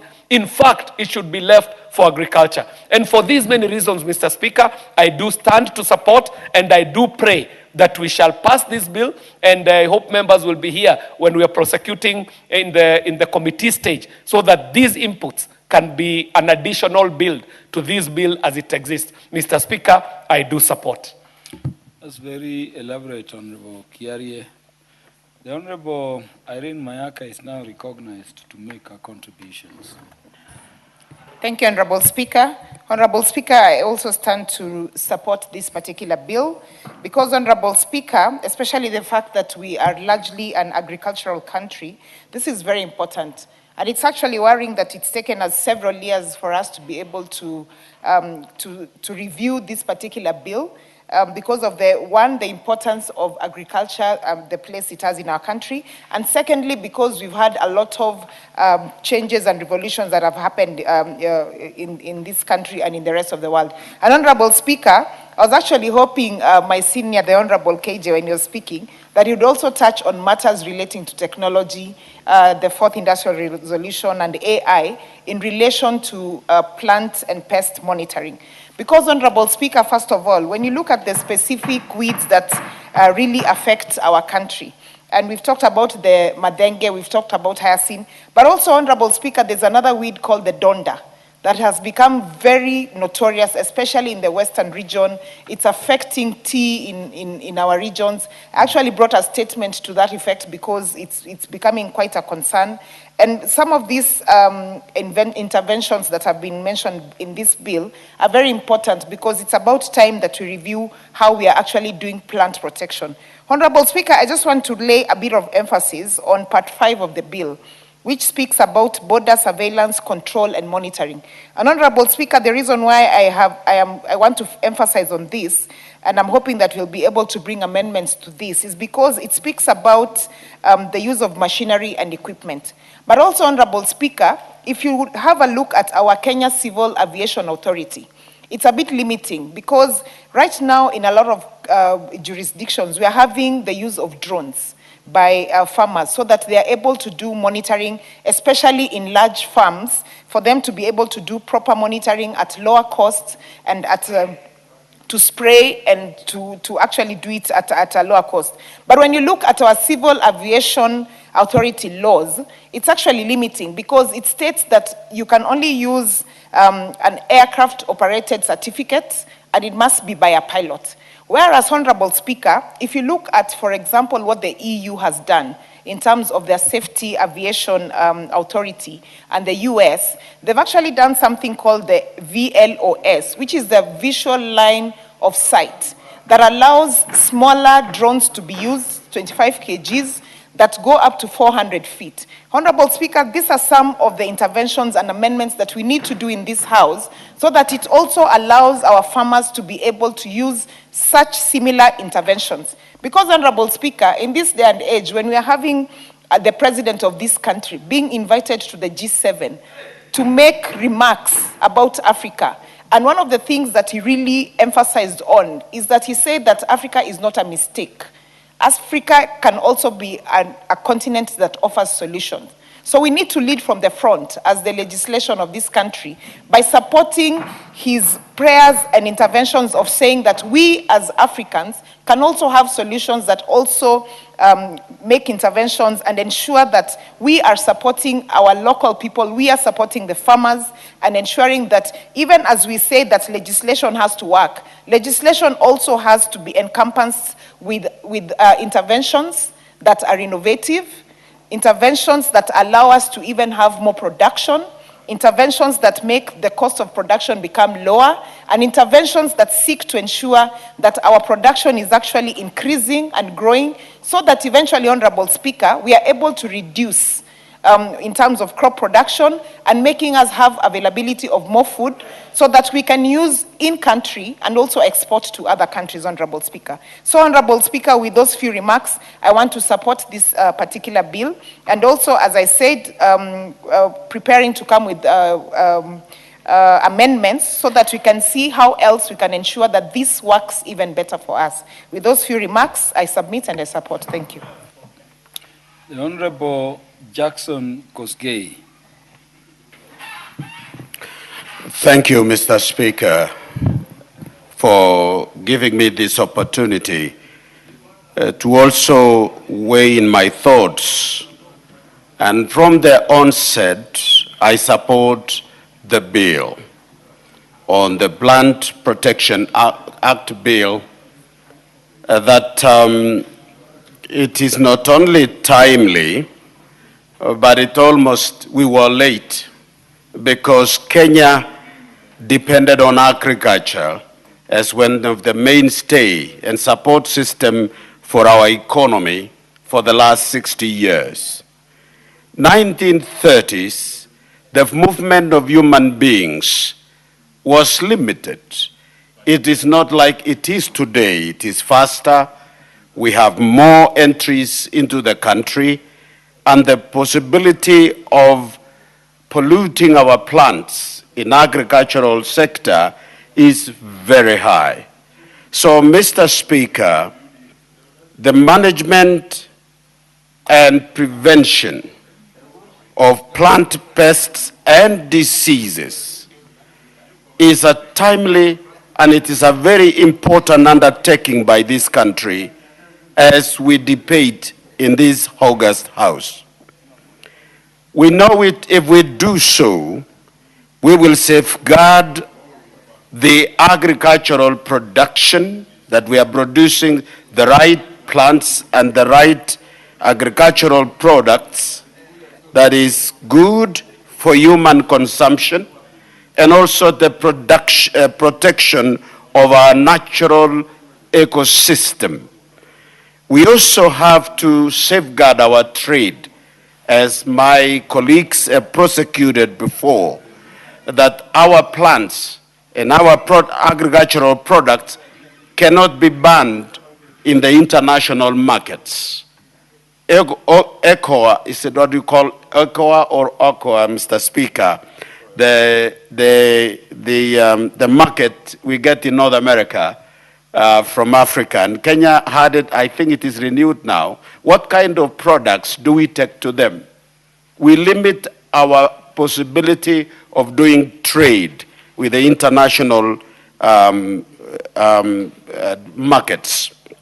Mr. Speaker, when we look at the plants and pests, it should not stop there, but we should also make sure that we do have a deeper understanding and a serious concern on seeds that might come to this country. And in also, I think later on when we will be interacting with this bill from article to another and recommending amendments, we must make sure that our seeds in Kenya, which is more native seeds that were there, that helped us be what we are, and as opposed to exotic seeds, must also be protected and it should not be diluted. So, Mr. Speaker, we should not only protect the plant itself against these notorious plants that are alien to our environment, But he should also think about the pesticides that were used many years in those countries and it has been burned